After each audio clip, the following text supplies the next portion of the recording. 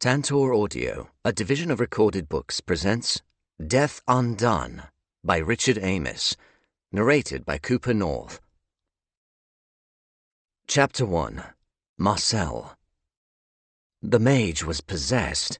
A strange oiliness flooded Leon West's amber eyes, his smile not belonging to that pale face. Even his body language wasn't right. He stood too straight, an aura of alien menace about him, and his soft voice was now a distorted, genderless sound. What the hell? I didn't know the guy inside out, but I knew enough to register those creepy signs of change and possession. Shit. Yvonne, his mother and also a mage, threw a potion at him. The vial struck his chest, bursting into a mist of gold petals. They formed a circle around his middle, spinning, throwing off flecks of glittering light. "This will hold him," she said, "and whatever is inside my poor boy." "For how long?" I asked, after taking a somewhat relieved breath. "Hopefully long enough to figure something out." She groaned, touching the back of her bleeding head from where her son had thrown her across the bedroom. I crouched beside her. "We need to get you some help. Do you have any more accelerant type B? The illegal healing substance would sort her out, maybe make her a bit silly for a while after, seeing as it could make you trip as if on drugs. But at least the bleeding would stop." "There's some in the kitchen," she answered. Leon cocked his head from side to side, the thing inside him fascinated by the spinning, magical petals. The magic was similar to the binding thread of my necrotic power, only mine worked exclusively on ghosts, and was green. "Please hold." I moved across the bedroom of Yvonne's flat, one of two flats she owned, getting as far as the doorway before a rush of ice shot through my veins. Oh, shit! I froze in place, one foot on the ground, the other raised. Leon chuckled. "How amusing you are, false death." My body turned of its own volition to face him, a fresh flood of ice petrifying every muscle. False death. The thing inside the mage hit the nail on the head there. I was the new death, my immortal lover experiencing a severe malfunction in his powers, leaving me with diluted and distorted versions of his deathly abilities. Another mystery he was off to solve on Mount Everest, the distance between us, agony. God, I missed him. "I can smell him on you," Leon said, the ring of gold still around his waist.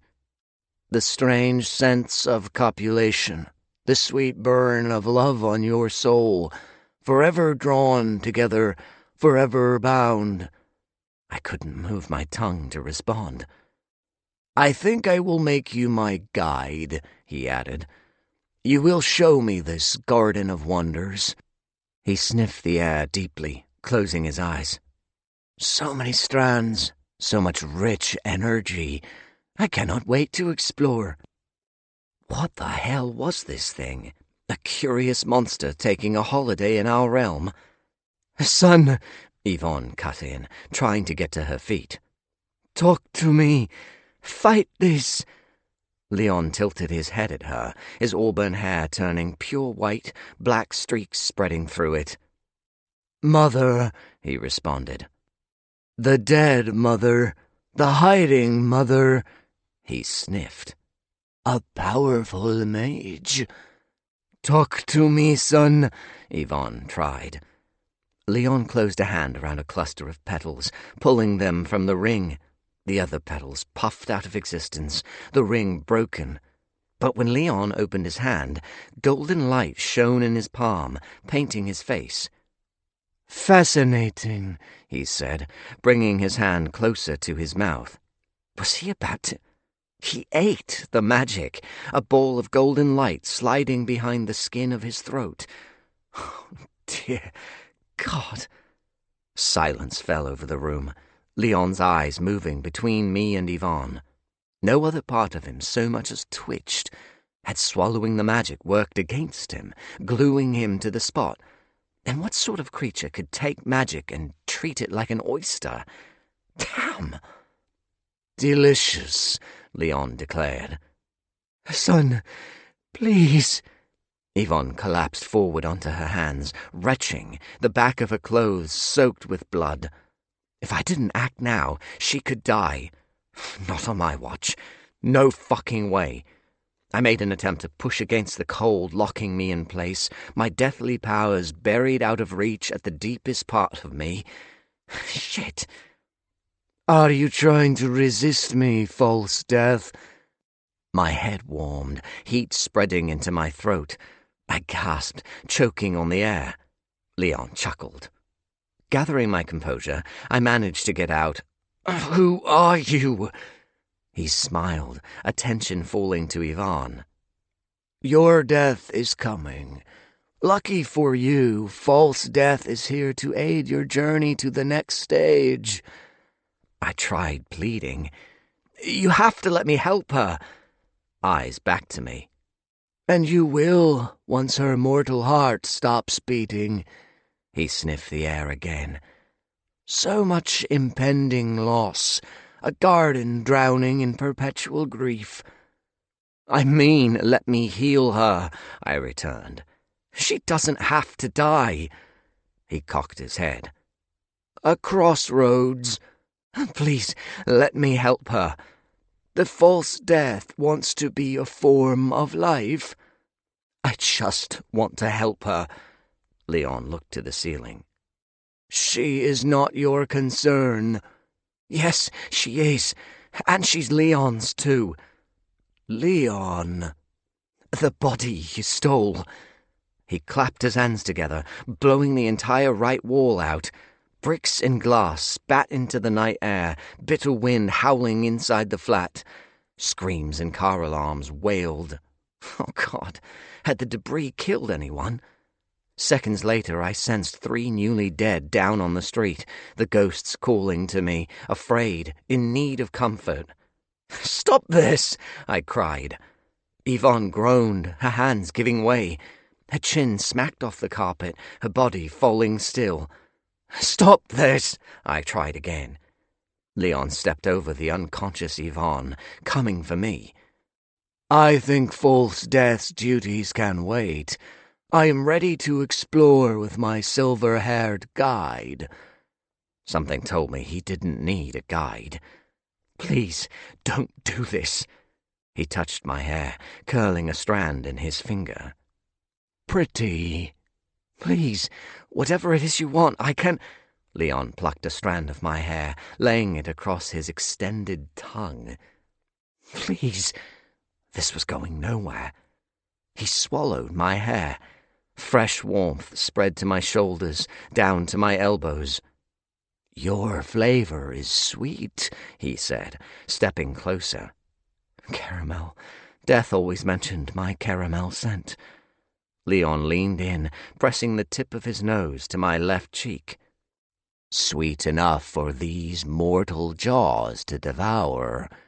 His laughter sent extra ice into my veins, moving back up my arms to my neck. "What do you want?" I asked, a heavy lump in my throat. "Are you there?" the dead called to me. "To be what I was made to be." He backed off. I swallowed. "And what's that?" "Chaos. A consequence." He flexed his fingers, then slapped a hand on each of my temples, crushing my head like a vice. "Show me a terrible scenario. What would bring devastating chaos, false death? Reveal the fears of this world. Guide me."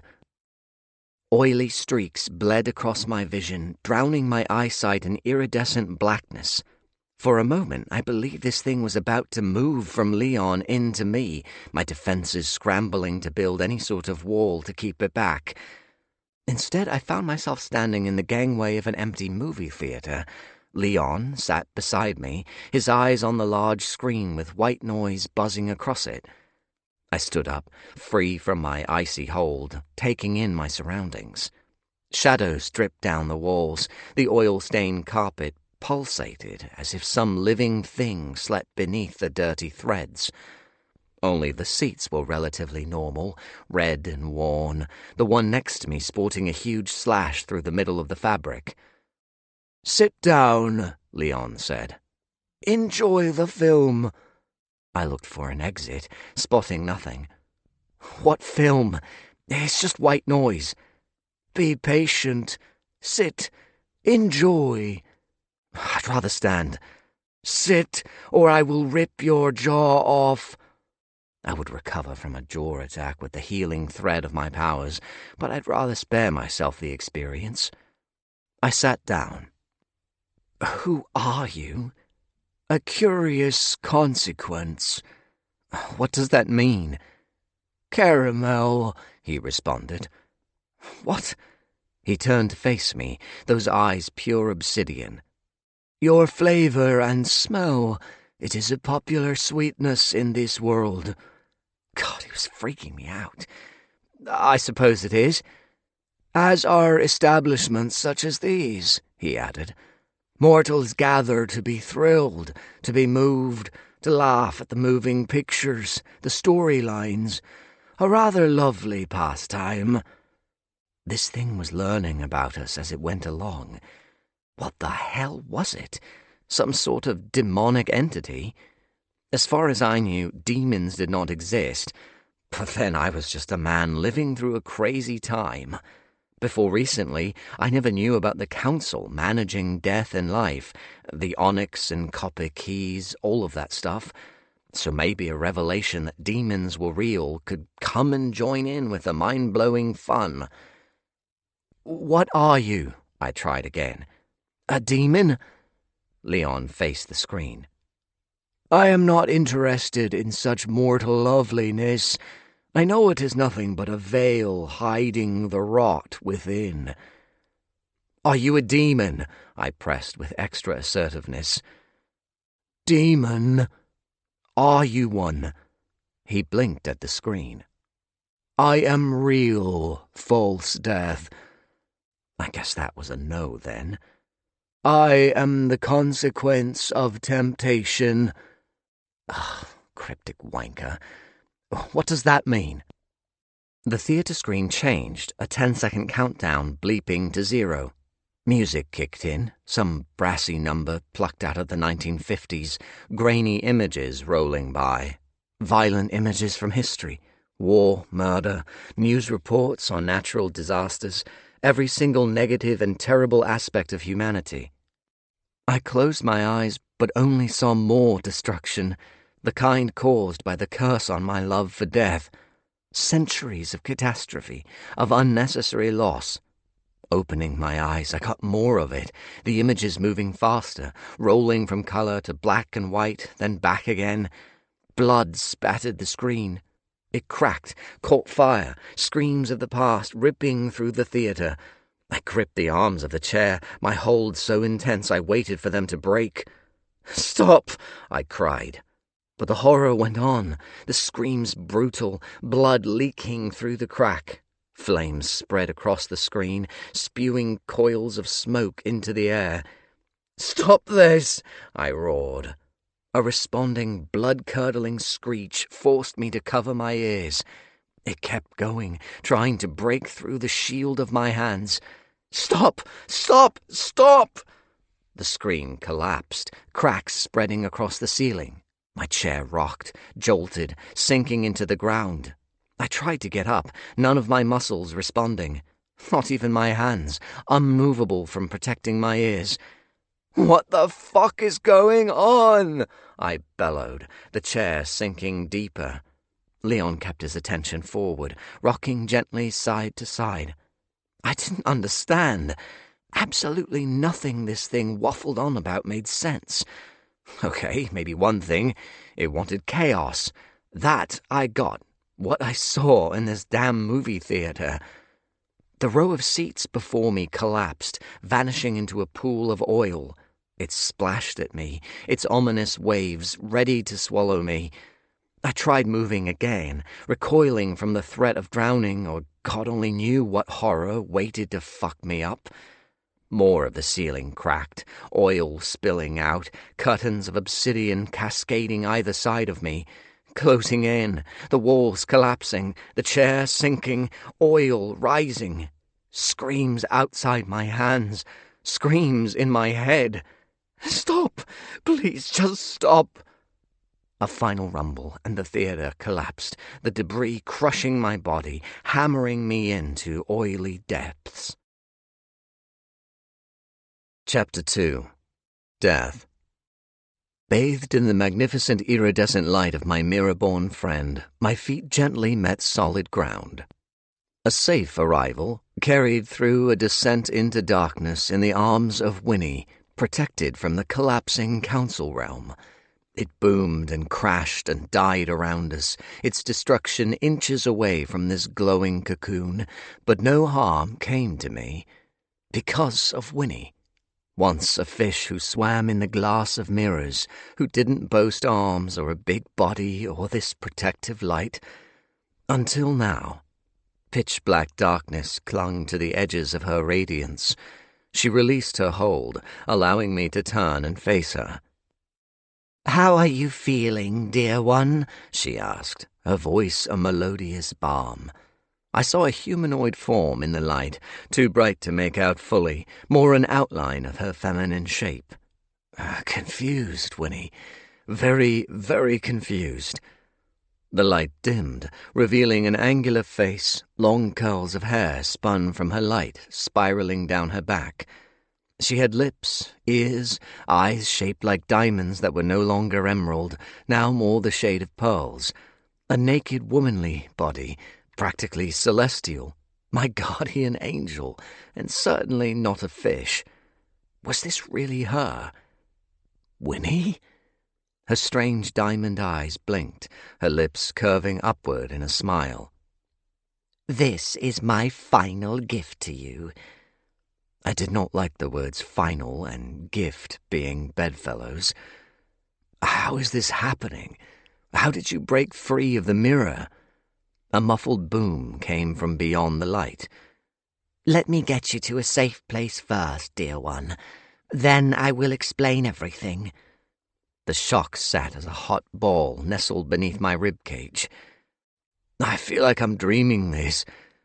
"More of a nightmare," she responded. A second boom was followed by the roar of an anguished voice. Winnie turned her head. "The Lich?" "Nick, he's out there." "Apparently so." "You'd think he'd teleport himself to safety." "He wants the Death Stone." Underneath my shock and fear, I wanted Nicholas West to finally receive his comeuppance. He was unkillable, being a lich, and could only be destroyed if his phylactery was, or by being starved of his ghost feeding to the point his phylactery faded away. However, he could certainly be hurt, and what better place to be hurt than in a crumbling realm? I pictured him buried under rubble, starving, contemplating his choices, begging for the mercy he would never receive. His plans to become the new death by taking the Death Stone a failure. I heard him cry out in the dark, calling the name of Leon, his husband. "What now, Winnie?" "One moment." Her hands were open, palms flat and feeling the air as a mime would mimic touching a wall. "What are you looking for?" "One moment," she repeated. I had come to the council realm for answers, for help to restore my broken power. What I received was information on a corrupt council, a group of beings who tainted everything in order to prove a point, to establish control over me with a curse, to keep me from loving Marcel in every lifetime. I am built for love. For so long I believed myself a rebel, a fool for love, an immortal who should not experience the complicated threads of love, of passion, only be compassionate to the dead I sent to the spirit plane. Cursed for loving a mortal. The council made sure I believed that narrative, that every stab of guilt brought magnified sorrow to my eternal soul every second of every day. Only it wasn't true. There was no curse for my love, only the one perpetrated by a wish to a being lurking behind the door protecting the life and death stones. Another revelation. My understanding of how the copper and onyx keys worked completely skewered in one huge sweep. In order to restore my powers, I had to reconnect with the Death Stone, right the wrongs I'd set in motion by walking away from my duty, save Marcel from powers his mind and body were not designed to handle. But that trapped being, the Whisper, destroyed the Council Realm, now free to spread more chaos, more destruction. It had to be stopped. I had to get to my stone before Nick could. The fact I was still standing meant my stone remained intact, lost in the dark, and the curse upon Marcel and I had been lifted by Nick turning the copper key away from its tainted position before everything fell apart. No more hiding, no more catastrophes tied up with my love anymore. We were finally free from the cycle of pain. Only there would be nothing to look forward to if I didn't get to my stone or stop the Whisper. I watched my glowing companion pause at a certain point, her back to me. "Here." I moved up to her side, her body radiating pure joy. "What is it?" "A weak point." Winnie curled her right hand into a fist, pulling her arm back. "This may be loud." I readied myself, taking a small step back. "Death!" Nick's muffled roar bounced off the light, somewhere to the west of me. "What about him?" I asked. But Winnie swung her punch, her fist colliding with the dark. The clang of a gong bellowed, shaking the ground, reverberating through my bones. She struck again. A ripple of pink energy revealed the lines of a wall, hexagonal shapes pressed together like honeycomb. She punched the spot for a third time, the lines becoming brighter, spidery fissures spreading across the hexagons. "Almost there," she said, cracking her knuckles in preparation for strike 4. "Death!" came Nick's voice again. Rocks tumbled. He grunted, cursing. "Where are you? Give me my stone!" When he hit the wall again, the fissures widening, spreading further. "Death!" I heard Nick fall over. "You won't have it! It's mine! Your time's over!" What a stupid bastard. "He must come with us," Winnie said, flexing her fingers. "Does that hurt?" I asked. "No, the Lich must come with us, dear one." "Why?" "To remove the risk of him stumbling upon the stones." I looked over in the direction of Nick's stumbling and bellows. "Shouldn't I be searching the darkness for the stones myself?" "No, it is not safe." "But I have to find them." "Soon." She punched the wall for a 6th time. "Let the realm fully collapse first." An unpleasant thought. Winnie's 6th strike was the charm. Her fist broke through the honeycomb, the area around her hand collapsing, opening a jagged doorway. Translucent mist immediately clung to its edges, a rose-quartz light filling the gap, the light of the spirit plane. Winnie turned to face me, taking my hands. "You're so warm," I breathed. "Go through, dear one. I will follow." I didn't want her to ever let me go. "With him?" "With the Lich, yes." "Don't do it. Let him fade in the dark." She released my hands, my skin suddenly too cold. "And if he finds the stones," she countered. "Take my hands again, please." "Then he gets to be a new me. Fine. Point taken." "Step through the door, dear one. Go home." Marcel is my home. I did as she asked, ducking slightly to cross the threshold. Immediately the spirit plane poured at me, calling to its lost master. It recognized me, understood I wasn't quite myself. I dropped to my knees, then lay down in the grassy meadow at the edge of a lake, basking in the pink sun. The lake was home to a plethora of fish for human souls to pluck from the water and eat, though never actually killing them. The fish would simply carry on, returning to the water in an endless, painless cycle of illusion, part of the fabric of making this realm a functioning world, a life beyond life. My home. My beautiful home. The fine mist clung to me, as soothing as a balm to an itch. It flowed for a few random hours every day, bringing constant peace to the realm. "I'm sorry about all this," I told my home, fingers in the grass. "I will make it right. If only Marcel was here to lay beside me to enjoy this moment." "What are you doing?" Nick's voice shattered the peace. I sat up, watching him stumble through the hole in the realm. Winnie followed, a menacing scowl on her face. "Be more grateful," she said, shoving him forward. He stumbled again, then spun on her. "Where the fuck am I?" She ignored him, turning her back. "Answer me!" he spat. There were coils of her light around his wrists. He held up his wrists. "And what are these?" "To keep you close," Winnie said. Nick sneered at her with no comeback. Winnie lifted her hands, pinching a thumb and forefinger together, moving them as if sewing threads. It reminded me of Marcel knitting. Crisscrossed light covered the doorway, each strand blinking after Winnie attached the threads. Nick glanced over his shoulder, his green eyes widening as soon as he noticed me. He brushed down his grubby clothes, his sun-kissed features switching to his usual arrogance, his smile cocked in a smirk. "Interesting turn of events, eh?" he said, approaching me. "That's what happens when you open doors designed to stay closed," I retorted, now on my feet. "An unexpected result." "Was it really?" He shrugged. "I clearly didn't plan ahead, and now I'm stuck because of your friend over there." "You can't teleport." "For the time being." "Nice move, Winnie."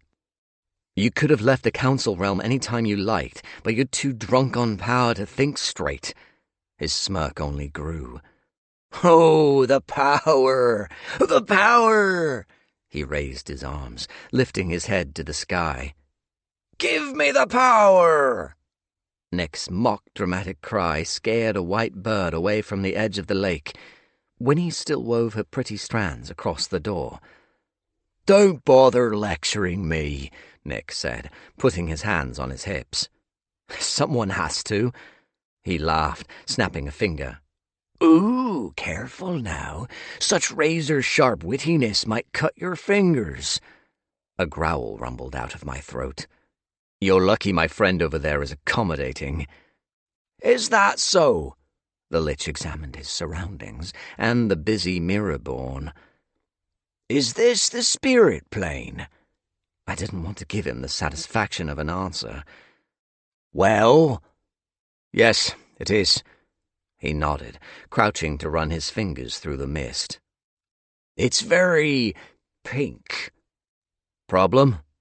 "No, I love pink." He straightened. "So, what now?" "I don't know." How awful to admit that to him. "What do you mean, you don't know?" "Do you require a translation into wank-face language?" Another chuckle. "You're so full of Marcel's spit and spunk, you're starting to sound like him." His smirk dropped. "I won't be held prisoner here. Mark my wank-face words." "Good luck getting out." His cheeks flushed crimson. "I will, Death. I will." "Godspeed, as the mortals say." The bastard stroked his chin as if he found me a curiosity. "To think I offered you so much truth." He'd been part of the council before they threw him out for voting to not curse me and Marcel. Went by the name Omega back then. His kindness ended there. "And how many times have you tried to kill Marcel?" I asked. He glowered and smiled at the same time. Impressive. "He got in my way, just like you have on multiple occasions. Never mind, I don't give up easily." "My stone is still beating." "Wait, that doesn't sound right." He chuckled at his own silliness. "We would know if it had been damaged or destroyed, trust me." Trust and Nicholas West do not walk hand in hand. Ooh, listen to you pontificating. He crossed his arms. It sounds as tired as the rest of you. Now clear out your ears and listen well, because I'm only going to warn you once. Winnie finished her work, approaching. You are going to take these shackles off me and allow me to return to my husband, Nick said, or risk forcing my hand. You really don't want my hand forced in a place with ghosts. Remember what I eat? He licked his lips. And what a bountiful feast you have here. The scum winked at me. There will be no feasting here, Lich, Winnie interjected. Nick snarled. Who the fuck are you, anyway? Winnie laid a glowing hand on my shoulder. A loyal companion. Who punches through the fabric of reality? Only in this instance, yes. I am not a key. The walls between here and the council realm were thin because of you. Me? I heard everything. You were there, Nick wondered. How? In my pocket mirror. Mind your business. It does not matter to you, Winnie added. I think you being a nosy bitch matters a great deal, the Lich spat, hands balled into fists. I will not be denied. I will not be a prisoner to a neutered death and some glowing freak. Now show me. A tangle of rope lights snared Nick, coiling around his body, trapping his arms to his sides. More ropes appeared, weaving up and down the Lich, wrapping him in his own special glow until only his head remained uncovered. You mummified him, I said, impressed. Sort of. Winnie approached Nick, who spat a plethora of vile abuse at her. With the touch of her fingertip to his forehead, his voice switched off. His mouth still moved, but the sound was gone. Nick stopped, realizing his insults were wasted. Unless you have anything useful to say, your nastiness will go unheard, Winnie told him. So save your vitriol and threats for another day. You will remain here until we right the wrongs you have wrought. You are a prisoner, Nicholas West, as you should be. We will find your phylactery, and we will end you. Was this really my Winnie? Forget about Leon, I chimed in. He doesn't want you. He doesn't love the monster you are, or the things you have done to him. The poor mage had been forced to help his husband by threat of death, even believing Nick had murdered his mother Yvonne when she'd been alive all along. You awful creature, Winnie said.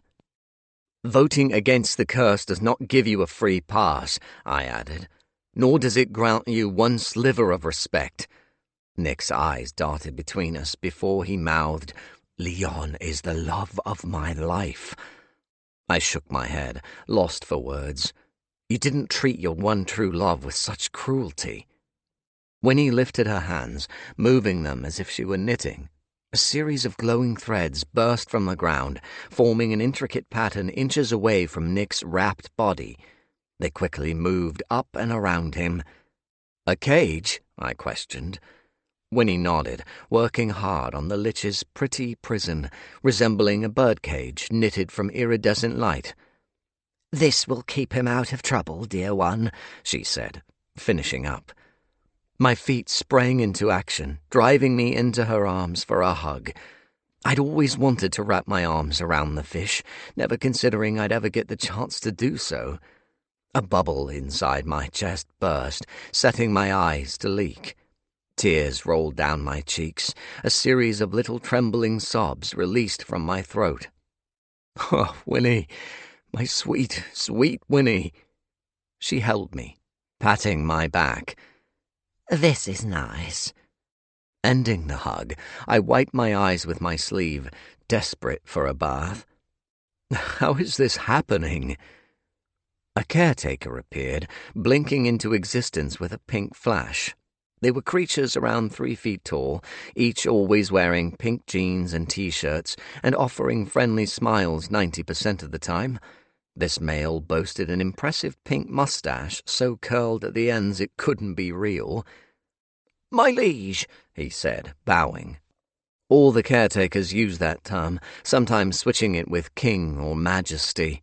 I loathed it, often asking them to simply call me Death. And each time I did, I saw the horror in their eyes. One female told me that to show me such disrespect would rot her insides. I'd told her not to worry, then spent 20 minutes consoling her after she'd broken down into sobs, begging me to allow her to continue with the formal addressing. She was the last one I'd ever corrected. If it meant that much to my wonderful caretakers, then I'd let them use it. "I have come to offer my services," the caretaker said, bowing to Winnie next. "Thank you for responding to my call," she replied. "You can do that?" I questioned.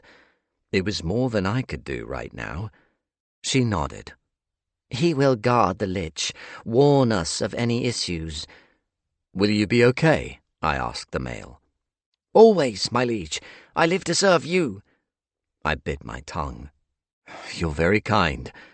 "And you will rise to glory again," he added. "We believe in you." "Thank you." For the first time in my existence, the pressure seemed too great.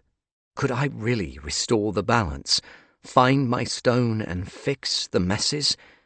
I have to, for the world, for the dead, for my love. "Let's talk as we walk," Winnie said, offering me her hand.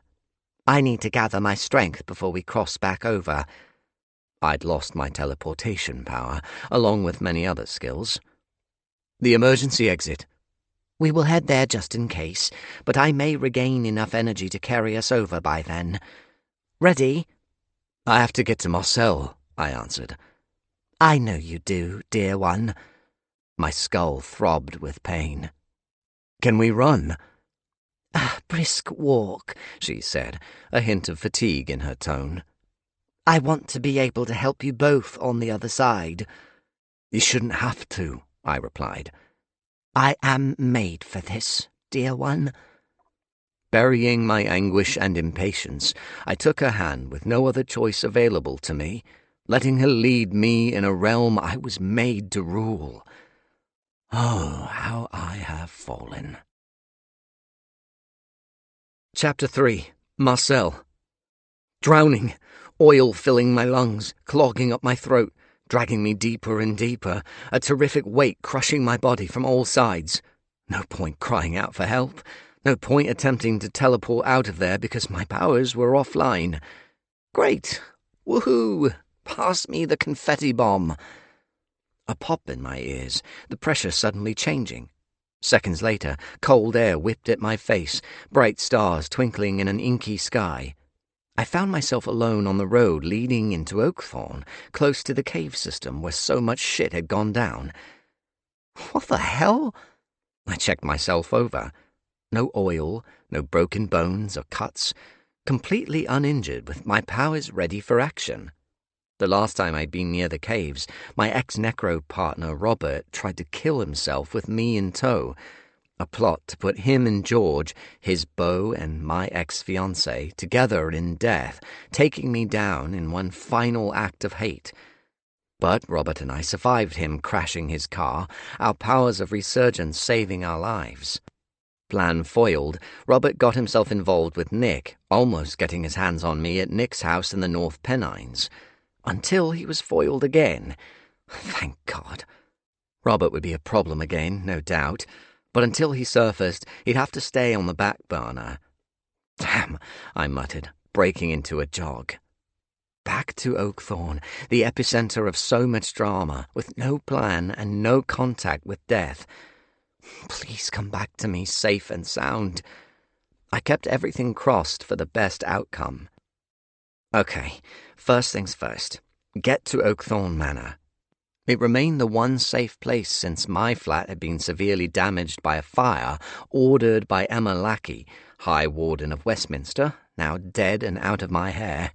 Thank God. I stopped jogging, remembering my teleportation power. You idiot. It sputtered, failing to work. What? I tried again, getting nothing but a fizzle. What the hell?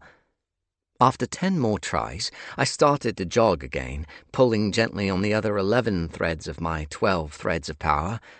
They were okay, only the teleportation on the fritz. Typical.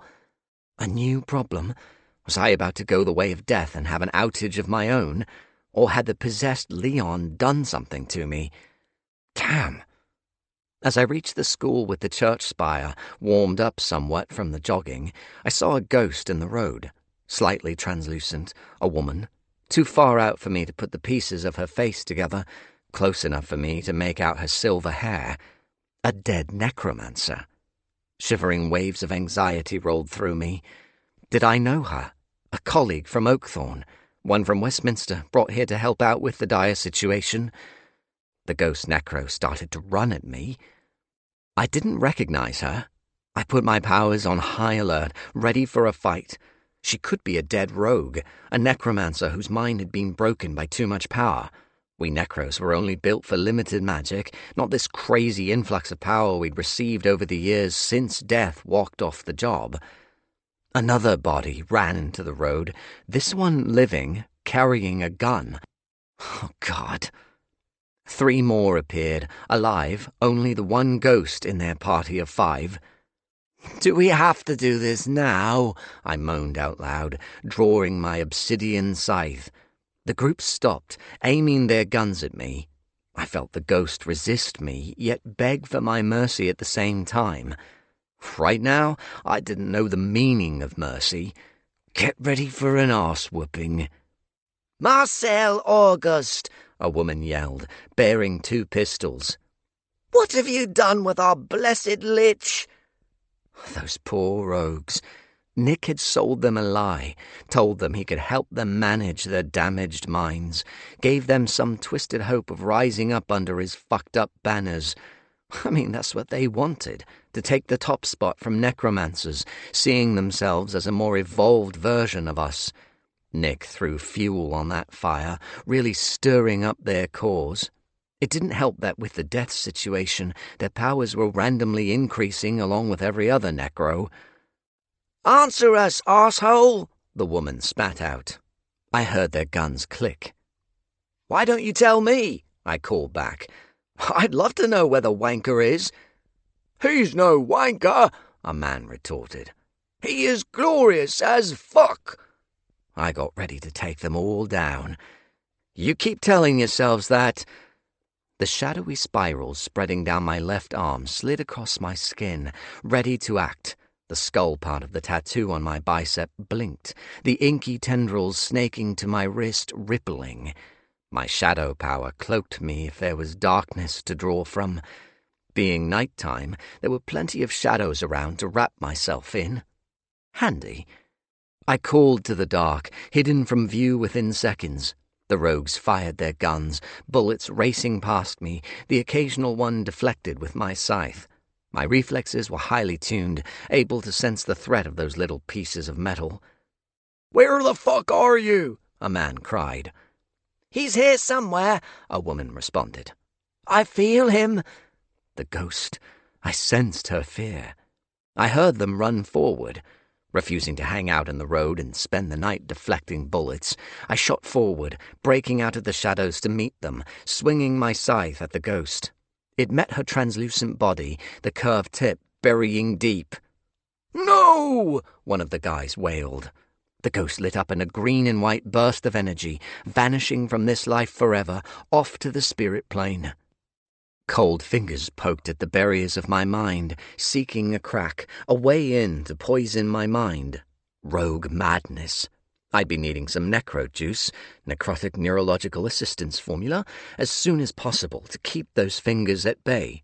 If the madness spread too far, I'd be beyond help. Regardless of operating as this budget death, the same rules applied when it came to my necromagic. I shouldn't have this power, therefore the rogue madness lurked constantly, waiting for the opportunity to break me. "Marie!" the woman rogue cried. "Come back!" "She's gone," I said. "Better for her to move on and find peace than hang around with the likes of you."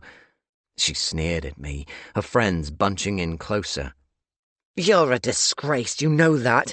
You and that poor excuse of an immortal being." I bit my tongue, ready to obliterate. "Where is the lich?" she demanded. "I don't know." "You've killed him." "I wish." "We'll fuck you up before you do that," a man spat. I swallowed a comeback, going for a question instead. "So, what's the plan?" The woman recoiled. "What?" "The big plan," I said. "You're the big bads, right? Now is where you tell me about your scheme to take over the world. Well, overthrow the status quo, in your case." I'd said it 1,000,000 times, but I really did feel sorry for rogues. None of this was their fault, despite wanting to kill me. The woman sniffed, looking to her friends. A guy shrugged, the others dumbfounded. "Our plan," a different guy said, touching the side of his head. Our plan. Nick had been helping rogues to keep themselves together, to be strong against any downward spirals. Rogues were prone to falling apart into all sorts of moods, creating all sorts of problems, often violent. This group was some of the stronger ones. "None of your business," the woman snapped, bringing the others into line. "What? No strategy? No big war table you all gather around?" She pointed the gun in my face. "Shut your mouth." "Pull the trigger," I retorted. "It won't make a difference." "Says you." "Go ahead. Blow my brains out." I barely registered the bang, the explosion of skull and brain matter, the impact of my body hitting the asphalt. Sure, it hurt like hell, but it didn't matter. This was about proving my point. My resurgence power kicked in, bringing me back from the brink, putting all my broken pieces back together, drawing frightened gasps from the rogues. Restored, I rolled my neck. She must have seen the videos of me circulating online. They all blinked at me, mouths wide open. "Not the one where I get my throat cut?" I asked. Blink, blink. I rolled my eyes. "I can't die right now." Blink, blink. Okay, this was going nowhere. "Whatever, if you'll excuse me." The head woman aimed her gun again. "One day you won't get up." "Seriously?" "And I'd like to keep trying." She stood close enough for my scythe to cleave her head off. Her body went down, her friends screaming in unison, firing their guns. I moved against the tide of bullets, slicing off limbs, driving the blade into chests and other body parts until I stood in a garden of bodies, dripping in blood. The ghosts of the rogues howled, crying bloody murder. I sent them all on, collapsing afterwards, butt-kissing the ground, hard. "Fuck!" I barked, blood oozing from 2 bullet wounds in my chest. My healing thread made short work of them. Phew. But the fingers of madness found a chink in my armor. Not so few. I groaned, head spinning. "Not now." 1 digit slid into the crack. Cold. A devil. Devil. Little blue devil with a coat of ice. A trident of poison. He wanted in. He wanted to claim me, to use me up, to do whatever the hell he wanted. Torture. Fucking. Peel my skin off and rub the raw sinew with jagged shards of ice. I saw him, the horned beast, both tall and small, never making up his mind on what height he wanted to be. Intimidating, nevertheless, a creature to be kept outside. "Stay away," I warned him, a blue film falling over my vision. "Stay away!" He laughed, hopping from foot to foot, pointing and laughing, stabbing at the air. His words were silent, his mouth moving a mile a minute. The fading vestiges of my mind understood enough to know this was bullshit. This was the rogue madness. I'd been here before with the bedroom gods. I conjured 3 syringes of grey necro juice with the conjuring thread. Found a vein, injected them one after the other, the slimy, cold, liquid mushroom concoction slithering to my brain. Protection up, fingers batted away, the blue devil getting a kick square in the bollocks. Bye, bitch. For now. I lay back on the wet ground, giving myself a few minutes to get back on my feet. Damn this shit. Damn it hard. Chapter 4. Death. The whole is stable, dear one, Winnie said. My threads will not break as long as I live. I glanced back at the shimmering cage holding Nick. Does that include him? Yes. Should we move him away from here? This is the best place. With a buffet on his doorstep. His doorstep? Sorry, with spirits close by, I mean. She smiled. This is the best place for the time being. Now for some answers. Tell me about you. I faced her profile, still stunned by this woman being my fishy friend. She didn't look my way, a solemn air about her. I have removed myself from the mirror domain. Removed yourself? She faced me. We mirror-born have a secret not even you know of. I don't like the sound of that. My friend looked forward again. I hesitate to layer more sorrow upon you, dear one. I really don't like the sound of that. But just tell me. We mirror-born are companions, guides, loyal counsel, but if the situation requires, we deliver the ultimate gift to our friends. Gifts weren't always glittery, ribbon-bound bundles of joy. I let her continue, taking the snaking path past a second lake, heading for the palace. If we choose to offer the gift, our lifespan is cut from 400 years to a year. I stopped, taken by surprise once again. A horrible surprise. In exchange for this, we receive greater power to help our friends, she added, as I have done for you, dear one. I tried to speak, to will my tongue into action. You gave up.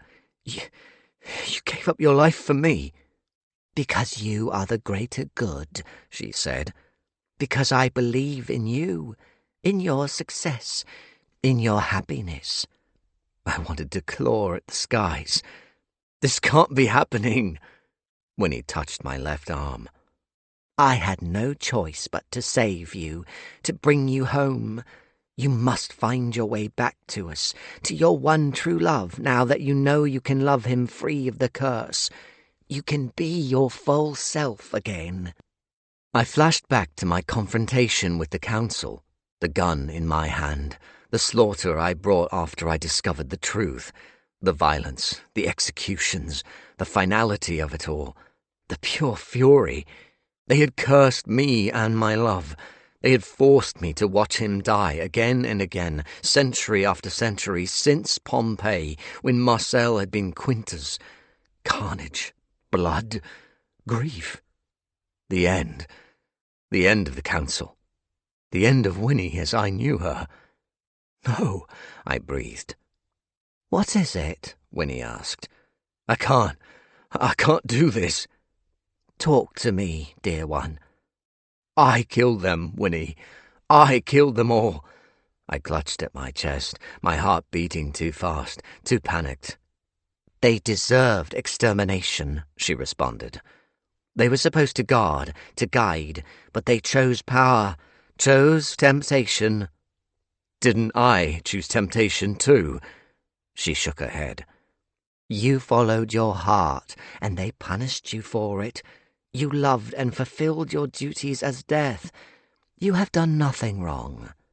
My shoulders sagged with the heavy press of guilt. I allowed my love to hurt the world. So many souls came to this realm too early because of— Enough, she cut in. You cannot fight if you allow guilt to weigh you down. I bent over, hands on my knees. It's not the only weight. I can't stand the thought of losing you, Winnie. I straightened, fighting a breakdown. You're going to die. Winnie put her hand on my back. My end has always been inevitable, dear one. But not for a good long while. Rogue tears escaped my eyes. Now you have a year. And we will make the year count. You gave up your lifespan. For you, dear one. Do not taint this gift with pity. I will not stand for it. I could barely stand, wanting to collapse and give up. How much fight did I have left in me? How much more loss could I withstand? If I curled into a ball, stayed right here by the lake, existence could pass me by, leave me on the outside, let me fade away into time. Only I wouldn't fade. No matter the reduced power, I was still death. I was still immortal. Marcel, I whispered. Give up. Leave him alone with the whisper. It called itself the consequence, out there wreaking havoc on the world and my baby. No. The word came out as a growl, forcing my spine to be the straightest of vertebrae. A new strength swelled within me, smothering the self-pity, the sadness, the guilt. They were still there, skulking in my depths, but they would not drag me down with them, not with too much at stake. I repeated my goals as a mantra. Marcel, my stone, the whisper. I am death. I will not cower. I will not break. That is much better, Winnie said. I took her glowing face in my hands. I love you so much. Thank you from the bottom of my heart for giving me and everyone else this gift. I will not take it lightly. I will not disrespect it. I kissed her forehead. She smiled at me, pulling me into a hug.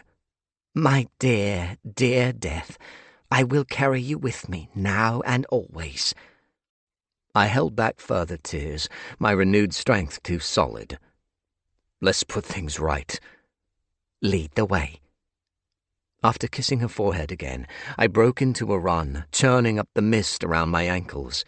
The hourglass rock my palace stood upon soon came into view, the golden tulip-like structure of my home glinting in the pink sun. Swans flew across the crystal waters of the lake surrounding the base of the rock, mountain goats on the slopes of the mountains either side of it, a reindeer on the lake's shore lapping at the water. The beauty of this realm was as much under threat as the realm of the living. The thought of the whisper hurting this wonderful place drove my feet to move faster, Winnie falling behind. I slowed, stuffed with anger. Sorry, I'll slow down. I will catch up. Get to the exit. Get to Marcel. But the door. I do not need the door. I hurried across the lake, over a stone bridge, dashing around the bottom of the hourglass rock, gentle waves rolling at its edges, and reached the small door leading to the tallest staircase in the palace.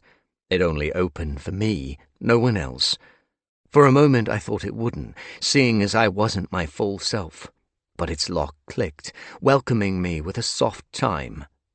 Thank you, I told it, taking the stairs 2 at a time, wishing for wings or a jetpack to propel me faster. I'm coming, Marcel. I'm coming.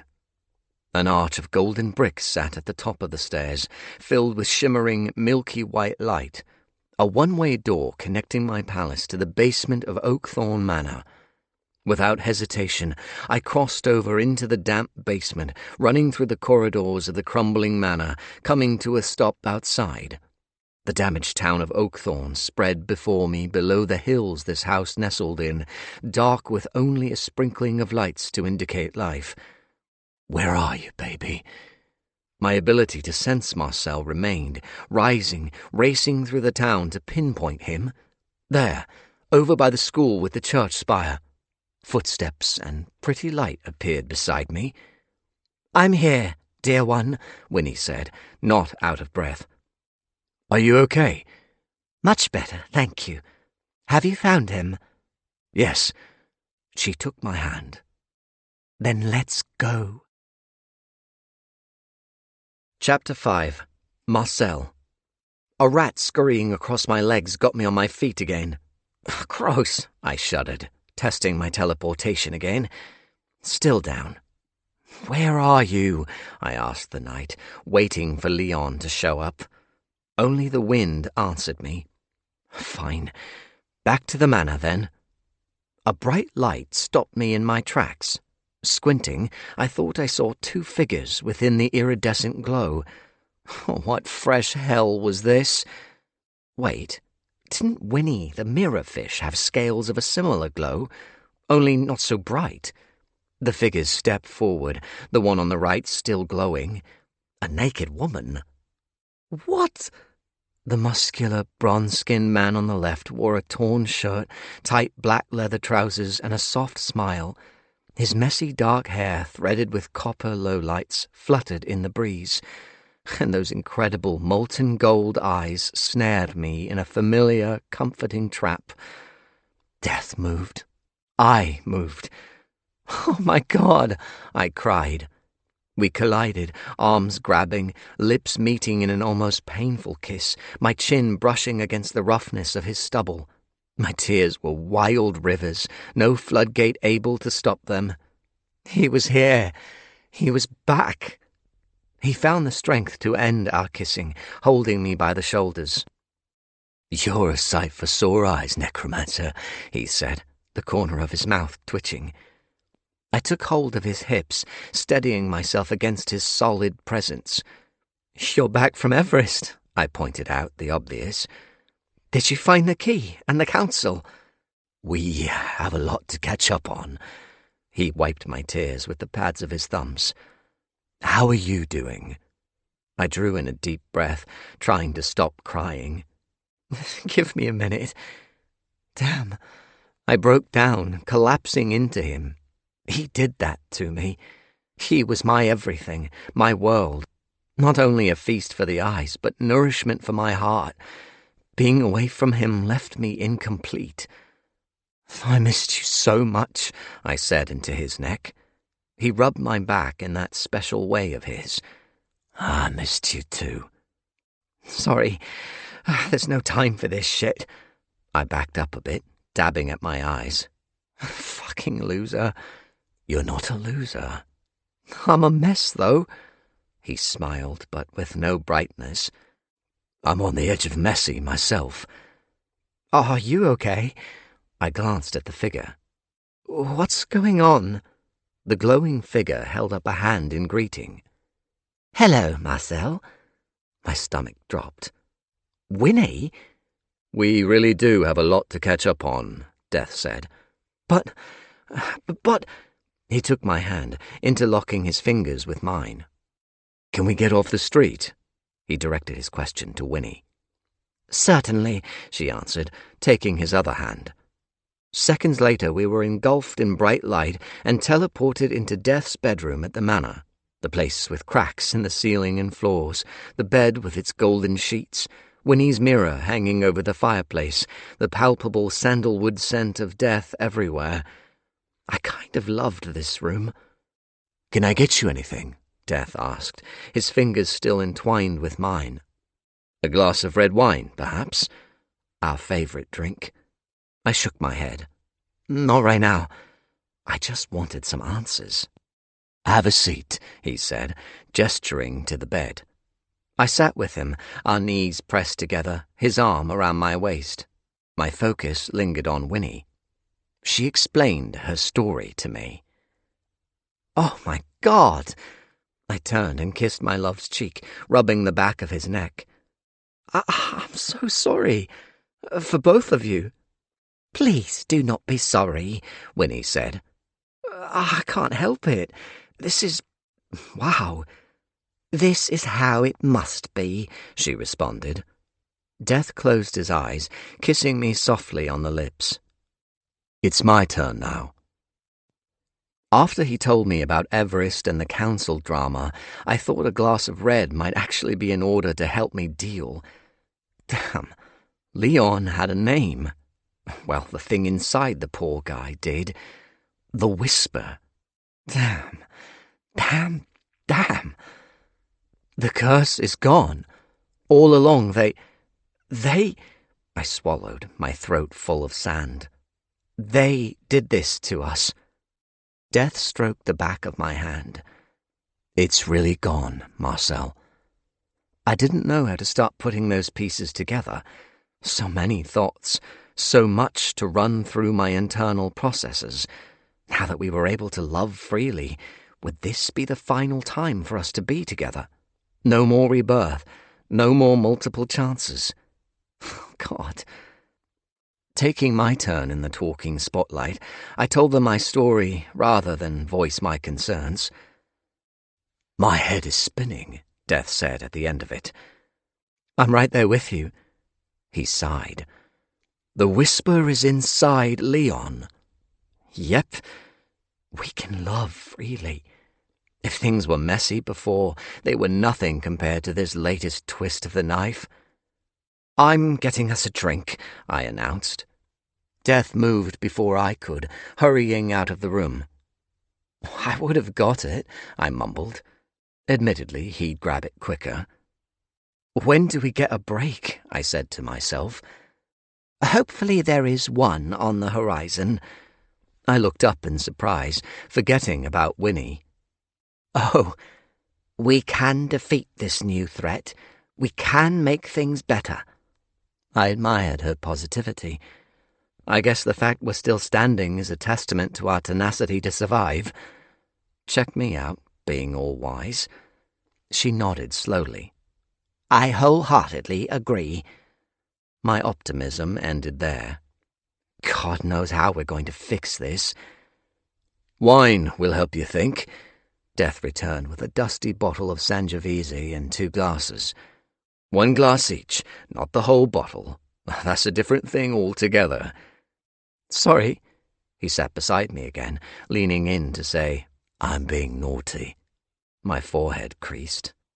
At a time like this, I knew what he meant. Sharing a whole bottle between us would relax me and get my horny juices flowing. He pouted. You bring out the naughtiness in me. Sorry. I didn't finish. There's a time and a place, I know, but there's been so much heaviness, I wanted to... I kissed him, smiling against his lips. Oh, what's this for? He questioned, the sound muffled by my kiss. I love how you think. I pulled away, tracing my fingertip along his bottom lip. It does help. He kissed my finger. We really need a ring for your pretty fingers. So do you, fiancé. I expected a grin, but it didn't come. I hate you being sad. Likewise. His eyes lost some of their sparkle, but he said nothing else. I gulped back half the wine, popping the glass on the bare floorboards. Okay, let's be proactive about this. First up, my teleporting power is down, so we can't rely on that for the time being. I got to my feet. Death stood too, taking me by the shoulders. Are you sick? I'm fine. Had a bit of a scary moment with those rogues, but I'm all juiced up. The longer my power is inside you, the worse it will be. Yep, nailed it. So, here comes the proactive bit. We have to split up again. Death immediately resisted, a storm cloud passing over his face. I don't think so. Expected. I'd even mentally told myself off for suggesting it. But needs must when... Wasn't there some Shakespeare quote about needs musting and a devil riding? Blue devil. I shivered at the flash of him, conjured another 3 doses of necro juice. Marcel? Death inquired. I conjured 2 more and shot up, fortifying my defenses further. All good. It clearly isn't. He took my arm, tracing the fresh marks with his finger. I can't possibly leave you alone. Can you kiss it better? He did, soft, healing lips touching each sore area. So much better, I said. I'm not leaving your side again. His tone was pure steel. I'm tired of leaving your side. Why did my eyes pulse hot, ready to leak? Damn. Listen, I tried, my voice cracking. We have to be smart about this. You need to find your stone, and I have to use your power in the meantime to stop the whisper. He didn't seem convinced. We know nothing about this creature. What if it destroyed your teleportation? It could pick you apart. I pictured myself as a butterfly in Leon's hands, the fucker plucking my wings and my little legs without one drop of remorse. Then what do you suggest? I asked. We stop it together, he replied. Then I deal with the stone. He shook his head. Which completely contradicts my concerns over your well-being, doesn't it? Death. This is only going to get worse, Marcel. I can see it in you. There are shadows under your eyes. Because sleep is avoiding me? No, it's more than that. Of course he was right. We have no choice but to split up. He folded his muscular arms, the fear radiating off him a brutal sting to my heart. I can't do that, Marcel. You can. No, he bellowed, his voice reverberating around the room. The force of it startled me, taking me aback. Death, I've seen you die so many times. I've lived so many years without you, waiting for you to come back to me and fill the hole again and again and again. I can't keep doing this. How many times am I supposed to have my heart ripped out? He bowed his head, his hands held up in angry claws. Death. And what if this is it? No more curse, no more rebirth. This might be the final time we meet. He'd been rolling around the same questions as me. I can't stand it. I went to embrace him, my tears rolling freely. His head snapped up. What if I refused to look for the stone? What if you kept on taking your doses, staying immortal forever? Not ideal for you and everyone else, but ideal for here. He smacked his chest so hard I winced. Walk away. Let everything change, because the whisper is change. It's the consequence of the Council's actions. Maybe it can't be stopped. Maybe this is how our lives should be. The old way had its chance. Now this is the new way. Death? He backed away from me. Why not run away? Why not remove the burden of this? It's not our fault. It's the Council's for fucking with us. He shouted that last part, losing himself to rage. His jaw tensed, a vein throbbing in his forehead. Death. Fuck the world. Fuck everything. Come with me. Be with me in our daisy pocket. Let's hide there. No one can follow. No one can ever hurt us again. Tears rolled down his cheeks, his breath shallow. The daisy pocket? Would that little pocket of reality he'd made still be in my burned bedroom? And why was I even considering this? I wrapped myself around his tense body, holding him through his maelstrom of emotions. It took him 30 seconds to put his arms around me. What you're saying is tempting, I said gently, but impossible for me. His sigh vibrated against my chest. I know. We might have been screwed over, but we carried on, understanding the pain our love caused. Here came my tears again. And I can't walk away from Mum, Dad, and Henri. I love them as hard as I love you. It'd destroy me, knowing I'd left them behind. Death kissed my neck. I know. I'm sorry. No need to be. He held me a tad tighter. You are my world, Marcel August. We stayed connected for a good 5 minutes, unable to break apart until Winnie burst our bubble. There is someone here, she said, eyes on the door. I tensed, ready to see Leon's face, but Life stepped into the room instead, her billowing white gown and silky, snowy hair a brilliant light against her dark brown skin. Death released me. What's wrong? Her silver eyes were wide. What happened? He told her. She grabbed the doorframe, the wind seemingly knocked out of her. We are doomed. We're not, Death countered, going over to her. I won't let us be. He helped her stand up properly.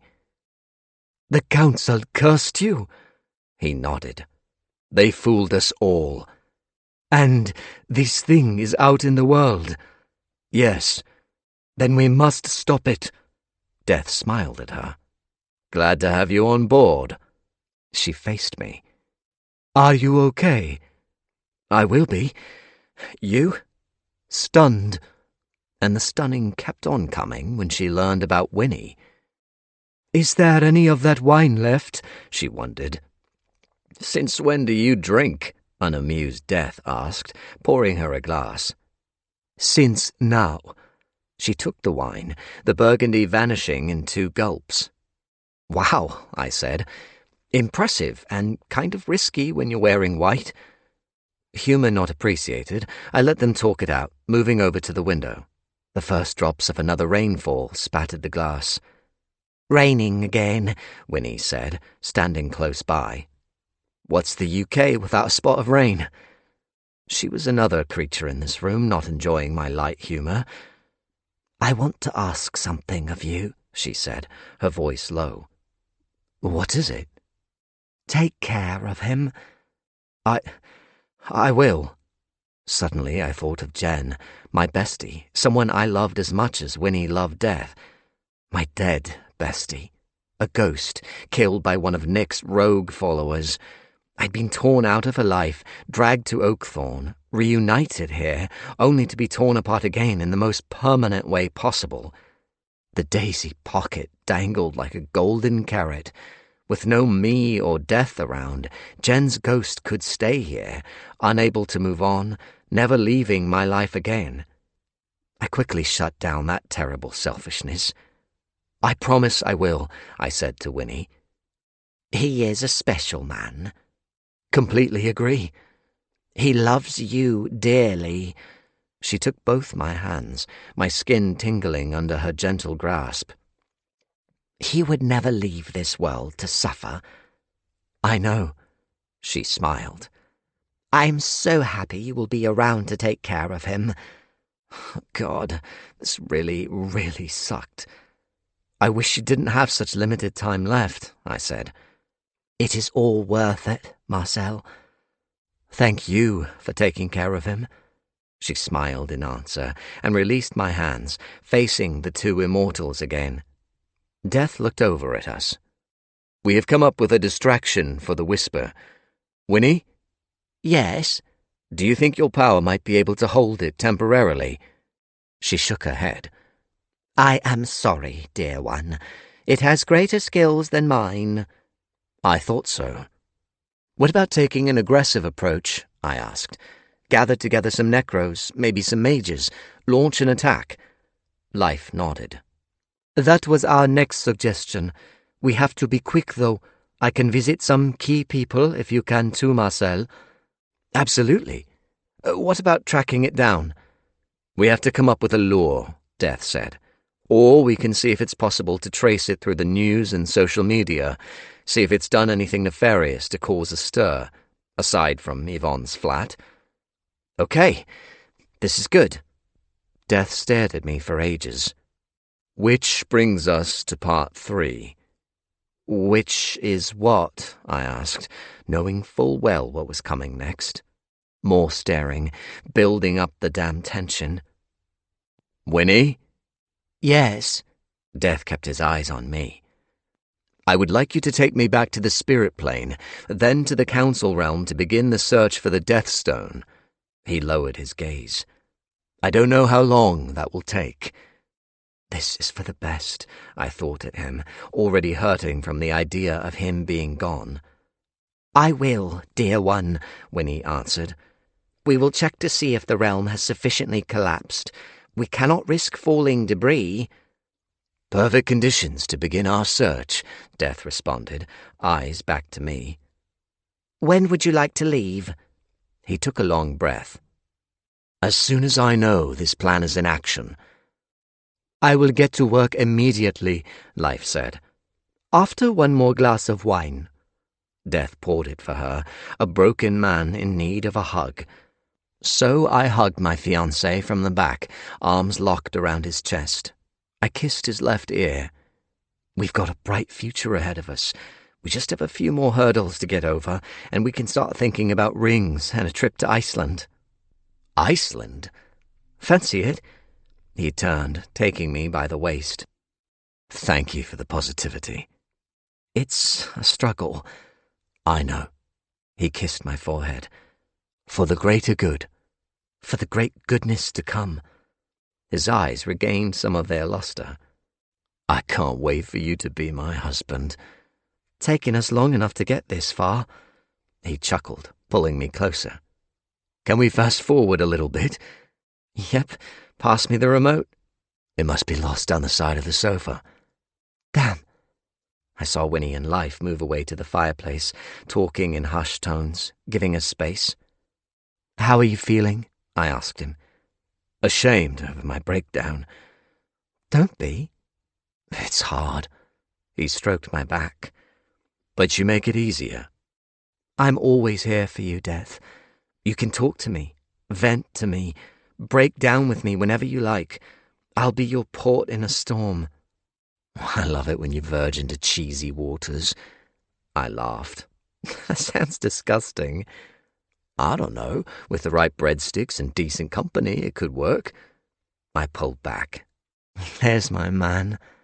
He smoothed back my hair. And there's mine. Fuck it. Let's just run. We should pause the gooey talk soon.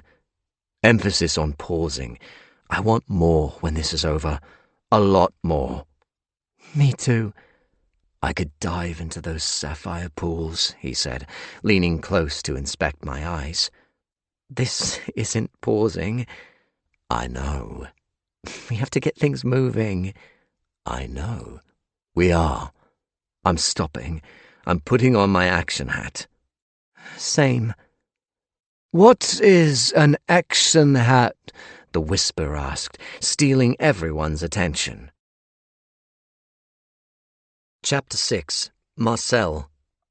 Death put himself before me. I moved to his side. Hello again, the wanker masquerading as Leon said. So good to see you and your friends. He smiled at Winnie and Life. Such fascinating company you keep. I see you've had time for a wardrobe change, I pointed out. The Whisper wore a charcoal grey suit with a teal tie, a matching rose pinned to his jacket. He opened the jacket, showing off a crisp white shirt. Lovely, isn't it? Fits so well, as you humans say. Elegant and comfortable for the... What is it? Give me a moment. Ah, yes, the big day. A wedding. A union. An act for those of you who love to be joined by rings and a piece of paper, metal and a dead tree. How strange. How fascinating. Is that Leon's wedding suit? For his joining to the Lich. Yes, another strange match. Leon does not love his husband as he once did, yet the dead tree and metal keep them bound. I swallowed, making eye contact with my comrades. Is he still in there? Yes. The Whisper didn't elaborate. Can we talk to him? Why? To make sure he's okay. Okay. Not hurt. I have not hurt your friend. I have borrowed this shell of meat and bone to see how it feels to be human, to explore, to enjoy, to walk through memories and emotions and the things I cannot experience outside of this thing that keeps you alive. I mean, that was a nugget of good news. You're not going to hurt him? For the time being, at least. What about everyone else? Leon's lips spread into a creepy smile. You are a curious one, false Death. What are your plans? Life asked. Must I repeat myself? He returned. To explore this garden of wonders. At least, it began that way. Meaning what? Death chimed in. The real death is a glorious sight indeed, the whisper answered. "This body finds you attractive, drawn to the maleness of you. He enjoys the touch of men, the love of men." He reached down, rubbing at his crotch. "I like how it feels between these legs, but the attraction is not quite how I want to experience it." Death growled. "Meaning? Your maleness is not enough for this vessel." "What changed?" Death said. "Leon does not want to... what is the word? Fuck you. Yes, that has always been the case. Do you refute that? Is that not what you would call arrogant?" Okay, this was messed up. "I'm asking what has changed in regard to your desire for exploration," Death countered. "I see." He folded his hands behind his back. Every inch of my skin prickled with goosebumps. "After the moving pictures False Death and I enjoyed, I went off to think, to contemplate the images I had witnessed. History, mainly. The things the human race has done, the atrocities, the wars, the acts of cruelty to both the human and animal kingdoms. Fascinating. And you strangle this planet, bleed her dry, your empathy for her an odd beast, a paradox even." He looked straight at me. "I like it." "You like the horrible stuff?" I asked. "The chaos of it, yes. But what about goodness? There's always light in the dark." God, I sounded like a total fool.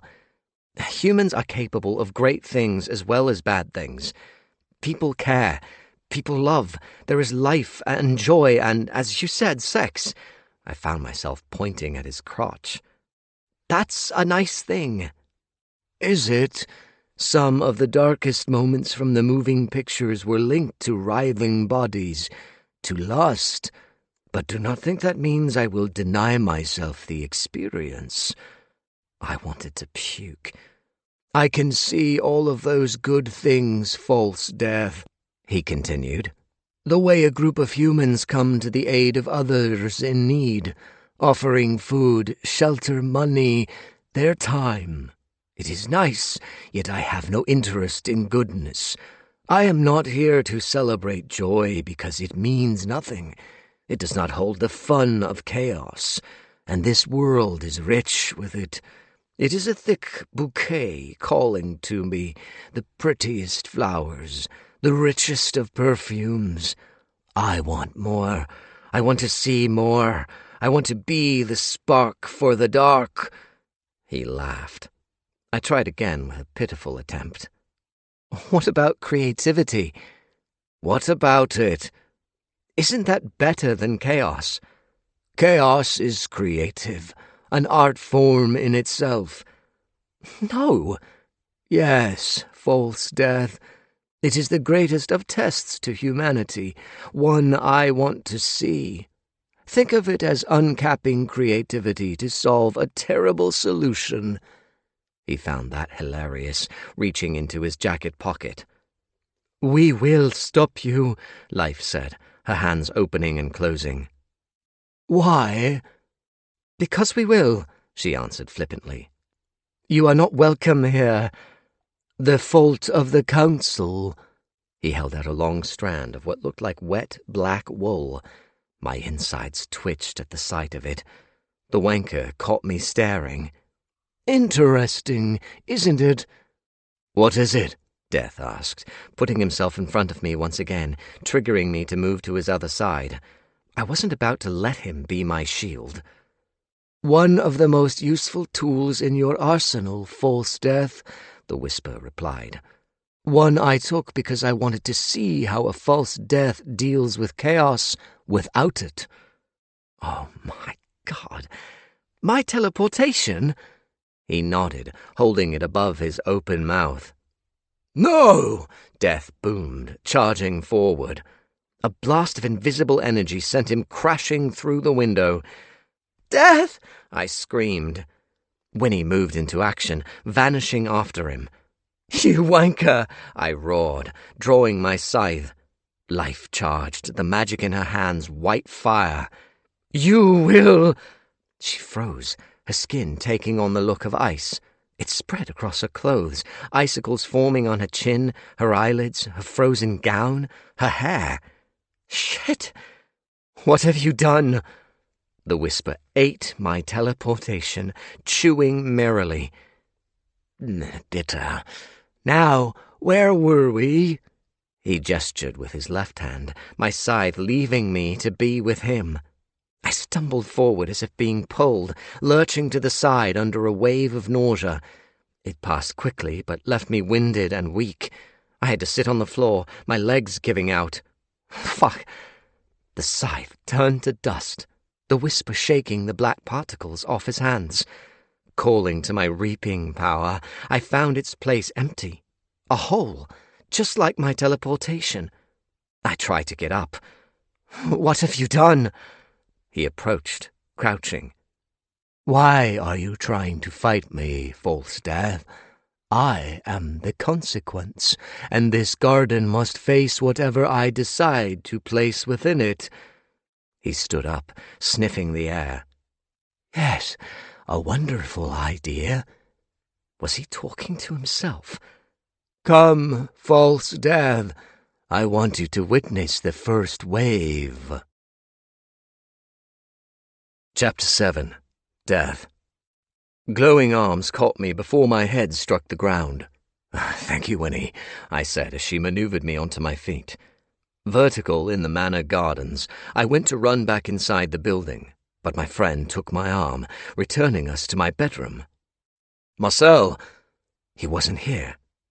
"Life?" "She is frozen, dear one," Winnie said, approaching the body of my opposite, fog swirling around her feet like liquid nitrogen. "Life," I spoke again, approaching her. Winnie held her hands inches from Life's skin, slowly moving her palms across her body. Life couldn't possibly be dead. "Can we fix her?" "Give me a moment, dear one." "Okay, I'm going to look for Marcel." Of course, I knew the whisper had taken my love and blocked my sensing. Yet running through the manor, calling his name, searching the rooms, being, as he'd said, proactive, stopped me from falling apart, because I had no idea where to start looking for him. I had nothing to give, no power to save him. "Marcel," I said, standing at the open front doors, the rain coming down heavier. "Where are you?" "I cannot break the ice," Winnie said from behind me. "Is she alive?" "Yes, she will always be alive. The magic holding her is beyond me. I'm not even sure it is magic. It comes from somewhere else, a raw energy speaking of endless possibilities." "With no vulnerabilities?" "Not that I can read at the moment. This magic is complex." "Why wouldn't it be?" I sighed. "I would rather not test it too much for fear of hurting Life. It frightens me." I stepped into the rain. "I can't let that thing hurt my baby." "We will find him, dear one." With no leads to go on, we began the search for Marcel, starting in Oakthorn, hunting every corner, listening, watching for any chaotic signs of the whisper. It didn't take long for a sign to pop up. Chapter 8. Marcel. A cold wind whipped freezing rain into my eyes. "We are here, false death." I wiped my eyes, using one hand as a shelter. "Where?" A windowless black building sat deep within a steep basin, the whisper and I above it on the lip of a road at the edge of the western slope. Ringed by high glass walls infused with necrotic magic and lit by floodlights, the black box presented itself as a highly ominous place to be. As it should. I recognized it as the North Somerset facility, not too far away from Oakthorn. Beneath the building was an underground prison for poltergeists.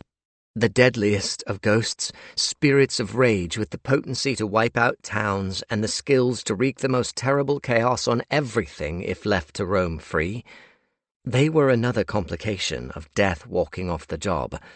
Necromancers made sure to keep susceptible ghosts from verging into poltergeist territory by not being dicks and by sending them to a sanctuary if need be, places designed to bring peace to a dead mind while trapped here in the living realm.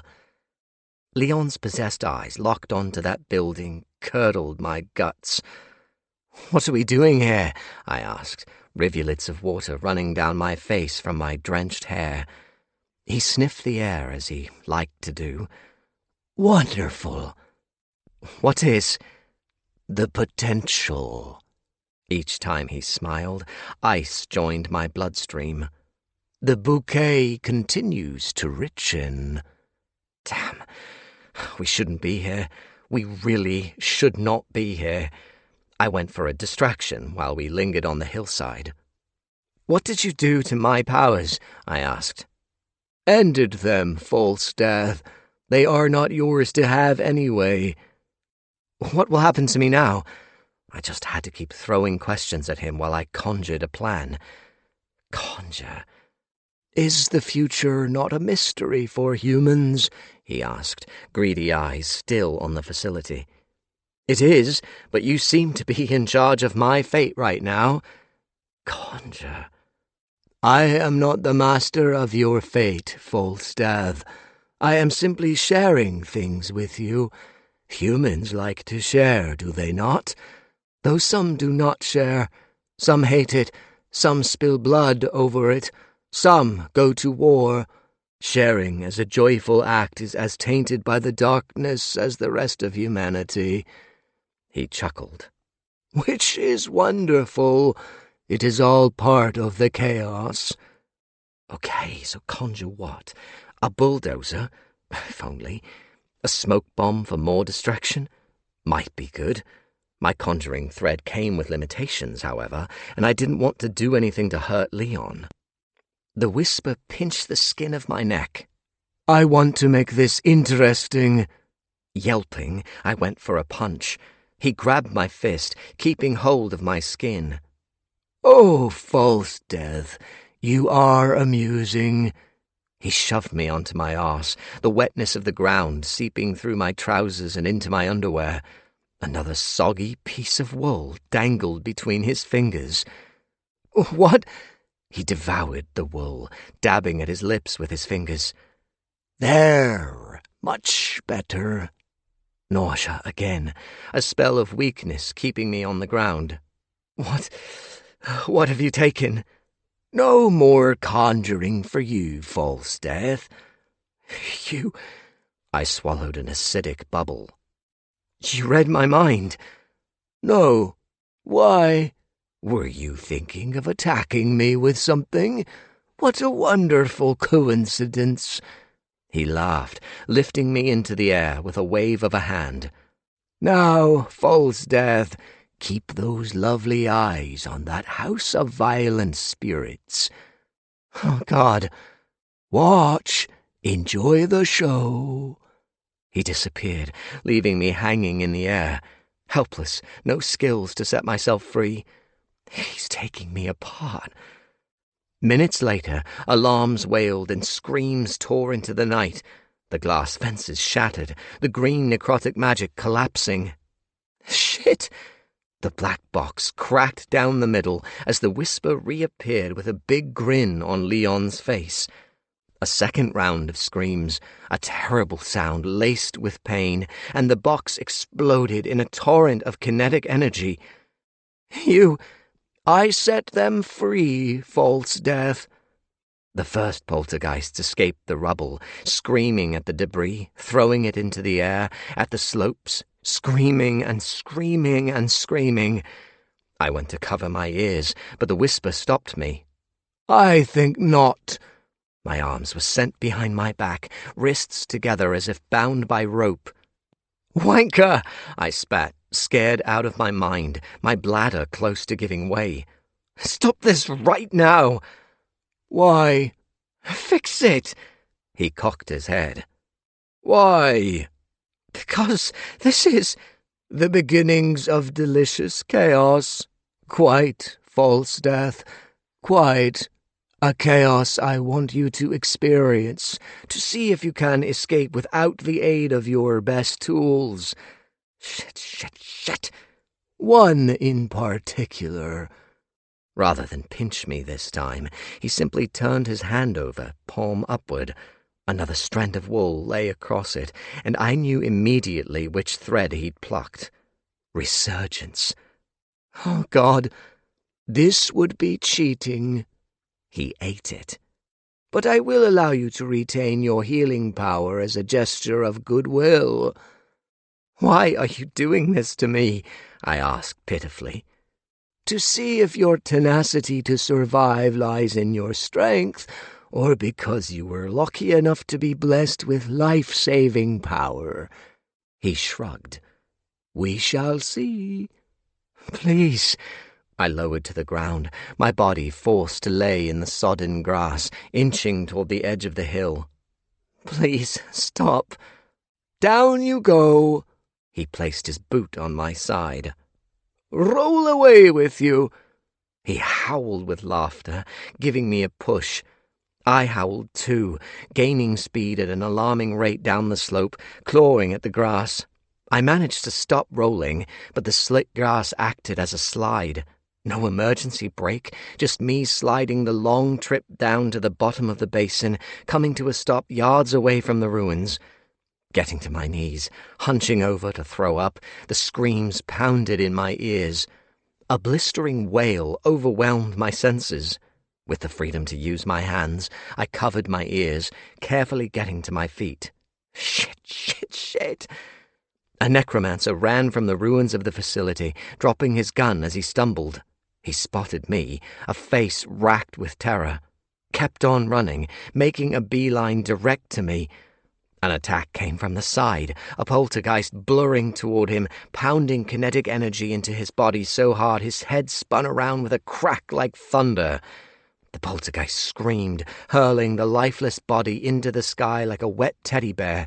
She watched it come back down, the corpse exploding in a cloud of pink and red, the splat sending me back onto my arse. She turned her eyes to me and screamed. Chapter 9. Leon. I beat on the walls of my cell, a room made of what could only be described as TV screens playing the images of the real world beyond. Helpless, my body at the mercy of this invader, I fumbled for a solution. Let me out! I tried again and again. I was fully aware of myself, still alive with a beating heart and everything, but too far away from the steering wheel, the smallest piece inside a Russian nesting doll. After this creature, or whatever the knobhead was, entered my body, everything had gone dark. I'd been conscious, trapped in silence, sensing nothing. I'd tried walking, running, feeling my way through the impenetrable shadows, finding zilch in the way of details. Gave up, cried about it, begged for the lights to be switched on, to be thrown a bone. Then this screen room activated at the beach. Whitby, to be precise, my body facing the sea, me an internal observer. The answers fell into place straight away. I'd been possessed and locked away while an invading entity used me and plowed through my memories, my desires, my fears, all of it. Wanted to experience some of those things, my body memory piquing its interest. Shortly after the beach, off we went to Oakthorn Manor to cause some drama. I'd certainly overused the sentence, "Let me the fuck out of here!" The whisper never answered, never directly spoke to me. Marcel rolled down the slope, heading for the danger below. This thing had set the poltergeists free, unleashing the real possibility of hell on earth. "Stop this!" I cried, moving from wall to wall, stamping on the floor. "Will he survive?" My voice filled the room as it always did since the takeover, laced with some seriously creepy tones. "Stop!" My throat was hoarse from all the screaming. "Please, stop." The whisper ignored me, watching the nightmare unfold at the bottom of the basin. "Interesting," it said. "So very interesting. Frickin' hell." Chapter 10. Marcel. The poltergeist snarled, baring her translucent teeth. Necromancer! Poltergeists, more translucent than regular ghosts, were tricky to wrangle. A successful bind and release to a facility required several necromancers to make it work. The one poltergeist I'd battled, who'd killed 30 people back in London, took the united strength of me, Jen, and 5 other necros to be sent away. Definitely a by-the-skin-of-our-teeth moment. There were more poltergeists bursting from the rubble. One was too much for me, several an even quicker death sentence. Shit. Call my goose thoroughly cooked. The floodlights burst, plunging the area into thicker darkness. I raised my hands, backing off, careful not to slip. Easy. Asking her to be easy was like putting your head into the jaws of a Nile crocodile and making a pleasant request for it to not bite down too hard. Necromancer! She screamed, hurling kinetic energy. At the same time, I called my binding thread, 3 green rings of necrotic energy locking around her form. They failed, of course, dissipating within seconds, but the shock lessened her blow. I hit the grass a tad softer than she probably intended. She did give me a nosebleed, though. Blood streaming into my mouth, dripping off my chin, I wrapped the shadows around me, hiding myself in the dark. Why didn't I do that before? Hindsight could kiss my arse. Where are you? The poltergeist screamed, drawing the attention of another. She also screamed, sending a terrific wave of energy into the sky.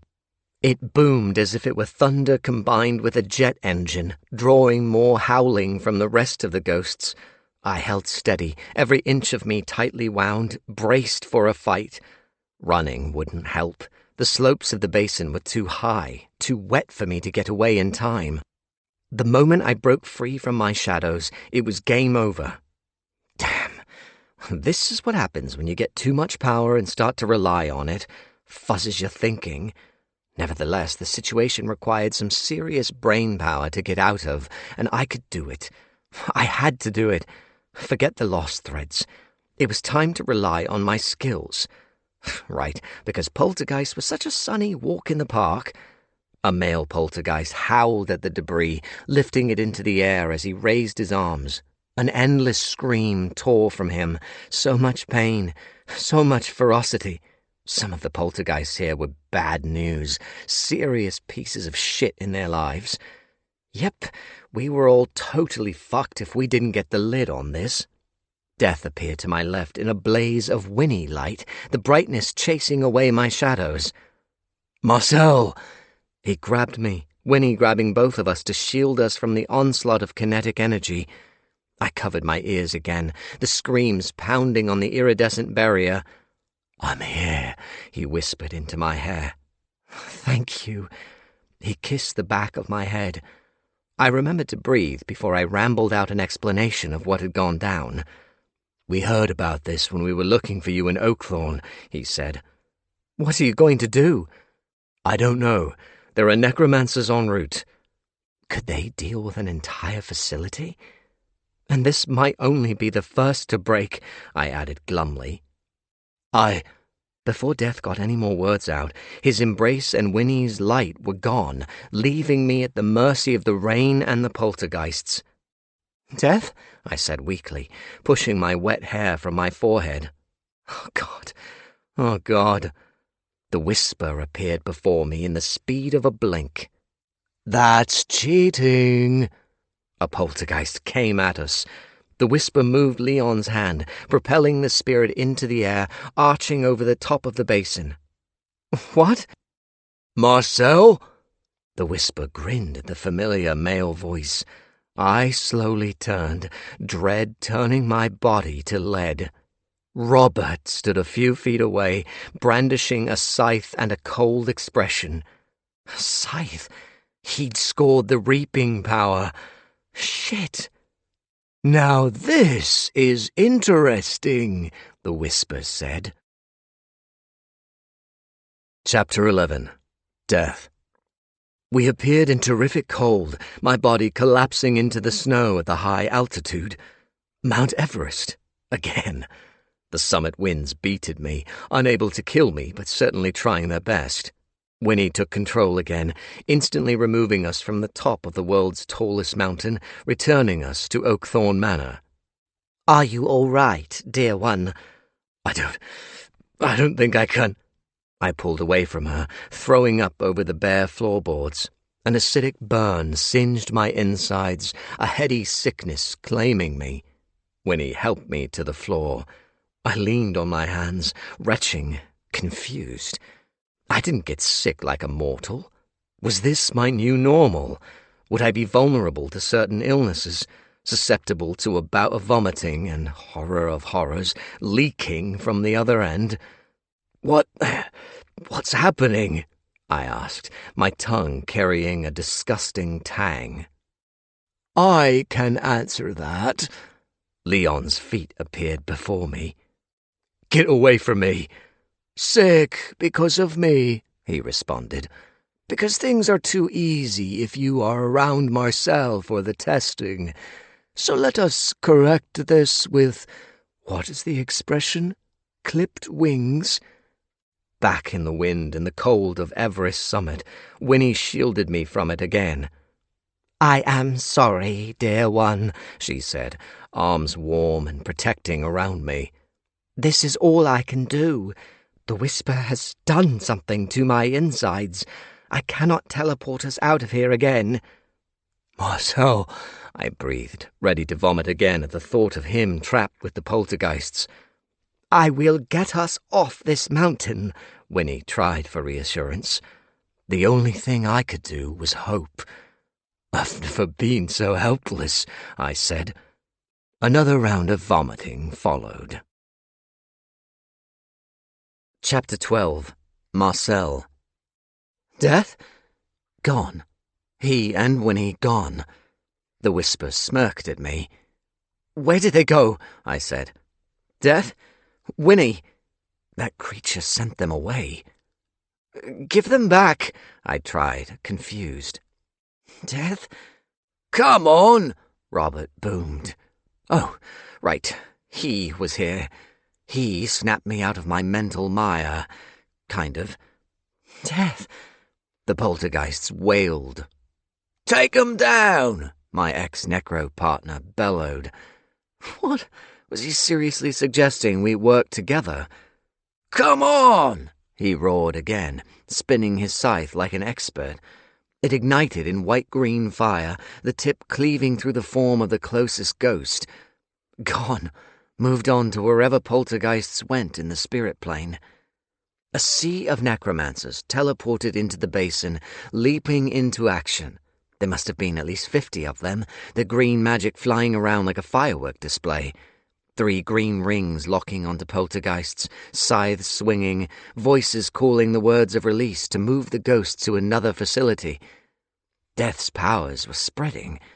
10 more necros teleported in, running past me. The call of my blood spurred me into action. I released a battle cry, trapping a poltergeist with the help of 3 others, one of them Peter, a fellow necro from Oakthorn. He offered me a curt nod. "The words!" I took the lead, saying the key sentence with a tweak to the ending, using facility instead of sanctuary. "This spirit we hold must be released," we chanted together. "Send him to the nearest facility." It worked. None of my group possessed a scythe yet, so this was the next best thing in lieu of the full moving on to the spirit plane. "Yes," Peter cried. "Are the facilities prepared for this?" I asked, gearing up for a second releasing. "Yes, mate, more than ready." We removed another poltergeist. The heavens wept harder, turning the ground to soup. With my new team, we took out 3 more poltergeists, kind of high from the roll of successes. "Fucking bastards!" a male poltergeist roared, kinetic energy exploding from his mouth. It struck my group, sending us into the soup. Peter leaped up first, sending his magic at the fucker. I joined him, soaked through, dripping with mud. We held him, the strain on the verge of breaking my wrists. "You will not have me!" the poltergeist screamed, rattling my bones. "Hold firm!" I yelled. The other members of my team joined us, hitting him with more magic, green rings manifesting around him. Wait, where was the other team member? The guy with the grey hair? I glanced behind me to see his neck at an odd angle, dead eyes wide, his startled ghost standing beside his corpse. Shit. There were other dead necros scattered on the ground, along with a fresh wave of newbies to help with the fight, and the backup kept on coming. For as many necros fell, double the poltergeists were sent away. The basin was clearing. "We have to watch the newly dead," I told my team. None of the newly dead seemed angry at the moment, mostly solemn, watching on. We had to keep it that way. "Are you okay, mate?" Peter asked after our next takedown. A shake of my head, ready for the next poltergeist. After an hour of fighting, of death and blood, aching muscles and bones, those of us who'd survived stood in the rain catching our breath. Robert moved across the muddy terrain, conjuring syringes into his hand, along with 3 other necros. "Loads of us have received extra power," Peter explained. "But Robert got the full 12. At least, we all think it's 12. Can I go to bed now? It is 12. Thought so. He's the only one with a full set. Yes, mate, the others have like 10 or 9 threads max, but he's got the full repertoire like you should have. Why didn't you use them?" "Technical difficulty," I answered, attention on my necro enemy. "Right. What about you?" "Got teleportation, resurgence, and the shadow one. A call was put out for any necros able to teleport to get here and help.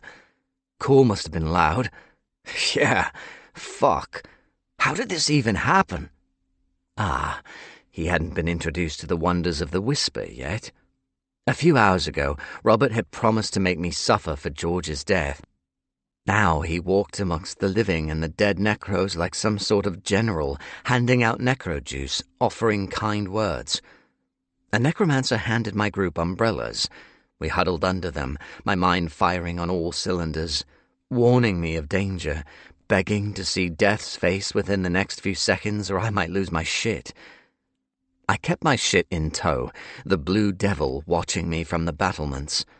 Battlements? Where? Eventually Robert reached our group, his comforting smile dropping as soon as he spotted me. "Marcel." His golden skin was spattered with mud, that silver buzz cut a hive of mud and gore. "Robert?" He handed me a syringe. I took my dose, never breaking eye contact. "You good, bro?" he questioned. "Need any more?" "No, I'm good." "Give us a minute," he ordered the others, maintaining eye contact with me. "Yes, sir," Peter spoke for the group, leading them away. I folded my arms defensively. "What's this? A change of heart?" He stuffed his hands into his pockets. "Wasn't expecting to see your face again." "My face not twisted in pain, you mean?" He smacked his lips. "Things have changed." "Just like that?" Robert sighed. "I fucking hate your guts." "Then what are we doing?" "Our duty." I shook my head, gagging to chin the wanker. How can someone who worked with the Lich suddenly be this new guy in a matter of hours? "I'm the same old me, bro." He spat out some bloodied saliva. "My demise remains on the to-do list, then?" He stared at me, saying nothing. "I thought you'd gone rogue." "Close.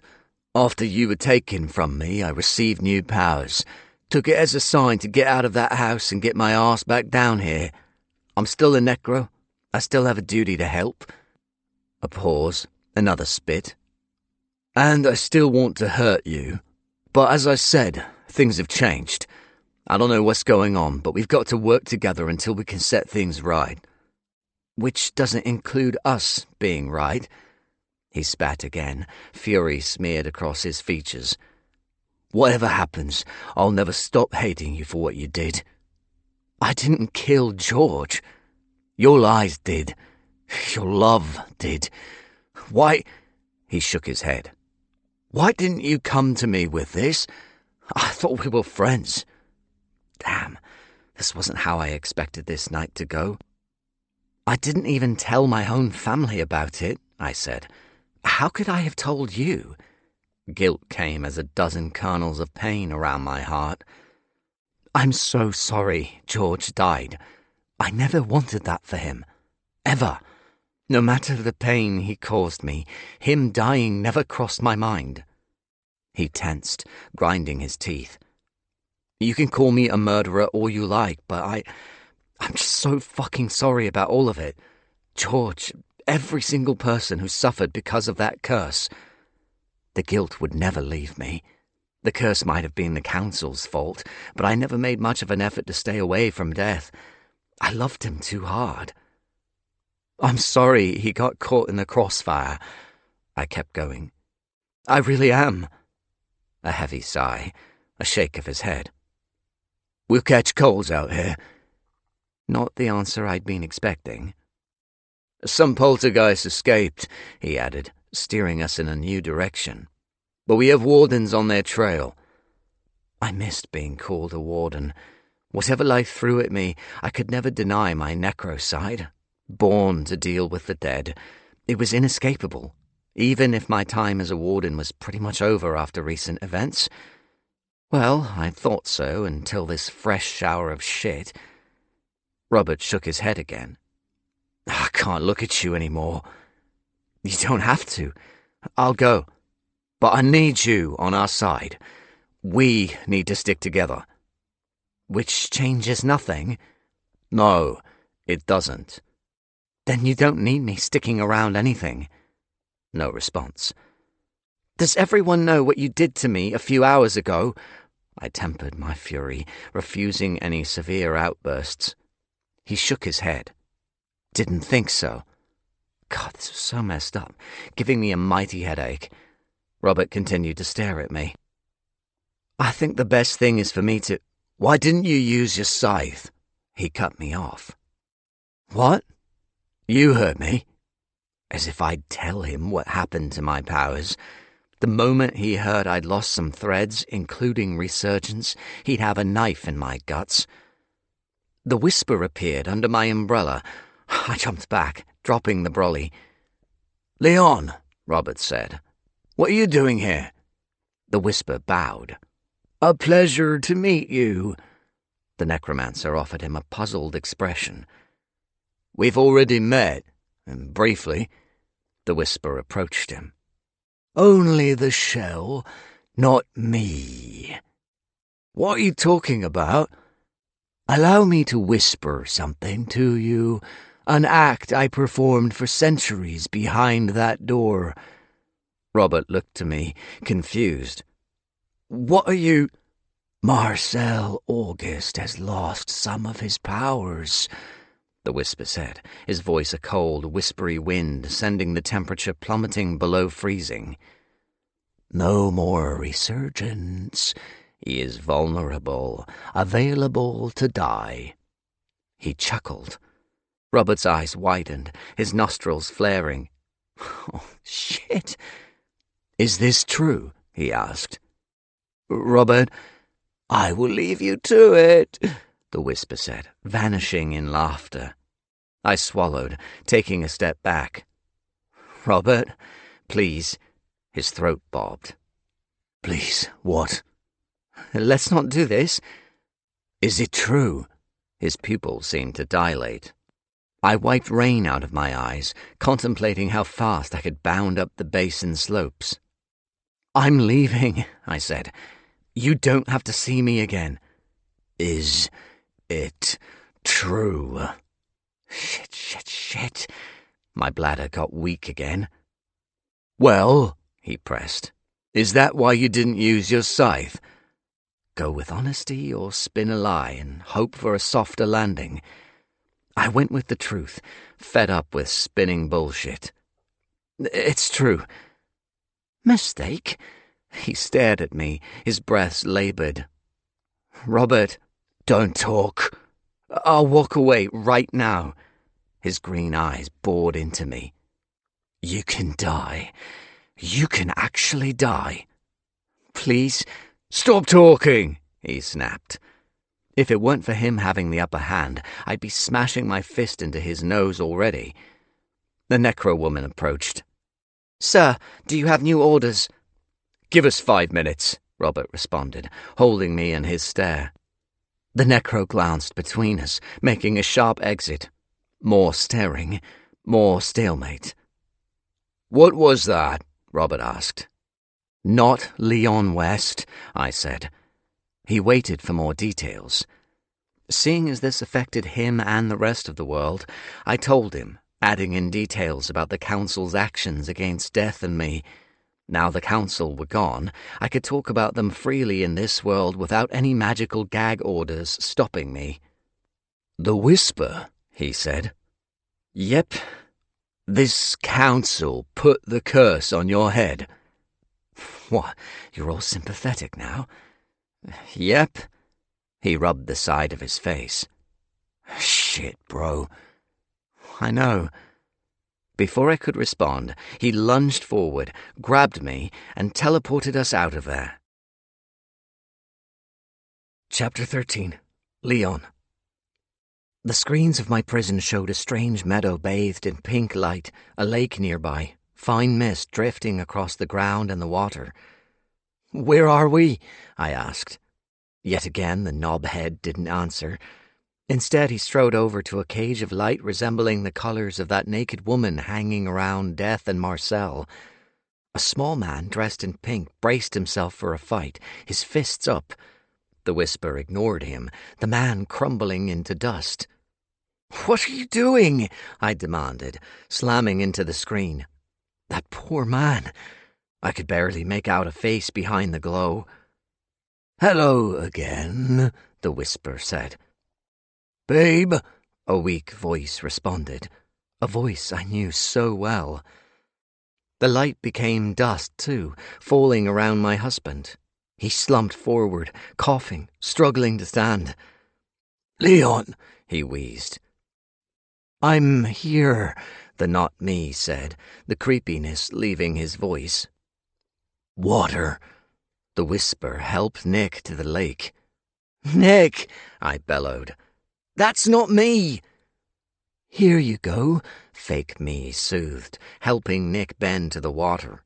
My husband scooped up crystal clear liquid, gulping it down greedily. Nick!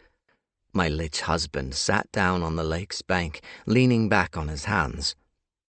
Thank you, babe. You're welcome.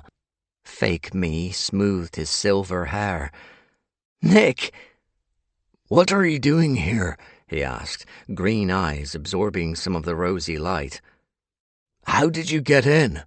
He grabbed me by the head. Please tell me you're not dead. No, please don't be dead. You're not supposed to be dead. You can't be. I need you. I love you. Hating him didn't stop the emotional gut punch of loving him from a deep, fading place. Fake me hugged him.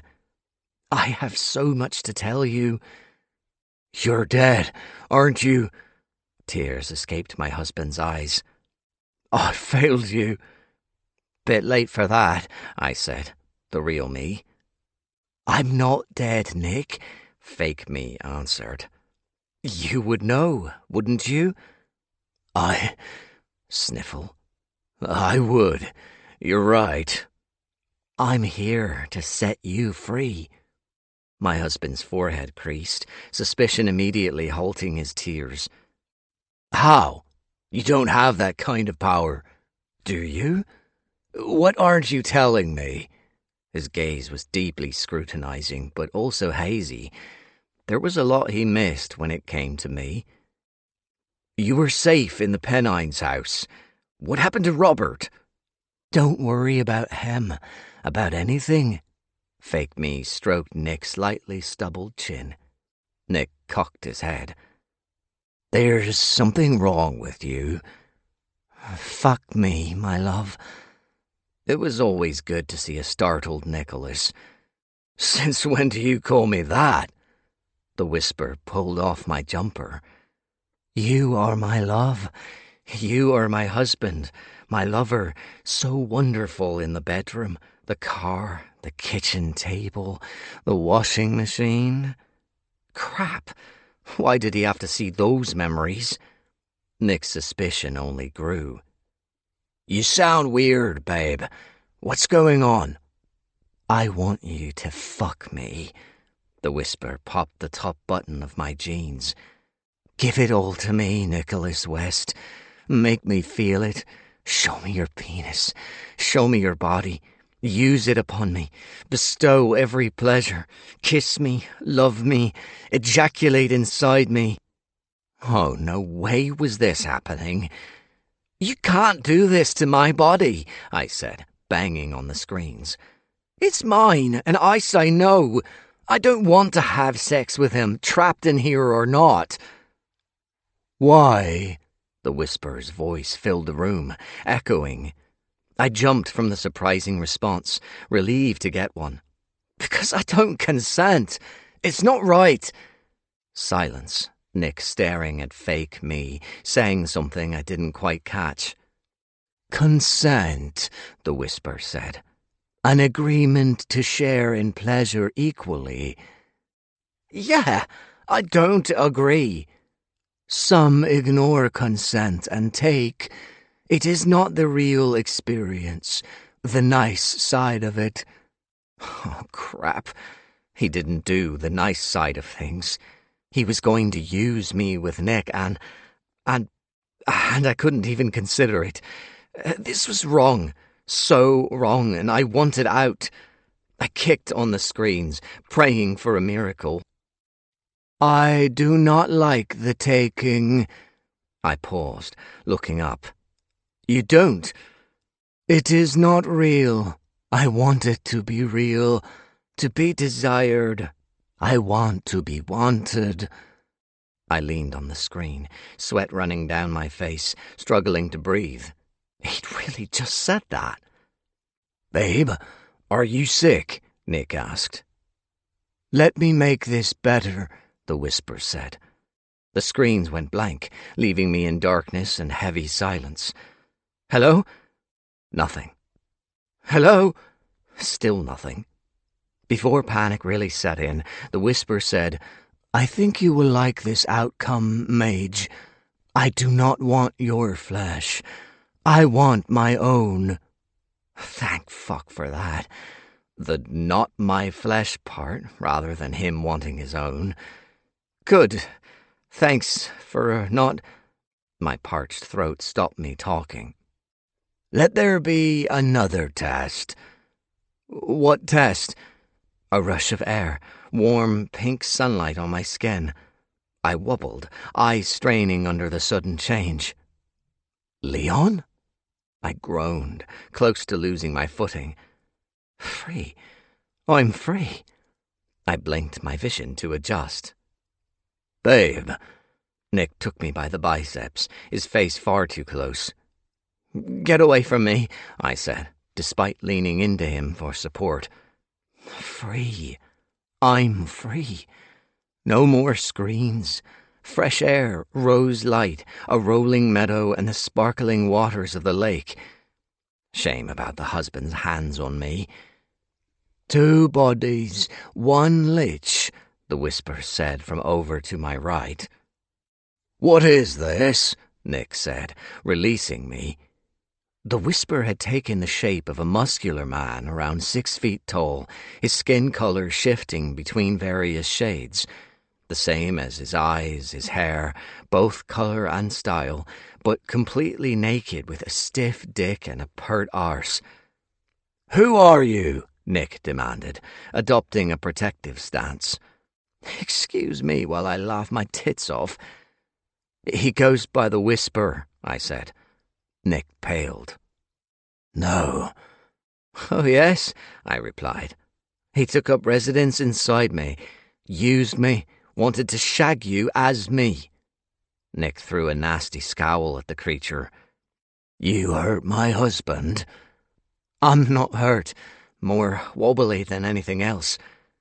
We meet again, Lich, the whisper said. And I come to you with my new body, my willing flesh. What are you talking about? Come to me, Nicholas West. Be with me. Make love to me. I can give you anything you want. The arsewipe became a naked me. I looked away. Leon? Nick said. That's not me. I know. Tell us, Lich, the whisper continued. Who will it be? This naked Leon, willing to give himself to you, to have no hate, to crave your body, your love as he once did, or the one beside you, ruined, drowning in hate and regret over allowing you to slip a ring on his finger? Nick looked at me. You hate me? You lied to me about killing my mum. He went to touch me. I swatted his hand away. Don't you dare! Babe, what? Don't call me that ever again. The hurt on his face hurt me too. Love is hard to kill, even if your husband is the biggest tosser on the planet. More importantly, the whisper appeared to be flesh. Had the game changed? Probably not. More small men and women dressed in pink came across the meadows, hesitant, keeping a safe distance. Meanwhile, the whisper took his hard cock in his hand, slowly stroking and moaning. The shaft sported the same 3 freckles as me, dots Nick called Orion's belt. It used to make me laugh. Now it made me sick. Delightful, the whisper moaned. So delightful. Come, Nicholas West, enjoy the improved version of your husband. Fuck me here, then take what you will of the feast around you. Stop looking like him, Nick retorted. You dislike me? Run, Nick muttered. Don't be stupid. This shell breaks your muscle of blood. What? Oh, his heart. I'm not going to fuck you, Nick said. But we can make a deal. The whisper licked his lips. A deal? An alliance? If you like. I grabbed my idiot husband's arm, wishing I could pull it off and beat him over the head with it. What are you doing? That smirk, that arrogant face I loathed so much surfaced in all its glory. Babe, this is no ordinary big bad we're dealing with here. You are the big bad. Why, thank you. But we're talking about him. He pointed at the wanking version of me. Please don't look. I turned away. Please don't look. Be someone else, Nick boomed. I don't want to see Leon. My husband deserves his dignity. As you wish. The whisper agreed as easy as that, did he? Did that extend to everything else? Highly unlikely. His form rolled through various male guises and colors, his wrist working him to a screaming climax. Nick went to take my hand. I pushed him away. Don't touch me. Panting, the whisper inspected the cum on the grass in his hand, completely in awe of it. Amazing, he said, now resembling a Viking warrior. As pale as snow, dirty blonde hair spilling down to his arse cheeks, and a severe beard to match. But not enough. I need the body of another, a male, a female, anyone to make me feel good. Addictive, a thrill. Mortals enjoy desire. I want desire. This body will elicit many touches. He disappeared. Weirdo. Now we leave, Nick said, going for my hand again. Get away from me. I can keep you safe, babe. The whisper is dangerous, I know. It was inside me. Nick's expression was softer, less arrogant. You have to understand what's going on before those pink creatures get here. He went on to tell me everything. My brain was an overstuffed couch of information. So, you were part of the council? Omega, they called me, but I didn't curse Marcel and Death. And I didn't sleep with the Whisper. See? Not such a bad guy. I couldn't help but laugh. Oh, I see. You refused to be part of the curse, and you didn't bang the thing you set free. Right, okay. That doesn't redeem you one bit. You lied to me about my mum, along with so many other things. I'm not perfect by a long stretch, but you're a cruel, sadistic piece of shit. I tried to pull my wedding ring off.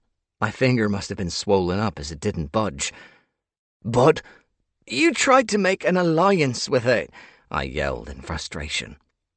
Because the Whisper is a mighty power, we must be smart about this. I'd rather keep some of my morals intact. Then you'll die unless I can get to Death's Stone. One of those creatures cautiously took the lead, zipping into talking distance super quick. Whoa! I jumped back, almost tumbling into the lake. Fuck off, Nick hissed. You can't be here, a small man with a pink mass of coals on his head said.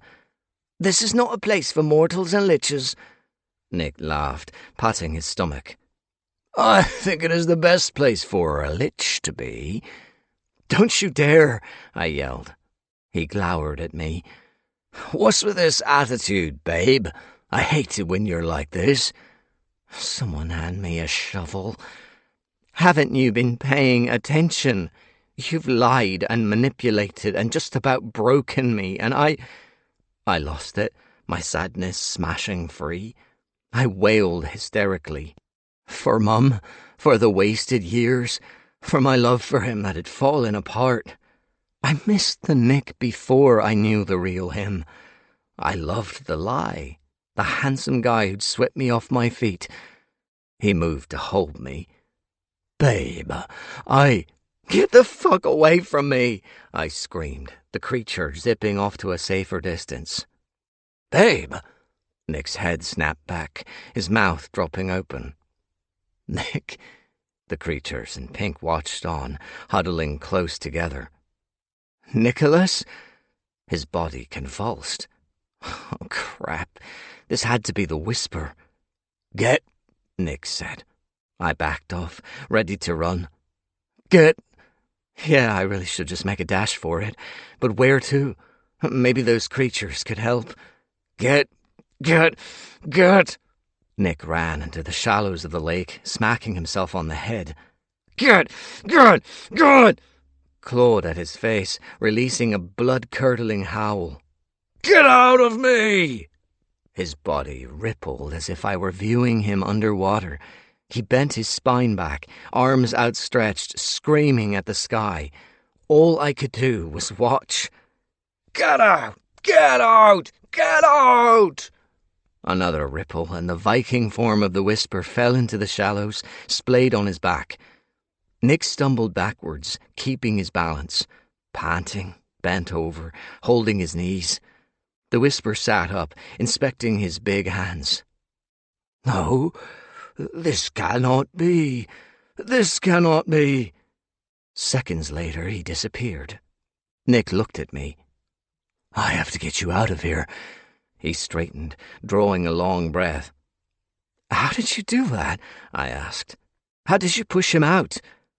I felt a flaw, he answered. I'm not sure what that flaw is, but we can use it. Is it something to do with him being flesh? Possibly. He stood too close. So what? Now you want to take this thing down? I made a mistake. I'll say it's beyond any alliances. We have to stop it. Seen the light, have you? He had the nerve to smile at me. You are my light. And what about your big rogue plans? They were a distraction while I looked for the Onyx Key. Death's Stone was my endgame, not building a rogue army. It still is, but first we have to clean house. We're a team, babe. Are you insane? He stepped forward. I stepped back. I can become a new Death, a better Death. give you an amazing life. Think of the power, the freedom. But the whisper will destroy that. I'm sorry for thinking we had to join him. I'm putting it down to a momentary lapse of reason. I lost sight of my true goal." I wrapped my arms around myself, experiencing a chill. "You really want to be death?" "I can find that stone, get back over there and make it happen." "Once the whisper is gone?" "Yes," he said sweetly. "Because you felt a flaw." "That's right." He really made my head hurt. "Those rogues believe in you." "So what?" "I'm not on their side, but you took advantage of them. You gave them a hope to unite around. That means something, even if it is messed up. You can't go through life like that. Well, you already have, I suppose, and that makes you an arsewipe." There was that hurt in his face again. "Haven't I loved you, Leon? Haven't I given you so much? Whatever I am, whatever I've done, I've always loved you. I've always looked out for you." Rather than me exploding in a storm of fury, he left me confused. Babe. A part of me wanted him to hold me again. A part of me wanted to rip his head off. "What about Mum?" I asked. "How is that looking out for me?" His left eye twitched. "Well?" Come on, out with it. I'd love to hear this excuse." "I was afraid." "Of what?" "Losing you. I went to the extreme." Was he for real? One step forward, one step back. "You were scared of losing me," I said. "I had to make you stay, to cement this thing. She hated us being together." "Mum." We played the stepping back and forward game again. "Yes, she planned on breaking us up, and I couldn't have that. I went too far, I know." "Too far? Is that all you have to say? You went more than too far, Nick. You fucked up my life. You... I couldn't breathe. "Babe, please." I dodged his grab, falling over. He crouched down, trying to help me up. "I'm so sorry. I'm so sorry. I didn't think. I just wanted you to stay and be mine. I spiraled, and I know I'm just making excuses, but you don't understand the fear." His eyes watered, his whole body shaking. "I couldn't stand it. I couldn't stand it. I can't stand it. You're my everything, and she wanted to take you away, and I had to. Now he couldn't breathe, clutching the base of his throat. I sat on the grass, watching his tears roll, listening to the sobs he tried to suppress. "I love you so much, Leon." I was empty. No emotions, nothing but a growing coldness, a numbness as his sobs broke free. "I would do anything for you, babe. Anything. This is all for you. Always for you. I'm even willing to leave this feast behind to get you out of here." Feast. Lich. Ghosts. The cravings are so intense, babe. You have no idea how much I want to devour. Lich. Husband. Please don't hate me, Leon. I can't bear you hating me. No words, no functioning anything. Cold. So cold. Drifting. Him too much. My love too much. My hate too much. Being numb was better. So much better. Nick wiped his eyes, sniffling, taking my shoulder. "This isn't the place for us." He teleported us away. Chapter 14. Marcel. Robert shoved me onto a sofa in a living room of the same design as my flat back in Oakthorne. Where my living room was blue, this one was green. We were in Robert and George's flat, 2 doors down. I went to get up. "Stay the fuck down, bro," Robert warned. I stayed down. "What's that noise?" George called from another room. My pulse jittered at the sound of his voice. Robert bristled, baring his teeth. "What? Oh, shit." George Behrens, ghost, ex-fiancé, a handsome man of radiant copper skin I remembered every inch of, his hazel eyes flitted between his new man and me. "What's going on?" he asked, coming to stand beside Robert. The necro ground his teeth, offering no explanation. "It's complicated," I answered. "What a surprise." Robert continued to say nothing.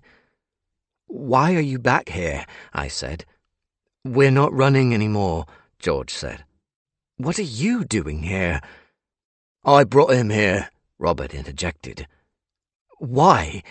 George went to touch him, pulling back at the last moment. Ghosts could interact with objects, even make a 3-course meal, but they couldn't eat it, just like they couldn't hug or kiss the people they loved. A nasty rule for all ghosts trapped here, like Jen, like Louise. God, I missed my friends as much as I missed death. Where did he go? "Marcel here's not as resistant to things anymore," Robert said. "Meaning what?" "Meaning he wants to pick up where he left off," I cut in. "Right, Robert? To hell with your new righteous attitude. None of that fancy talk of working together means a thing compared to sweet, sweet revenge." I stood up. "Sit the fuck down," Robert warned. We were about the same height, his muscles bigger than mine, especially in the arms. But I could take him. 12 threads of power be damned. "No," I countered. "Stop pissing me off." "You dragged me here." "Stop!" George yelled. "Both of you!" We stopped, joined in our surprise at the ghost's outburst.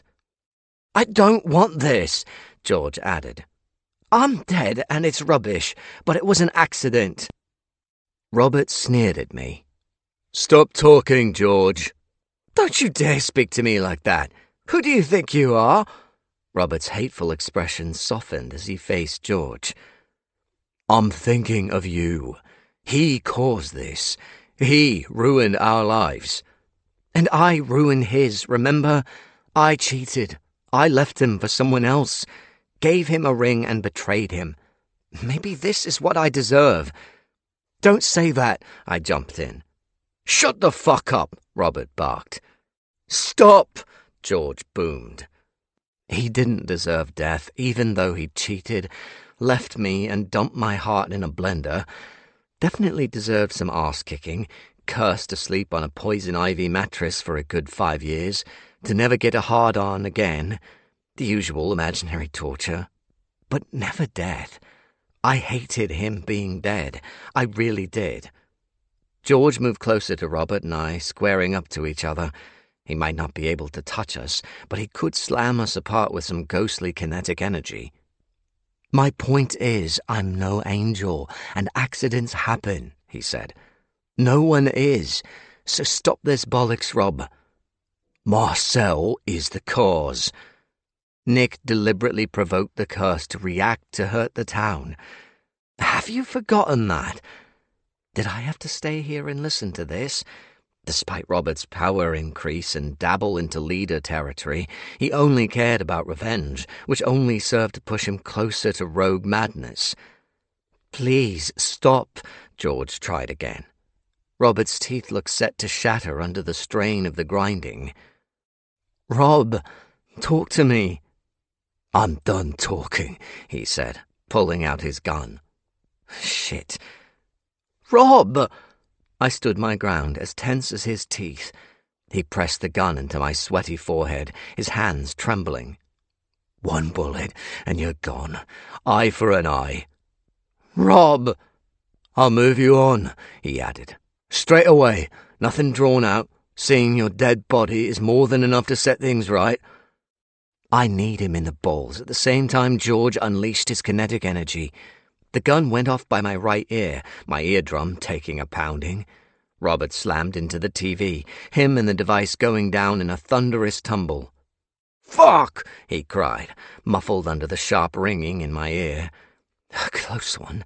If my ex hadn't acted at the same time, the contents of my skull would be decorating the green wallpaper. "Run," George said into my good ear. "I'll take care of him." Robert jumped to his feet, no longer holding the gun. Blood ran from his nose, his eyes menacing storms. "Rob!" George jumped in front of me, his hands up. "Enough!" But Robert charged, passing through George, slamming into me.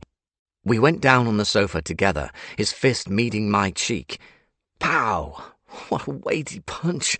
I saw the damn Milky Way. I managed to get in 3 kidney punches before his hands closed around my throat. Thankfully, my air supply got cut off for all of 3 seconds before George hit him with more energy. Robert rolled off me, landing hard on the floor with the booming roar of a lion. He jumped to his feet. I jumped to mine. He charged. I leaped to the side, dodging his uppercut. He dodged my kick. George hit us with energy, wrenching us apart with a heavy slap. I struck one wall, Robert the other. We seemed to grunt and growl at the same time. Q jumping to our feet in sync. "Stop!" George tried once again. Shaking off the ghostly smack, we charged, ducking and twirling, punches missing, landing, a kick to Robert's legs, sending him to his arse. He countered with a kick, my backside aching after a heavy landing of my own. "This is ridiculous," George protested. Back on our feet, we faced each other, staring like a pair of boxers at weigh-in, but more bloodthirsty. Every inch of my body hurt, the healing thread getting to work on it and the various cuts and bruises. It had already patched up the ringing in my ear from the gunshot. "Cunt," Robert hissed. "Rude?" George came up behind him, just as furious. "You seriously need to cool down." Robert roared, drawing his scythe, twirling it like a grim baton. "Stop interfering!" He spun, the curved blade cleaving through George. "Rob?" A blast of green-white light, and my ex-fiancé disappeared into the afterlife. I watched the confusion play on Robert's face, the constant blinking, the parted lips. Oh my God. "George," he said, lowering the reaping weapon. "Baby!" I kept quiet, too stunned to do the smart thing and run. "George!" He dropped the scythe with a clang. "George!" He moved to the space George previously occupied. Where are you?" He bent to touch the floor, straightening to look around. "Where did you go?" The penny would drop. It had to. George was gone. Really, really gone. He glanced at me, frowning. "Can you see him?" I shook my head. "Be at peace, George. I'm so sorry." "He can't just vanish. Where did he go?" He walked to the balcony doors, peeling open the blinds. "It's cold and wet outside. Always tell him not to spend too long on the balcony when it's like this. More for my sake, because he's a pain in the arse when he has a cold. Definitely suffers from man flu." He chuckled, pressing his hands on the glass. "But he's not there. He's not here. He's gone. Gone to the shops. No? Gone for a walk? No. He's proper gone, bro. Left the building. This building? No, bro. No. Shit, this wasn't sounding healthy. He looked at me, leaning against the glass, his arms dangling at his sides. "He's gone. He's really gone. I made him gone. I sent him." He slid down the glass. "I sent him on because he's dead, and I have the power. Too much power." He held his head in his hands, rocking back and forth. George, my Georgie." I had to get out of here. Robert hummed, rocking, muttering George's name repeatedly, trapped in the realization of his grief. A piece of it hit me, that part of me still attached to George. Threadbare, weak, but there all the same. He was gone. Not only dead, but really gone. After regaining my memories of death, I began to let George go, the weight of my sadness lifting dramatically. Gone were the nights of pining, praying he'd turn up at my door in the rain and beg me to come back to him. He would throw himself at my mercy, offer 1,000,000,000 apologies, carry me off into the night for a big reset and a happily ever after.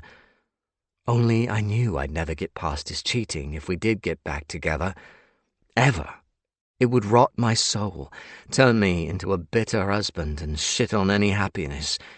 He'd broken us, but that was in the past. He wasn't my one true love, and moving on felt amazing. Him being gone didn't. Poor Robert. Even if the guy wanted me dead, he deserved better than this. So did George. Maybe, after all the heartache, the betrayal, this relationship could have been George's second chance at getting things right. But it was too late now, and that was so damn heartbreaking. That was putting it mildly. "Georgie, Georgie, my George," Robert sang gently. "Love you, kissy, kissy, kiss, kiss. Come back, come back, come back. I didn't mean it. Never hurt my Georgie like that, ever. He's too special to leave me." He sobbed, pulling up his knees, his arms wrapped around his head. Okay, there were 2 options here. Run, which I liked very much, or try to get some necro juice into his veins. A rogue Robert with 12 threads of power would be nothing but a migraine. I swallowed, throat suddenly stuffed with cotton wool. "Robert?" He didn't hear my mouse-level volume. Deep breaths. Be calm, be focused. Breathing exercises always help me get through the days and nights. "Robert," I tried again. Slowly, his head lifted, red raw eyes meeting mine. "George?" "No, it's me." He blinked at me. Damn this. "Do you have some—" Pause for a painfully dry swallow, a clearing of the throat. "Do you have any necro juice to hand?" He simply blinked in response. "Run!" "You need some necro juice, Robert?" "Need?" I nodded. "I'm so sorry this happened, but you can't—" He screamed, pounding his fists into the floor. "Need? What I need? I need the song to be different. I need to rewind the tape, put it in and push the button and find the right spot. The best spot. But the tape is too thin and it'll break, and I don't want it to break on my George. He's on that good bit, and the good bit has to stay, but the good bit is gone already. It's too late. It's all too late." Oh, God. "Robert, He leaped to his feet. "Gone, gone, gone. He's gone, and I'm gone. I'm not here now. I'm not here." He screamed, jumping forward, spinning to face the window. "Robert!" He bolted toward the glass. I chased him. "My Georgie!" he bellowed, crashing through the balcony doors. The glass shattered in a deafening explosion. Robert screamed George's name, not slowing down, throwing himself over the balustrade. We were on the 6th floor. "Robert!" He lay on his back, weeping in the rain, blood pooling beneath his head. It didn't last long. Wisps of green energy passing over his body, healing him up. He hadn't died to trigger his resurgence. Silver-haired figures ran across East Square. Necros? Rogues? 2 men, 1 woman. "Who is he?" I heard the woman ask. They surrounded him, one of the men tapping his foot too much, a chain coiled in his hand. My instinct told me rogue. "He—" Robert wheezed. At least it sounded like it. "He?" the woman said. "Who?" Robert stared at me. "Him." "Who?" "Up there." 3 heads turned upward. Yep, they were rogues, judging by the pure hatred they hit me with. Time to be gone. I ran across the flat, bursting into the hallway. Left took me to the main entrance, right the emergency exit. Which route would they cover? I chose right for my escape, the lights of the hallway pinging to life as I ran. Slamming into the exit door set off the alarms. Damn, Didn't think of that. Heart hammering in my chest, I bolted down the stairs, begging my feet to keep me vertical. Made it to the ground floor, shoved out of the door into East Square, glancing over Robert. The male rogues were gone, the woman still with him. He sat propped on his elbows, watching me run. Shit. I kept going, curving into a western direction. I get out of here, find a car or some necros for backup, and find death. Where are you?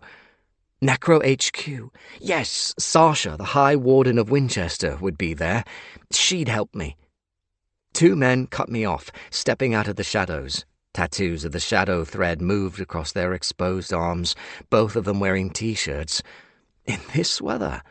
Idiots. I went into full evasive mode, dodging past them, throwing a punch to the one on the left, his fingers skimming my shoulder. Another guy leaped out of the darkness, throwing a chain at me. Direct hit, the metal snapping around my neck, cutting off my air supply. I went down, grazing my knees. One of the wankers kicked me in the back, my face planting the concrete.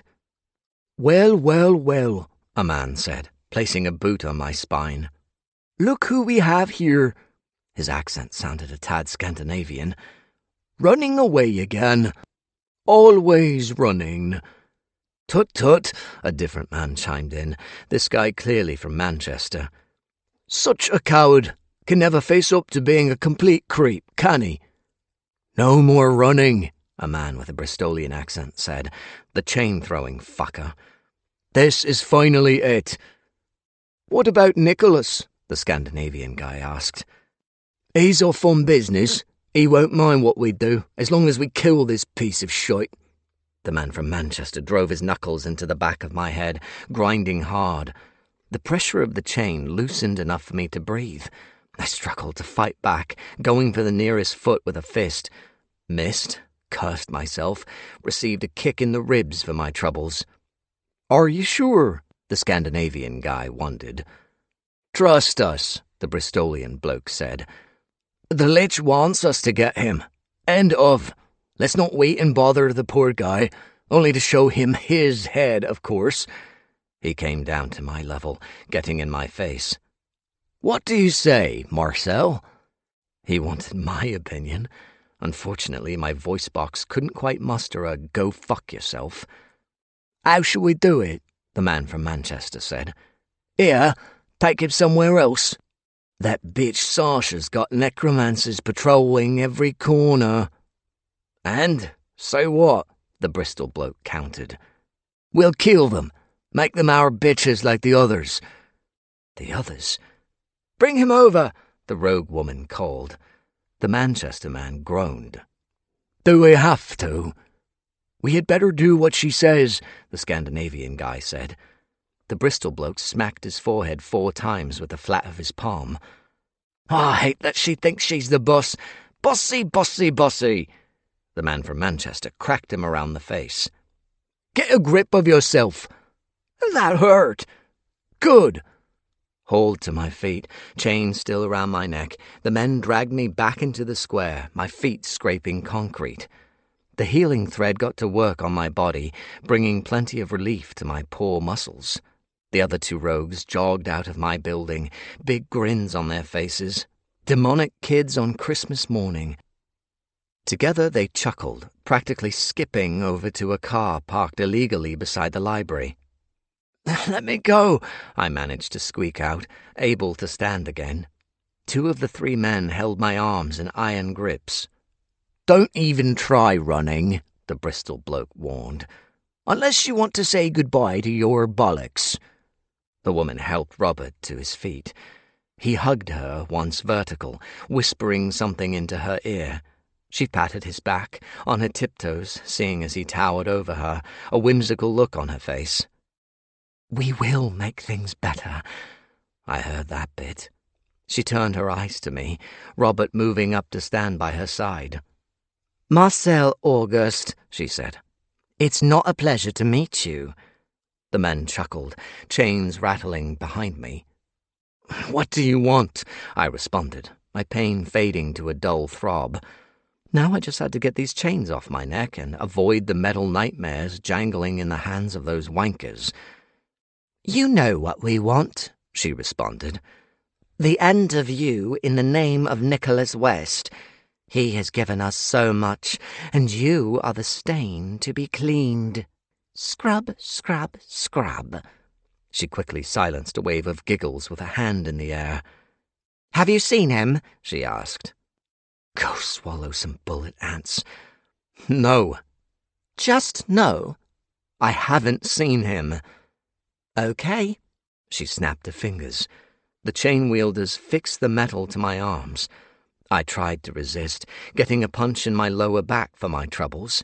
Robert watched on with morbid glee. Best position for you, bro. The men pulled the chains taut so my arms were outstretched, sinew on the edge of tearing if they pulled any harder. I grit my teeth, desperate to not show these fuckers any sign of pain. A tad impossible. The woman laughed softly. So brave, aren't you? I grunted, holding back a flurry of insults. He's not brave, Robert said, that delighted grin dying. He's nothing but a coward, a selfish piece of shit who doesn't care about anyone but himself. Only his love matters. His eyes glistened with heartbreak. He is the star of the show, the rest of us nothing but bit players. Who cares what we lose? Who cares who we love? Who gives two flying fucks about the rest of us when Marcel and Death are the star-crossed lovers of the moment? Every moment, every pissing moment since... When was it, bro? I didn't answer, so I received another punch. I groaned, buckling slightly. The rogues yanked the chains, forcing me straight. Please answer, the woman said sweetly. My fury simmered on a deliberately low heat, but as soon as I got the opportunity to crank up the dial, these wankers were all going down. Pompeii, I answered. Wow, what was it like? The man from Manchester asked.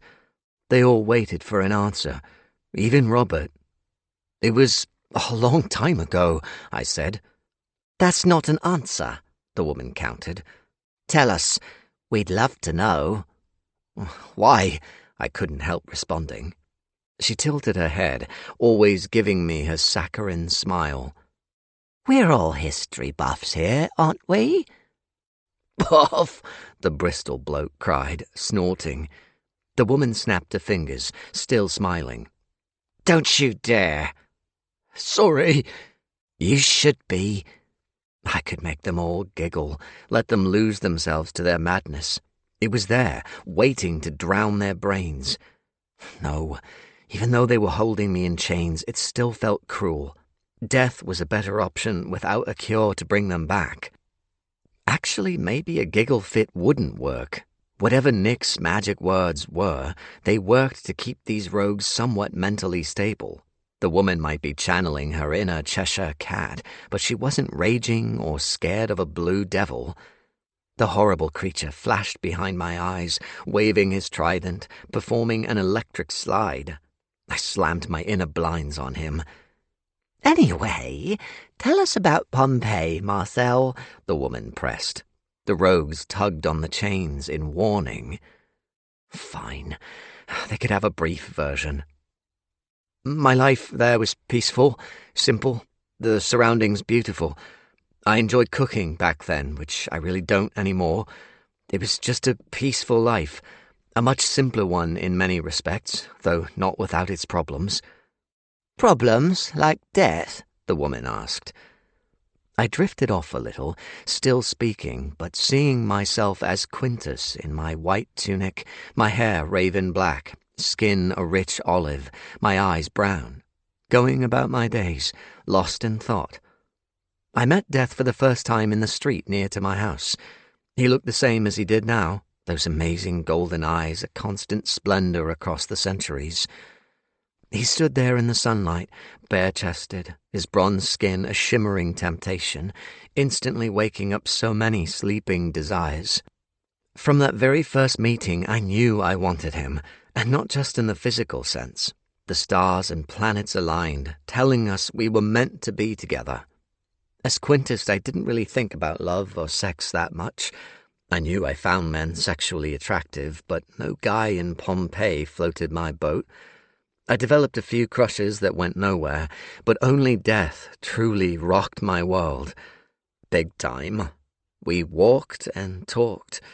We drank and ate and let the days and hours unfold, sinking deeper into love. I gave myself to him, my first lover, my first everything. The night we'd consummated our love had been so special, so warm, so perfect, designed for such an act between two infatuated souls. And then the curse hit, the eruption of Mount Vesuvius destroying everything. Silence followed my story. A lot of blinking, a lot of looks thrown between rogues. But Robert kept his attention on me, his scrutiny a dozen vicious claws burrowed into my soul. "Interesting," the woman said, patting Robert on the back.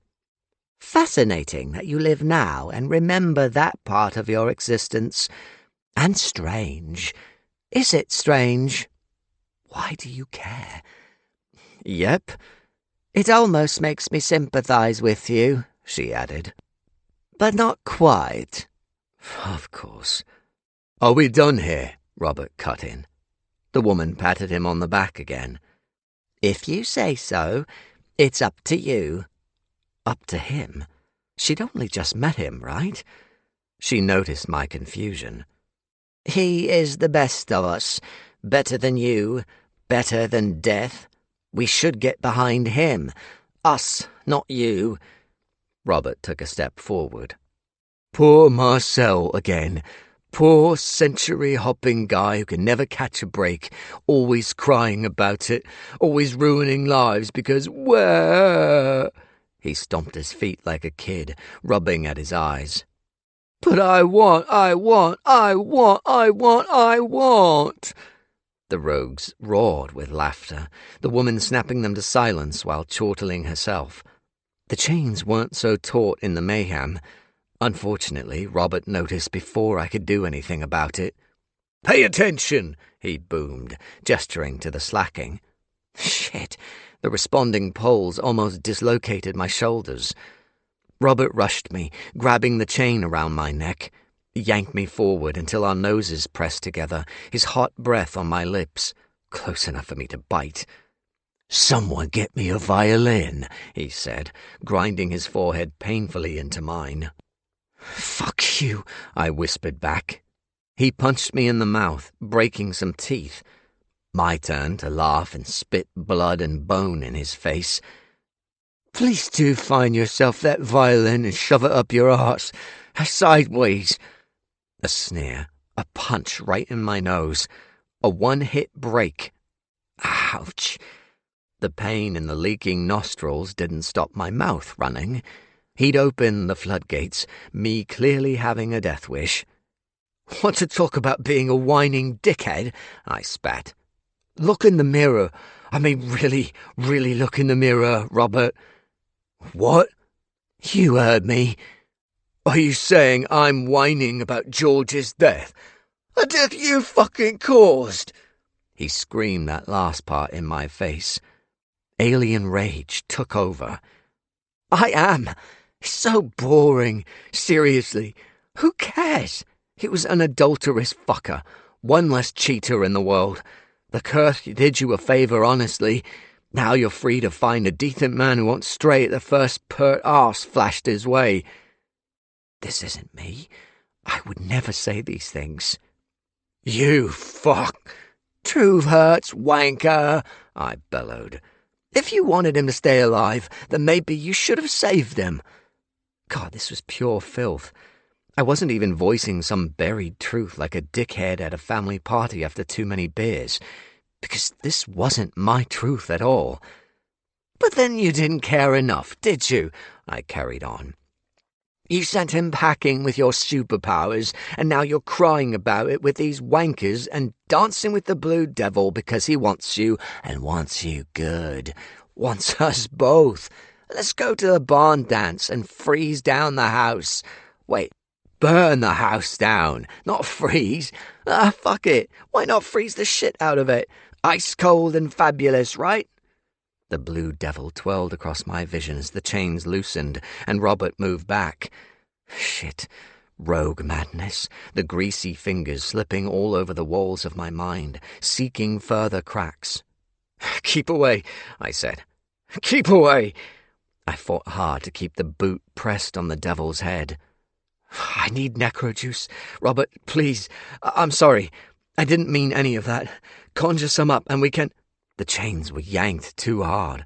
Both my arms popped out of their sockets, pain searing across my nervous system.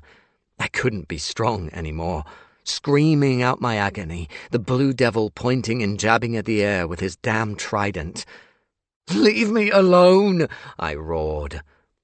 Robert grabbed me by the throat chain. "This is it, Marcel." His eyes glinted with deadly intent, more so than ever before. His maniacal sneer really helped add fuel to my fearful fire. "Robert, you—" He smacked me in the jaw with the back of his hand. Another tooth cracked, part of it coming loose. "Speak again, and I'll kill you. Actually, I'll be killing you anyway. I just want to make it count. Count like a calculator." He giggled. The rogues giggled. I spat out the tooth and bloodied saliva. "You can come back from this, Robert." Pretty ice crept across my sanity. So close to being his. So close to his barn dance. Blue, blue, oh so blue. Robert punched me in the mouth 6 times, splitting my lips, breaking more teeth, the pain keeping me on the crumbling path of sanity.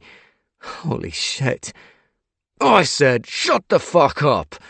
A punch to my left eye, a jab in my stomach. I bent under the pain, the rogues tugging on the chains, adding to my agony. Blood ran down my chin. I coughed, teeth fragments tumbling from my mouth. "You should listen," he roared. "You should listen!" To what? To him or the blue devil? Both their voices were too loud, too irritating, a right pair of bugs. "Where's my fucking swatter?" I bellowed. Oh, God. "Easy now," the woman rogue soothed, stroking Robert's back. "Remember what I told you. Remember the words of the lich." Nick's trick to lessen the raging sickness in a rogue's head. Yes. Would she share it with me? How about a great big nope? Robert nodded, obeying her commands. "You are the chosen one," the woman said. "You are the only one with this great power, and a rogue to boot." Talk about being usurped. Stupid thread-eating wanker from behind an ancient door. It ruined everything. Want my powers back. "You are better than him, Robert," she added. "You can be the greatest of us all." Blue, blue, so much blue. I pushed it back, the healing thread slow to make things better. "Marcel August is finished," the woman continued. "Now is the time to strike. Kill him, unless you want to watch him succumb to the attack on his brain. Keep the words from him. Watch him spiral and crumble and experience our suffering." Robert stared at me. "My vote would be for a quick extermination," she said. "You know how he likes to make a comeback. We don't want to give him any chance of ruining our future." Minutes away from total mental collapse, madness hammering on my mind's walls, the fingers pickaxes chipping, chipping, chipping. Everything that was me would be gone. A lich's words weren't enough to fully bring me back to being me. "I'm sorry, Mum. I'm sorry, Dad. I'm sorry, Henri. I wanted my family and my house back in London. Mum's cooking, Dad's calming warmth, Henri and me gaming in his bedroom. Christmas mornings, birthdays, movie nights, the unconditional love. Can I have it back, please? And death. I wanted my death. Where did you go?" "Take him out," the woman whispered. "Destroy him, Robert Jones. Be free of him forever." He didn't move, didn't react. "Do it," she pushed. Let it be over. She kept going, repeating the words as if mentally conditioning him. His face scrunched up as if in pain. Stop. The woman did not stop. Stop, stop, stop. But she pressed on, desperate for him to act.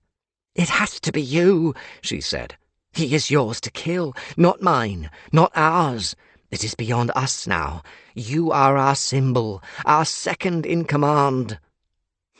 How would Nick feel about that? I tried my own words, my breathing exercises, desperate to hold on. Do it, Robert, the woman continued her devil-on-his-shoulder routine. End the pain. Begin a new life. He angled his head to the side slightly in her direction. A new life? Yes, you can be free to live again. Live again? For George, for his memory. His memory? Yes, his wonderful memory. Robert's lips twitched. You didn't know him. The woman patted him on the back. I didn't have to. I can see he was special to you. His cheeks bloomed crimson. Special? You think he was special? Where the hell was this conversation going? It doesn't matter, the Blue Devil whispered. You're coming with me. You didn't know him, Robert said again. There, the woman replied. He shrugged her hand off his back. Don't touch me. Remember the words of the Lich, she said. Be calm. Don't tell me what to do.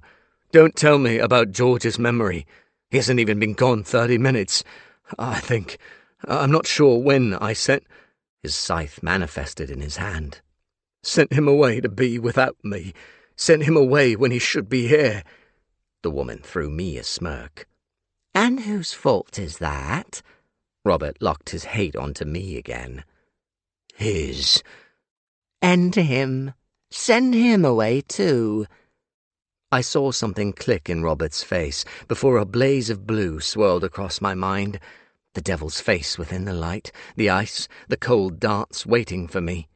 I resisted, barely coming back from it. I need necro juice, I tried again. The woman sighed. Isn't he ridiculous? Robert just stared at me. Come on, kill him. We have so much to do, and he's really nothing in the grand scheme of things. Then why are you so afraid of him? Robert asked. She didn't like that response, judging by her rotten scowl. He ruins everything, remember? He ruined your life. Send him to the spirit plane and start your new life. Without George? Yes, but you have your You want me to live without my love? You can live. He spun, taking her head off with the scythe. It hit the ground and rolled away, landing in a dirty puddle. The rogue men yelped in surprise. The woman's ghost appeared, stunned. What have you done? Robert struck out with his weapon again, moving her on. Don't tell me to live without him. Oh, shit. He turned to me. Why should you get to go to the other side and be with him? Is that your plan, bro? Want to take my man from me? Get over there, rekindle the old fucking flame. No. Liar. I bet you wanted him all along. Bet you planned this whole thing because he... Those lips twitched, his head jolting from side to side. Fuck, fuck, fuck! You tried to win him back and he said no because he loves me. So you planned it so he'd... His scythe vanished. Plan to... He grabbed his head, digging his fingers into his skull. Fuck this! Several bodies showed up at the same time, my sense of awareness almost dead in the quagmire. 2 ghost women, 2 living men, and a Viking-looking man. The chains dropped. Shouting began. Boots on concrete, angry calls of hate. I collapsed onto my knees, falling onto my side. My head smacked the pavement, the Blue Devil close to winning. Let him win. Let him take me away in the dance, because what was the damn point in anything else? Dance in the ice. Dance in the ice. Dance in the ice. Marcel! a pleasant female voice. "Is he okay?" Another one. The two women ghosts appeared as I rolled onto my back. They were a sharp slap to pause my sinking. "Jen? Louise?" Louise in her purple coat and blue beanie hat with a pink kitten on the front. Jen with her choppy silver bob and vibrant red lips and bestie vibes. "Oh, my goodness," Louise cried. "He's so hurt." My eyelids were heavy, too weak to stay open, too happy to close. My friends, two special women drifting out of my life. Any moment now I would slip away and be gone, and no more besties, because the devil would be all I needed. "We have to get necro juice in him," Jen said, glancing around. Gunfire, shouting, fighting. "Please hold on," Louise said, crouched by my head. "We will fix this." Too far gone, too lost. Voices, shouting, a man. "What do you need?" "Peter?" "Necro juice," Jen answered. Where was she? I couldn't see her anymore. "I have some," he said. "One sec." "Who is the Viking?" Louise asked. Darkness, pushed out, tumbling, rolling, falling, landing on my feet. Disconnected. "Hello?" I called. A room built of screens flickered to life, streaming images of East Square, of fighting between rogues and necros, my friends above me, Peter readying a syringe. "What the hell?" I said, approaching the wall. "Hello, you." The whisper's voice filled the room. I jumped back. "Shit! What's going on?" "You are mine, Necromancer." And it clicked. The whisper no longer possessed Leon. It was my turn to be taken for a ride. Chapter 15. Leon. We ran through the town looking for signs of the whisper, Nick keeping his head down as best he could, but without a cap or some sort of disguise, he got clocked quickly. Crap. Necromancers drew their guns, blocking the road by Oakthorn Lake. "Stay where you are," they warned. "Typical," Nick complained. "Put your hands up." Not one to bow down to anybody, Nick grabbed my arm and teleported us to East Square. We appeared outside the convenience store opposite Marcel's flat, the building now covered in scaffolding. "Interesting," my husband said, gesturing to a gathering nearby. "Rogues, and is that Marcel in chains? Let's help him," he hissed. "He is the enemy." "No, he's not." Two ghosts appeared, along with some necromancers, teleporting in to break up whatever was going on. And then I saw the Viking. "The whisper," I said. "It's okay," Nick answered, trying to be all white knight about things. "Stay back." I moved around him, inching closer. Marcel looked a state, his arms dislocated, his face bloody. What have they done to him? "Don't let that thing spot you," Nick warned. Those two ghosts were on Marcel. Was that the chatterbox Louise? Another couple of necromancers arrived, one man going over to help. "We have to do something," I said, annoyed I didn't have an anchor with me. In order to use a spell or a potion, I had to anchor myself to the mage sphere, the source of my power, drawing energy from the earth. A fallen leaf, a bottle of sand, anything earthly like that could be used to anchor myself to the sphere. My favorite anchor was a gilded leaf pendant my mum gave me when I turned 16. Always hidden, always pressed against my skin. But I'd lost it during the whisper's occupation of my body. "I'm not losing you to him again, babe." I rolled my eyes at my husband, folding my arms petulantly. It wasn't as simple as finding a leaf and getting to work. I would need to spend time attuning to it, making sure it had the strength to bond to the mage sphere. That could take anywhere from 2 minutes to 2 hours. I touched my chest where the leaf always sat, glancing around to try for a quick attunement. I found a small rock, cradling it in my hands, welcoming it, asking it to open up and find the mage sphere, join with me, be mine. It stayed a lump of wet, cold rock with no interest in being anything else. Crap.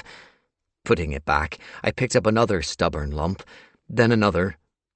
"What are you doing down there?" Nick asked. "Looking for something," I retorted impatiently. "This?" I looked up to see my pendant dangling on the end of its brown string. "You have it?" I asked, standing straight. "I spotted it on the grass in the spirit plane. You must have dropped it." "Obviously. Can I have it, please?"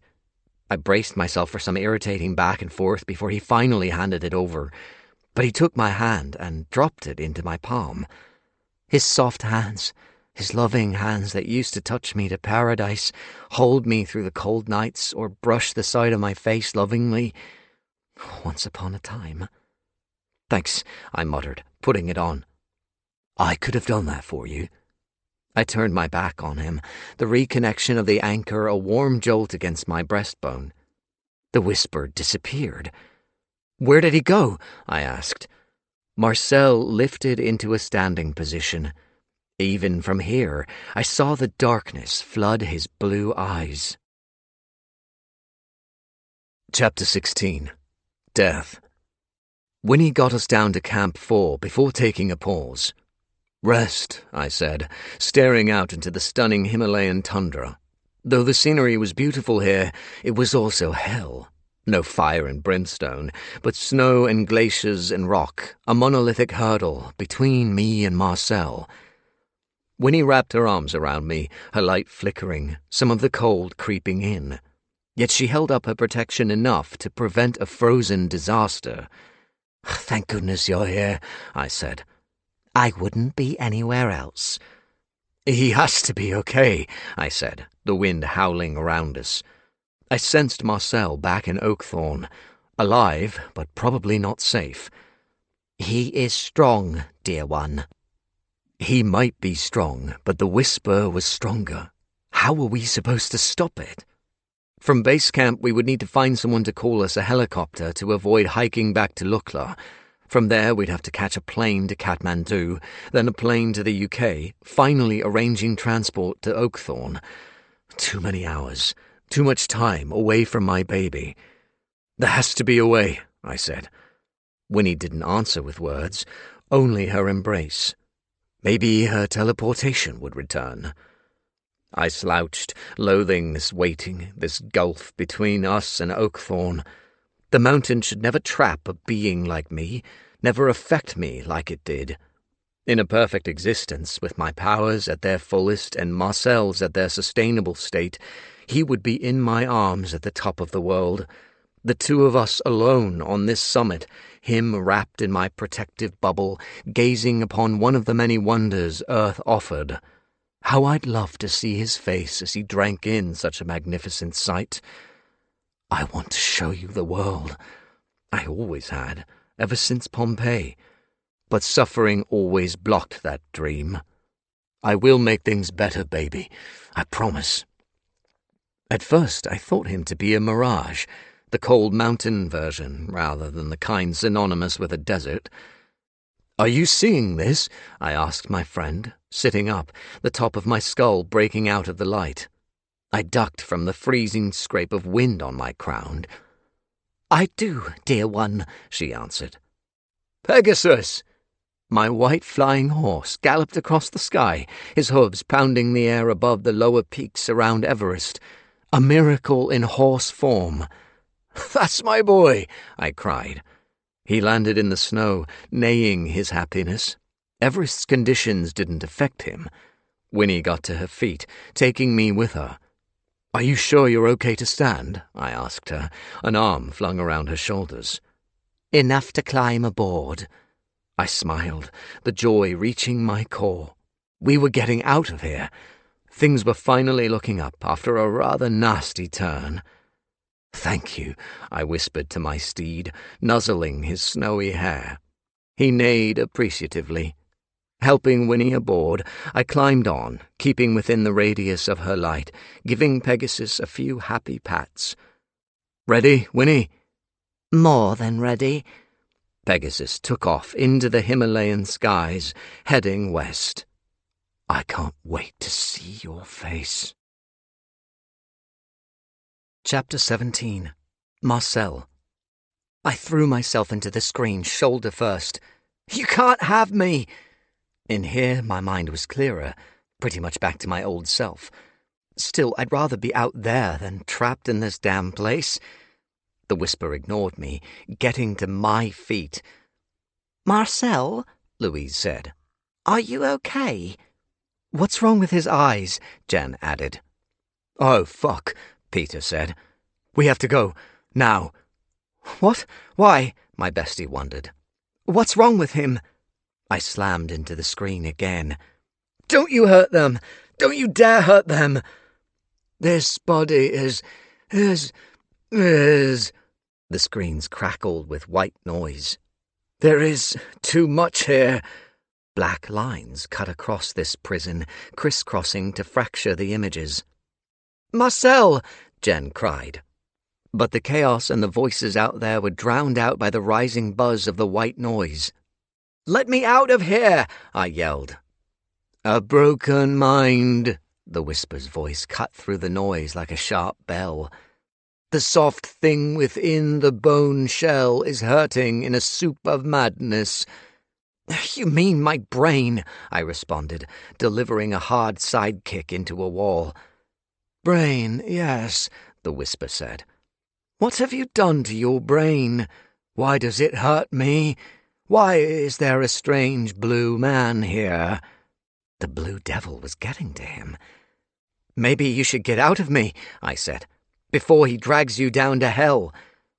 Barn dance, the whisper replied. Or that? The downside to the whisper leaving would be the blue devil, the return of the rogue madness. I knew I'd crossed the line. No dose of necro juice could save me now. Oh, God. I leaned against a screen, the white noise rising and falling. The blue devil, the whisper said. That is his name. Tell me something I don't know. If this was my fate, I hoped my friends would do the right thing. Show me mercy. Take me out before I hurt anyone else. I didn't want to learn the words of the Lich to temper my violent urges. I'd rather be dead. Death. The curse gone, and now this? Maybe we were doomed to fail outside of the Council's manipulations. Maybe we weren't meant to be after all. And that hurt every cell, every little corner of me. The blue devil, my occupier said again. The screens flickered again, East Square fading away. A louder buzz of white noise, more of those black lines, and then a horrifying face filled the screens. Blue devil, I gasped. Everywhere I looked, there he was, laughing, mocking, banging his nose on the screens as if he were a pigeon trying to get at the yummy necro treat. Fuck! I roared, stomping on his face, punching it. He backed away, showing me his new coat of ice. It sparkled as diamonds in moonlight. He twirled and jabbed his trident at the air, promising a lifetime of dancing and stabbings. Someone kill me. He danced, dashed back and forth in his ice cave, and came up to the screens to screech my name. I covered my ears, praying for the end. A selfish prayer. Being dead took me away from everyone I loved. Better to be gone than be a terrible reality for them. Tears ran down my face, memories dragging me through time, my life flashing before my eyes. Just this Marcel life, not the others. I'd really wanted to hold on to this one. Suddenly there was a loud cracking sound resembling a gunshot. I dropped my hands, watching a massive crack split the ceiling, spread down each wall, and move across the floor. I jumped back to avoid it, the laughter of the blue devil gone. He was bent over, holding his stomach, the trident on the ground. What's happening? I asked weakly. The blue wanker remained in his position, small cracks spreading out from the bigger ones. Hello? I called. I am the consequence of temptation, the whisper's voice answered. I am the consequence. I am the consequence. He started to weep. Seriously? I am a victim to it. a creature of fur in the headlights of a vehicle of metal and fumes, frozen with fear, a slave to the coming doom. I have cast doom upon myself. I am the first creations in the garden stealing the forbidden apple. I succumbed. I weakened.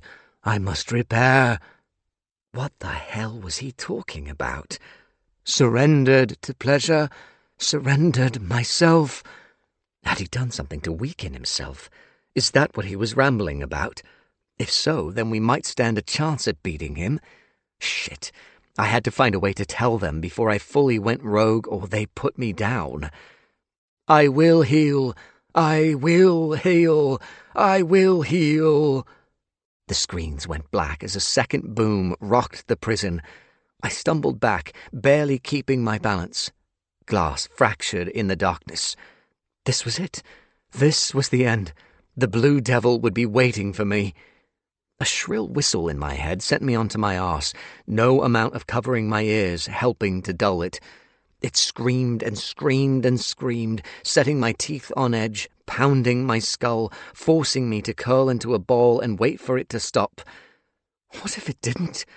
What if this was my forever prison? Chapter 18. Death. "Something's wrong," I said, my sensing power glitching somewhere over the east coast of England. "Marcel?" Winnie wondered. He faded in and out, a faint whistle I couldn't differentiate between him or the wind. Pegasus picked up his speed. Chapter 19. Leon. Marcel's body blurred, his limbs moving in weird slow motion, a blue haze burning around his edges. Every single person, living and dead, stopped to watch him. "What's happening to him?" I asked. "I think we should go, babe," Nick answered. "For your own safety." He tried to take my hand. I batted his fingers away. "What if this is our chance to take him out?" "Marcel?" "The Whisper," I shot back. "Possibly with Marcel. 2 birds, 1 stone." "No, I don't want to hurt him." "You should. He's caused nothing but grief for our marriage." "You did that all by yourself," I countered. Marcel screamed, his head snapping back to bay at the moon. A hand burst from his chest, a blue hand with what looked like snowflakes falling from flexing fingers. A second hand followed, a leg sliding out of his side, a head with his face but blue. Everything so blue and frozen. Chapter 20. Marcel. The Whisper dragged himself from my body as a man of blue. Not the Blue Devil, but a blue version of me with some of the Devil's attributes. His hair was pale blue, sprinkled with frost. Icicles hung from his ears like chilly earrings, more of them along his jawline in various lengths. Blue eyes blinked back at me, much more vibrant than mine, and a tight, almost liquid-like blue latex catsuit clung to his body, a thin cape of ice billowing behind him. But the weirdest part was the trident. It skewered him diagonally, the pointy end jutting from his left shoulder, one spike dangerously close to slicing his temple. The other end burst from his right hip. What the hell? The Whisper inspected himself, then met the eye of each spectator. "Look at me! Look at what you vile creatures have done!" Oh, we were certainly looking. "Corruption! Nothing but corruption!" He pointed a blue finger at me. "Rotten coldness, decay in me, living in me. The apple should have stayed on the tree." My mind wasn't hurting, and no madness was kicking down the doors. It was gone, all gone, leaving behind a vacant space for a menace to fill. How could it be gone? "Heal, return." Blue, looked like me with bits of the Blue Devil, part of me missing. "You," the Whisper said. "You did this to me. I tried to escape your brokenness, running from the sinking ship, but I carry it with me. I carry this infection. You will pay. You will all pay. I will cleanse and be the consequence, and return myself to me." He sniffed the air. "I will forgive myself. I will remove the sins of this world from my hands." He held his palms up. "Dirty hands, clean hands. Dirty world, clean world." Everything clicked into place. Oh, God. The whisper had taken my madness, unintentionally bonded to it because it had already weakened itself somehow. Wow. My aches and pains lingered, the worst of the ache in my mouth. I quickly checked my teeth, finding a full set. Phew. But my healing thread was gone. I tested for the others. Once again, I'd returned to the natural state of Necromancer, possessing the power to reanimate bodies and temporarily call souls back from the afterlife, all to help solve crimes for the police. But it was different this time. This was theft. That wanker whisper took everything not already set in stone. Damn it! But also, this was good for me. The threat of rogue madness was gone, and it added to the vulnerability of the whisper. Something to work with in the act of kicking its arse. "You're vulnerable too." The whisper disappeared. I'd been expecting a fight. Shit. I flinched under the pain, sucking air between my teeth. Jen and Louise were on me, unable to touch, but there for solid emotional support. "Are you okay?" my bestie asked. "We have to get you to hospital," Louise cut in. "Did you see that? How scary. Oh my goodness, Marcel. What is that thing?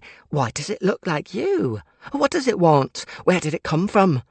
She carried on like that, words spilling out of her mouth in her over-talkative way. It was nice to hear it again. Jen jumped in on her pause. "What's going on?" I rubbed gently at my bruised ribs. Boy, do I have a story to tell. Peter came to check on me, helping me stand. "I got you, mate." "Thank you. Where's Robert?" "He vanished. Fuck, won't be getting behind him again." The other rogues and the rogue ghosts were now under Necro control. "He'll come for me," I said. "We'll stop him and that thing," Peter tried for reassurance. Two figures lingered on the edges of the square, keeping to the shadows. I pointed in their direction. "Who are they?" Peter didn't know, immediately tensing up. "I'll check," Jen said, hurrying over. "Wait," I called. "What if it's a rogue or something?" I broke free of Peter, limp running after her. Peter flanked my left, Louise my right. "What the fuck are you doing here?" Jen barked. Peter clicked on a flashlight, the beam falling on the faces of Nick and Leon West. They both looked like they'd been put through a dozen ringers. Peter drew his gun. "Freeze!" Nick folded his arms, irritated by the move. Leon stared at me. Peter made a quick call on his e-scroll, an oval-shaped device designed for necromancers. Moments later, a load of necros teleported in, their guns on the lich. Nick kept up his irritated vibe. "Are we really doing this?" "We so are," Peter returned. "Don't you dare move." "I'm here to help," Nick responded impatiently. "Me and my husband." Leon sighed, shaking his head. "We have reason to believe the whisper has screwed itself over." "Me too," I responded, wincing. "I think we need a meeting." "That sounds like a very good idea." High Warden Sasha Wendell's voice made me jump, coming at me from behind. She looked less together than the last time I'd seen her. Her curly silver hair looked greasy, and her dark brown complexion seemed older, the stress obviously taking its toll. I mean, why wouldn't it, with everything going on? She stepped past me, her focus on the lich. "Hello, Nicholas," she said. "We meet again." The former High Warden of Oakthorn glowered at her. "Spare me the pleasantries." "Gladly. Now, are you going to come peacefully, or do I need to make a spectacle of you?" Nick found that funny. "You couldn't make a spectacle with that rod stuck up your backside. Sasha, Sasha, Sasha. Please don't try to rise above your station. We all know how dull you are. You were never any fun at Christmas parties.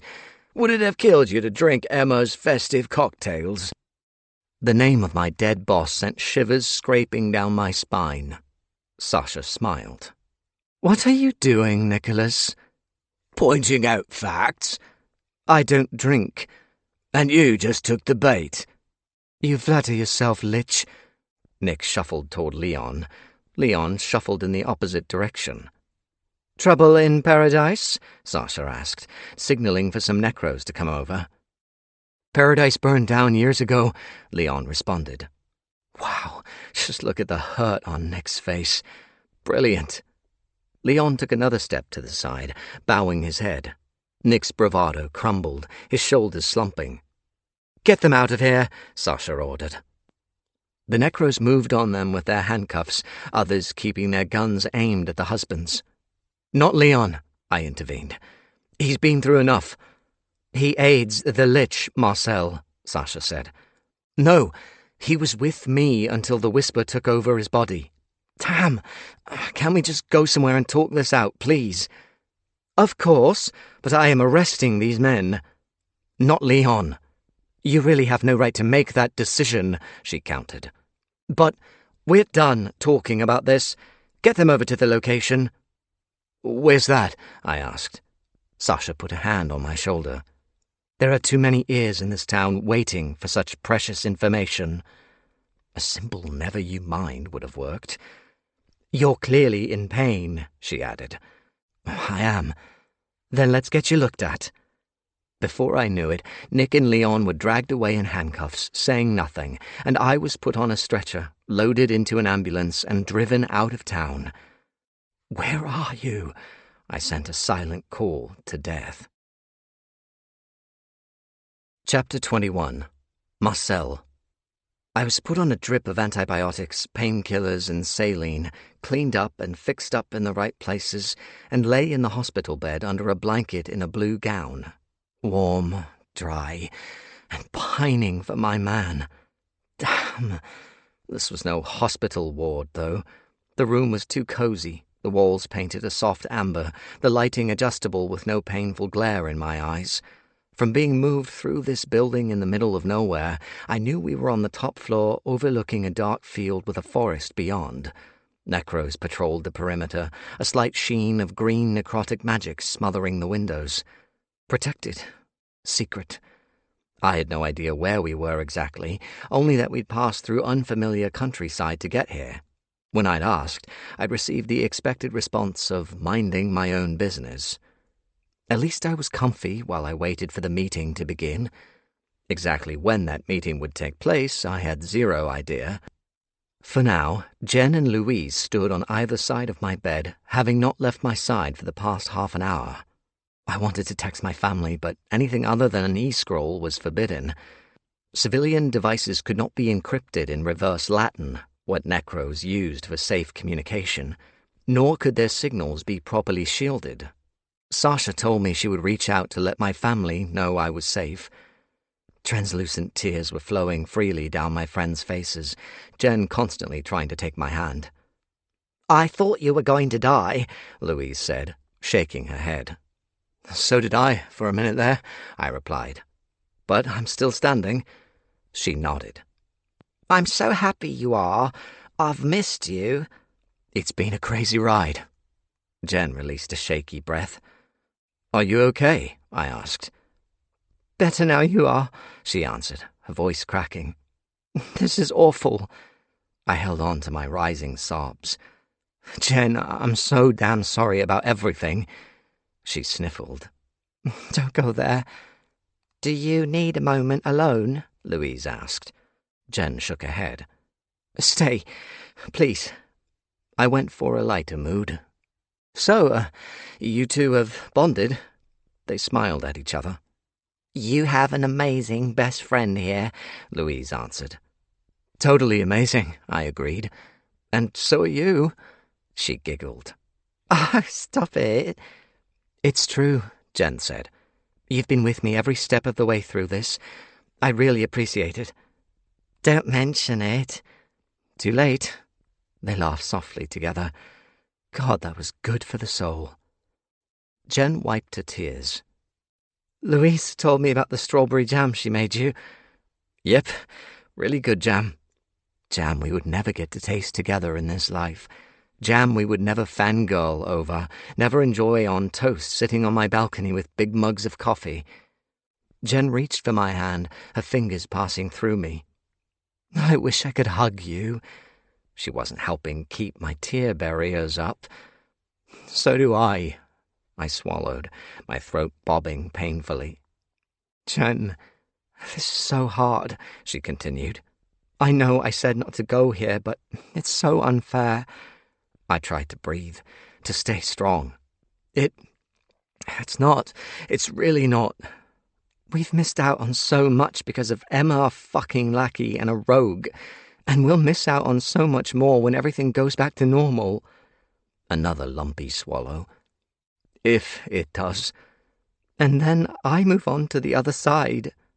Jen, without you, which is a stupid thing to say. Most people will die before or after their besties unless they go out together. Her translucent forehead creased. I'm spiraling. Spiral if you need to. I don't want to fucking spiral, she snapped. I want to hug my best guy. I want to hug Darren. I finally got with him, and then this happens. My vision smeared with tears. Where is he? How's he doing? He's a mess. Shit. I'm so sorry. We've been robbed, Marcel. I don't give a fuck about anyone else being robbed, only us. Because we're us, and we should have been us until we were old, sharing a house together like in the Golden Girls. I like to think of future me as a blend of Dorothy and Blanche, while Jen was most definitely a Sophia. Louise could have been our Rose. We were going places together, she said, on the upward trajectory. Let me leave you to it, Louise softly interjected, leaving the room. Neither of us objected, too tangled up in this emotional turmoil. Jen paced silently. My tears flowed free and easy again. I don't know what to say, I finally said. You don't have to say anything. She stopped pacing over by the thick, tinted window. We're on borrowed time. That's not for certain. She spun quickly. What are you talking about? Anything can happen. I sounded matter-of-fact. Meaning? You know what I mean. She wasn't a happy bestie. You'd better not go and die. You have to live despite everyone else and get your chance at love. What about yours? It's over. You might not get to move on with everything so messed up. What if you're stuck here? She closed her eyes, turning back to face the window. I hope not. You do? I know I'm contradicting what I just said, but I don't want to stay here. There's a pull, one you'll know when your time comes, which I hope isn't for many, many years. I wriggled up the bed to see her better. Tell me what you're feeling. She took a good minute before she answered. I know death's out there somewhere. Not Robert, not you or any other necromancer rising in power, but the real deal. He's lost right now, out of reach, but I know he's there. I want him, no one else. She faced me again. This limbo won't end without him. Whatever life I'm in, he has to come back and set things right. She smiled, returning to my side, changing the subject. So, how does it feel to be a regular necromancer again? Chen, Please, can we move on now? I gave her that. It's less of a burden on the brain and the veins. Potentially no more shooting up gross liquid mushrooms must be a relief. Kind of. I hope so. Never fun, is it?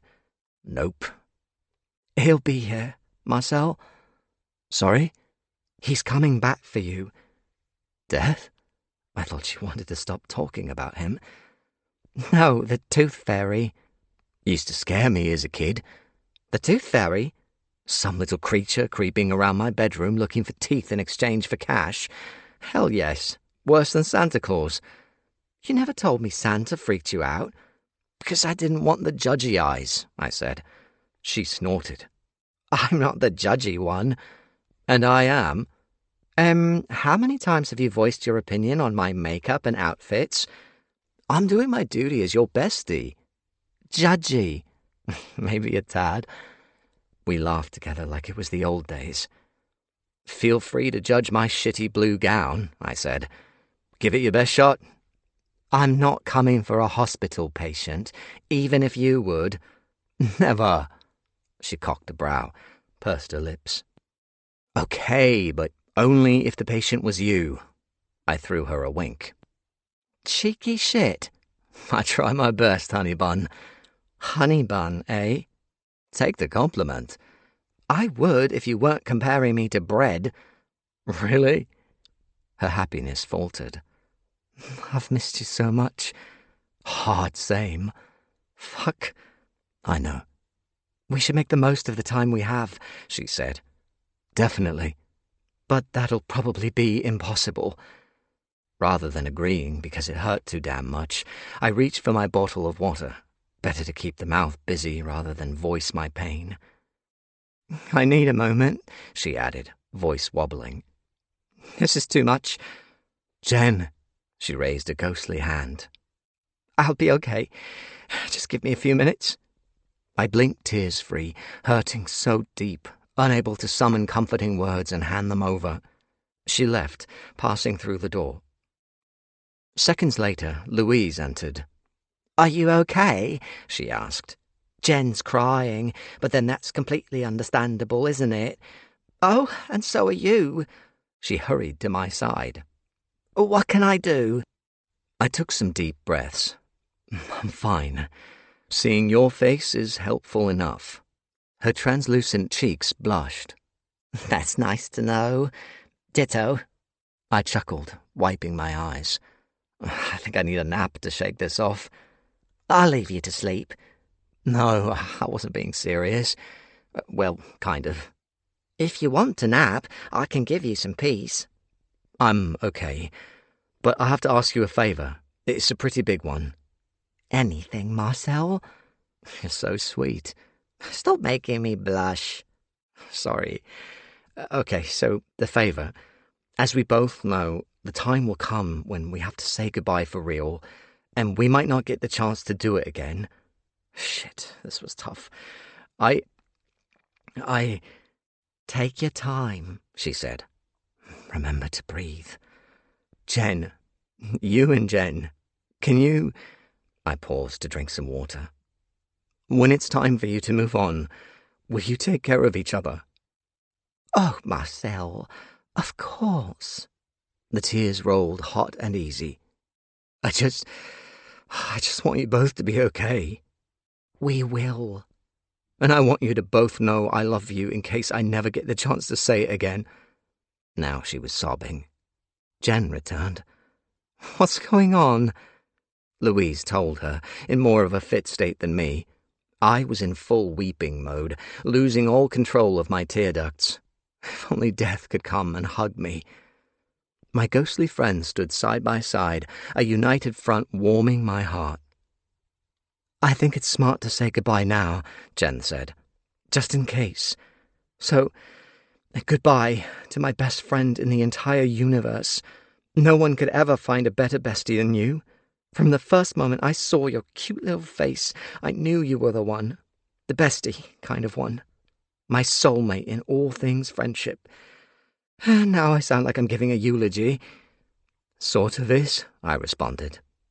I don't know why we all laughed at that, but we did, and it felt good. We'll always be besties, she continued. There's no breaking our bond, and if it takes years for us to get to hang out again after this, I'm happy to wait for you. I hope I do have to wait bloody ages. To hell with this water. I required a full glass of red wine. Make that 2 bottles. I held it together, done with sobbing for now, dabbed at my eyes and my snotty nose. That was beautiful, I said. She flipped her hair. I know. We giggled together like old times.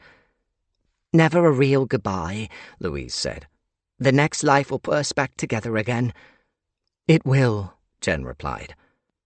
"Wait, when you and Death finally get back on track and everything's normal again, you'll get to live over there, right? In the palace you told me about?" I like that you said when and not if. Optimism always, my friend. I looked to the window, sending another silent prayer to my love. "I don't know." "He's coming back for you, Marcel," Louise offered. As much as I held on to hope, the dread within grew barbs by the hour.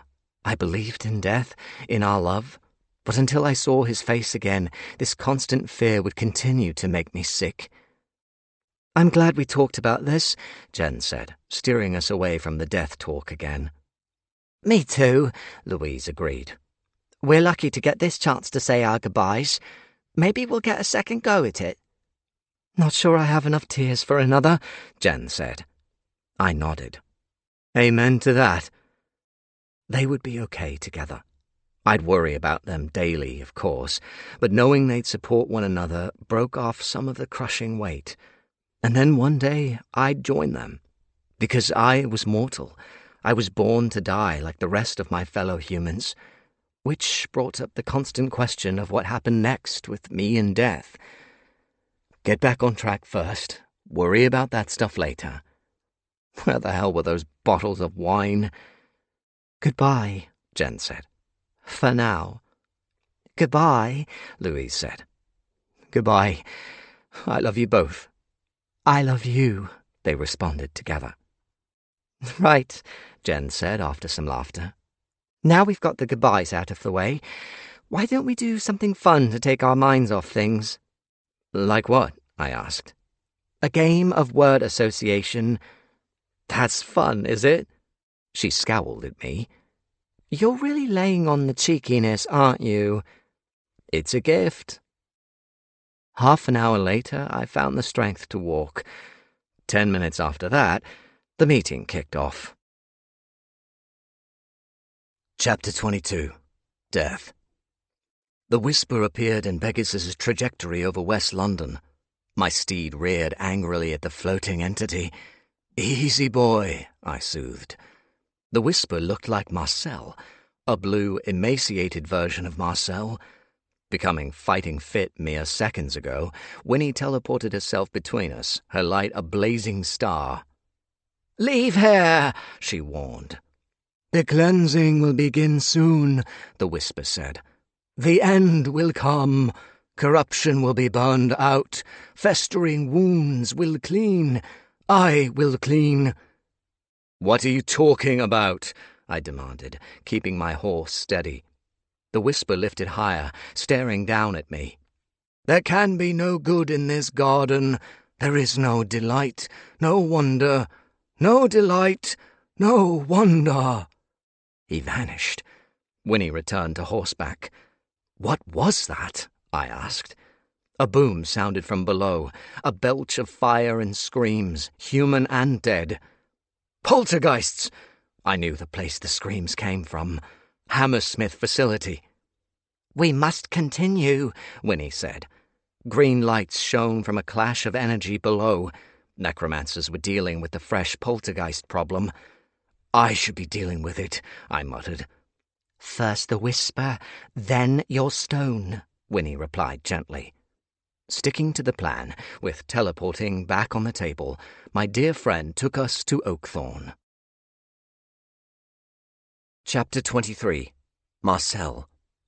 Me, Sasha, Peter, and 5 High Wardens sat around an oval pine table, a smaller table on the opposite side to the one door with 3 chairs around it. There were no windows, no other pieces of furniture. Thankfully, I was given some fresh black jeans and a jumper and didn't have to attend this meeting in my blue gown. Everyone present was up to speed on the situation, the High Wardens currently reading alerts on their e-scrolls. "The Hammersmith facility has been compromised," Sasha said, looking up from her screen. I sat between her and Peter, palms clammy, as tightly wound as a guitar string. "Do you need me out there, ma'am?" Peter asked. "Only if we receive a call for aid." "Yes, ma'am." "Another facility," I said. Seems to be the Whisper's preferred method of chaos, Sasha responded. Is that all he can do? Peter asked. Other than possess bodies? Sasha listed 2 more facility attacks, then another before she put her e-scroll down. And doing it well, she said. The United Kingdom is just the beginning. This creature will not stop until it opens every facility across the globe. At least that seems to be its plan for the time being. The other 4 High Wardens nodded silently in agreement. There is no point in trying to figure out its reasoning, Sasha continued. The Whisper must be stopped. We will only have one chance. If it can be stopped, I interjected, being the voice of negativity. Sorry for jumping in, ma'am. Not to worry, and you're right. We have to hope this apparent vulnerability will make our strike a permanent one. Strike with what, ma'am? Peter asked. Sasha called, Come in. A necromancer with a big gun opened the door, allowing Leon, Nick, and Yvonne to enter the room. Yvonne! I yelped, jumping to my feet. Are you okay? She sported some stitches in her face and a nasty bruise under her right eye. She'd looked better, but at least she could walk in a straight line and offer me a weak smile. I'm okay, Marcel, she replied, heading to the smaller table with her son and son-in-law. Then it hit me. The Lich was here in the room, dangerously close to Jen and Louise. Thank God they weren't in the meeting. I'd pull his guts out if he hurt them, tear him into 1,000,000 pieces, find a way around the phylactery condition. No handcuffs, no chains. The wanker took a seat on the left chair, Leon on the right, Yvonne in the middle, acting as a buffer between the freshly scrubbed and changed husbands. The gun-wielding necro stayed by the door, all eyes on the Lich. What's he doing here? Peter spoke for us all. Don't worry, Sasha answered. There are many contingencies in place to secure him. I'm on your side, Nick said. Who'd have thought? You're full of shit, Peter spat back. Nick chortled. Always such an angry necromancer. He looked at me. Remember how frosty he was to you on your first day in Oakthorn, Marcel? The Lich rolled his eyes. Peter jumped up. I'll fuck you up. Sit down, Sasha barked. Peter sat down. Sorry, ma'am. I squirmed in my seat, afraid of Nick while also wanting to punch his lights out. What are you after? I asked. I will have silence, Marcel, Sasha warned. The Lich and the Mage have a solution. Leon or Yvonne? Apologies, ma'am. Good. Now, if you would please speak. She gestured at the other table. Gladly, Nick said, getting to his feet. Yvonne did the same. Leon remained seated. The Whisper has damaged itself by wanting to fuck, the Lich began. Succumbing to temptation is the core of its mistake, by its own admission. In doing so, it has weakened itself. But what does that mean for us? He nodded at Yvonne. It means we require something powerful to wipe him out, she said, glancing down at her son. Something beyond our normal means. Meaning what? I wondered, keeping my mouth shut. Nick took up the talking stick again. A nuke probably wouldn't work. It might, but we cannot take the risk. We need stronger surety, which brings us to a solution. A dangerous one, but the only option we have. Yvonne's turn. There is another magical market we can try to enter. Like the hidden market, I couldn't help asking out loud. She shook her head. This is different. A dangerous place only open once a month. Nick sat down, paling, his cockiness taking a hit. It's inside a daisy pocket, Yvonne continued. Every 30 months it ends, moves and rebuilds, because a daisy pocket is limited to 30 plucks of the daisy at its entrance, as you know, Marcel. I nodded. 1 pluck at this daisy pocket per month allows 1 outsider in to browse the market, she continued. This month's will be the day after tomorrow, but prospective visitors must petition the gatekeeper to gain entry. What do we have to petition with? I asked. Sasha didn't mind my interruption. Something valuable, Yvonne replied. Something we can only get there. The creatures of this place are in love with shiny things, and will offer up their wares in exchange for whatever catches their eye. We don't know much about them, only that they don't seem to be from this world. Shit, that was, well, wild, plopping on an extra layer of fear to my trifle of terror. So, the more bling, the better. Nick laughed. Excellently put, Marcel. I threw a scowl at the wanker. You don't know anything about these creatures? Peter asked. They don't like to be questioned, Yvonne said. Because I'm sure we all like to keep our heads attached to our necks, curiosity must be kept on the inside when dealing with these things, Nick added. I've dealt with them before. They will not be fucked with, so take this as a warning. I leaned forward, bemused by the new information. Another market. Yes, Marcel, keep up. Nick winked at me. I flipped him the bird. Leon threw his husband a toxic glare, then addressed me. I found out about this place 10 minutes ago. It's overwhelming, right? Nick snarled, sulkily slumping in his chair. Clearly unhappy his beloved just stood up for me. Take that, wanker. I will send for the most expensive items we can find, Sasha cut in. Pray the gatekeeper likes them, Nick responded. There will be many petitioners there. If we are successful, Yvonne said, then we can acquire the magical means to help us. A spell or potion? I asked. Nick tapped his nose. Leave the magical business to the mages, Marcy. Anyone have a flamethrower to hand?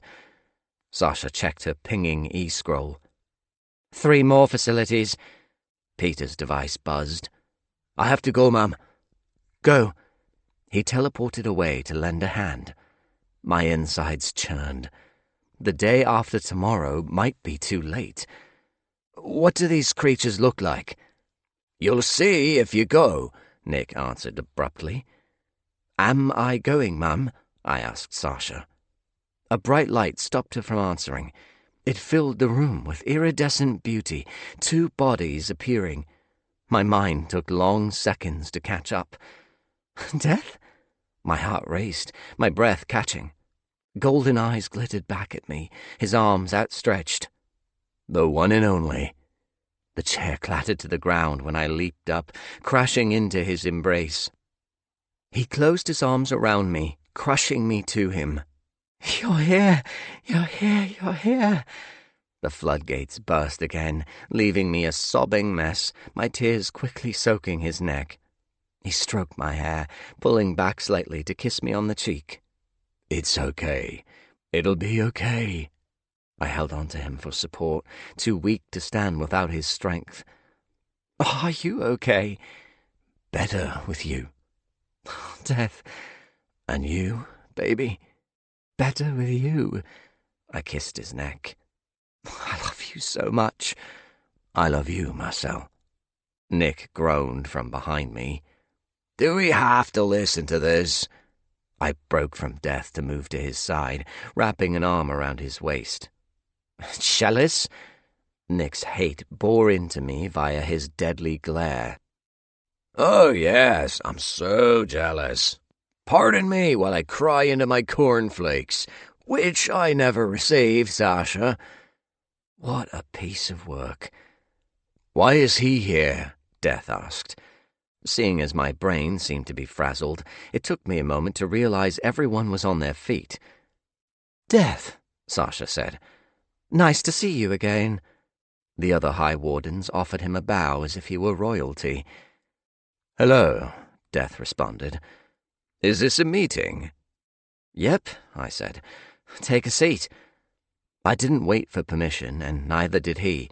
If they wanted him to wait outside, so would I. We were a team. He sat in Peter's seat, taking my hand. "Good to see you're okay, Yvonne," he said. She thanked him. "And you're free of possession," he addressed Leon. "Nice to have my body back," the mage answered. Nick's complexion flushed scarlet. Any second now, that handsome head would explode. Fingers crossed. Sasha and Yvonne explained everything to Death. "If it doesn't work, then we can say we're truly fucked," Nick added. Death looked around the room. "Then we have no choice." "Thanks for that input, Deathy." What was with the Lich adding a Y to our names? My one and only turned to Sasha. "What will you do with the Lich now?" "He will be going to the other market," Nick cut in. "We haven't decided," Sasha answered. Incensed, Nick slammed his fists on the table. "Don't even try it. I'm going to the market. I have experience of dealing with these creatures. I will not be cut out of this." Silence fell over the room, a seriously awkward silence. "Well, Sasha," the Lich pressed, "this wasn't the deal, was it? You offered me immunity if I helped. I'm the only one with the map in my head." "Damn. You don't know where this daisy pocket is?" I asked Yvonne. "Not since it moved last time," she answered. Nick stuck his arm in the air. "But I do." Did I already say damn? "No one else knows." Nick shook his head, gleeful in his triumph. "No, but feel free to waste time trying." The vein in his neck pulsed. "And if your fuck-up trying to find someone else with the map kills my husband, I'll resume my quest to end you painfully." Death bristled, ready to kill. I laughed. "Like you've given up on that quest, Nicky. The minute you get a chance to take me out, you'll go for it." He glanced at Leon. "No." "No?" "He made me a promise," Leon said, his head bowed. "And you believe him after everything he's done to you?" Nick banged on the table again. "You're testing my patience, Marcel. It's not a good idea to piss off a Lich." "But it can be fun." "Fun? Will it be fun if I eat your friends?" My turn to bang the table. "I'll stop you before—" "You'll be dead before you try." Death stood up. "Threaten him again and I'll tear the smirk from your face." Nick grinned. "Such a brave, immortal failure." Sasha calmly got to her feet, brushing down her pantsuit. "That's enough shit-slinging. We are here to be united, not to fight." "Then sort shit out," Nick responded. "I'm going to the market. I won't hand over my leverage." He leaned back in his chair, hands locked behind his head. "Have you really granted him immunity?" Death asked. The other High Wardens nodded silently. "We have no choice," Sasha said. "An agreement has been drawn up but not fully signed." "She's scared," Nick cut in. "With good reason." "Can we see this agreement?" I asked. "Of course." A different necromancer with a gun brought it in, handing the paper to me. Beneath the legal jargon, the core of the agreement stated immunity for the Lich should the whisper be stopped. He would be granted a pre-approved supply of ghosts to consume, serious criminals only. Before I could bring up Death returning to power and being in control again, I saw an extra clause. This one proposed a deal with Death to hand over these ghosts for the Lich rather than move them on. A ghost consumed by the Lich suffered total oblivion. Further details offered protection for Leon. I was surprised not to see Nick demanding his old job back as Oakthorn's High Warden. From the other side, Nick was required to obey the feeding rule, drop his involvement with rogues, and refrain from causing any further drama. No coming after me, no stirring up trouble. He could live his life peacefully as long as he offered the same in return. What bullshit! "Are you being serious?" I said. "I will not agree to this," Death added. This is barbaric. Why? Nick asked. You took an evil soul and created a daisy pocket. We all know how they're made, so get off your high horse. To create a daisy pocket, the energy of a poltergeist was required to force the realm into existence. Upon creation, the poltergeist got obliterated. Death had stolen a particularly vile poltergeist in order to make our haven. This is different, Death countered. How? God, we were just as bad as him. Because it is, Death said. I say. So you get to make yourselves a sex world at the expense of an evil soul, but I can't eat them to stay alive. Nick cocked his head. Hypocrisy at its finest. Death surprised me by smiling. Tell us, Omega, what about your other quest? Nick flinched at his real name. My other quest? To claim the Death Stone. What stone is this? Sasha asked. Death told her. Once this is over, I need to reconnect with it and be me again. Right the wrongs. But Nicholas here wants to be the new me. How does that sound to everyone in this room? The fury searing Nick's features was a pure delight. I would never abandon my post like you did. Living without a curse on your head certainly makes that easier. Sasha looked dumbfounded. You didn't tell us this. What does it matter? Nick countered. I'm done with it. I'm willing to sign this agreement. Let Death get his stone. I'll have what I want. He looked to Leon, whose eyes were on the table. What about torturing Nick for his information? That might work. I didn't suggest it, but it had to be better than going into an alliance with him and offering him a free pass. But what about us? What about the dead, left in our romantic wake? What about stealing that poltergeist, no matter how evil the man had been in life? It didn't make us any better. Didn't give us the right to throw stones in glass houses. Damn. There wasn't any other choice. This was our chance to stop the Whisper, to move into a better future after so many fuck-ups. If this deal was the only way forward, then so be it. We had to face this change. We had to suck it up. I took Death's hand, hurting from the defeat. You have to sign it. And Yvonne, Nick said. I also want amendments made. Sasha sighed. Such as? No coming after me. Those conditions are already in there. I want them repeated. I want every detail ironclad. The clock is ticking, she said. We have to discuss the market, not waste more time on this. Waste, eh? He countered. If you think that, then forget the market. I'll sit back and let the Whisper run amok. What about Leon? I wanted to ask. Sasha sighed again. Fine. She took the agreement, ordering a reprint with the amendments. It took 20 minutes of silence to get it done.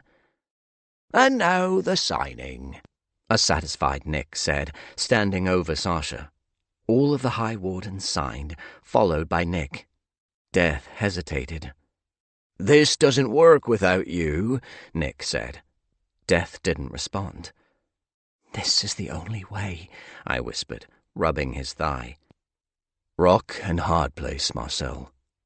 It sucks. He picked up the pen. The moment you renege is the moment you declare war. Nick stroked his chin. So dramatic. I don't plan on going back on this, Deathy. Only forward. All I ask is to be left alone. My fiancé read through the agreement 3 more times, going over every detail, much to the irritation of Nick. You'll just have to be patient, Death snapped at him at one point. He signed 25 minutes later, followed by me and Yvonne. There, now we can talk shop. Nick didn't have to gloat so damn hard. Chapter 24. Marcel.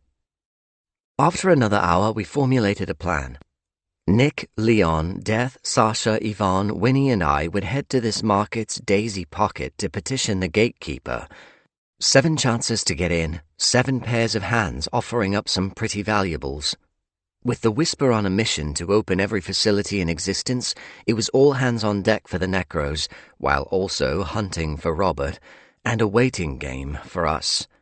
Sasha offered me a room with a double bed 2 doors down from my recovery room. It had a cramped bathroom attached, along with a TV and not much else. Death and I lay on the bed together, kissing, enjoying every single caress, every smile, the relief of our bodies being connected once again. I played with a stray curl of Death's hair, his easy breaths bathing my face in warmth, his sandalwood scent basically my own private aromatherapy. "Is this real?" he asked. "Us in bed?" "No, the signing of the agreement. I never doubted being in bed with you again." I gave him a kiss for the latter part. "We had no choice. But it's not all doom and gloom." "It's not." "Nope. We're the only signers, not the rest of the planet." "Meaning what?" I beeped his nose. "Meaning there's others out there hunting Nick's phylactery." "I see." "Yep. And now he can't go after your stone." "Oh."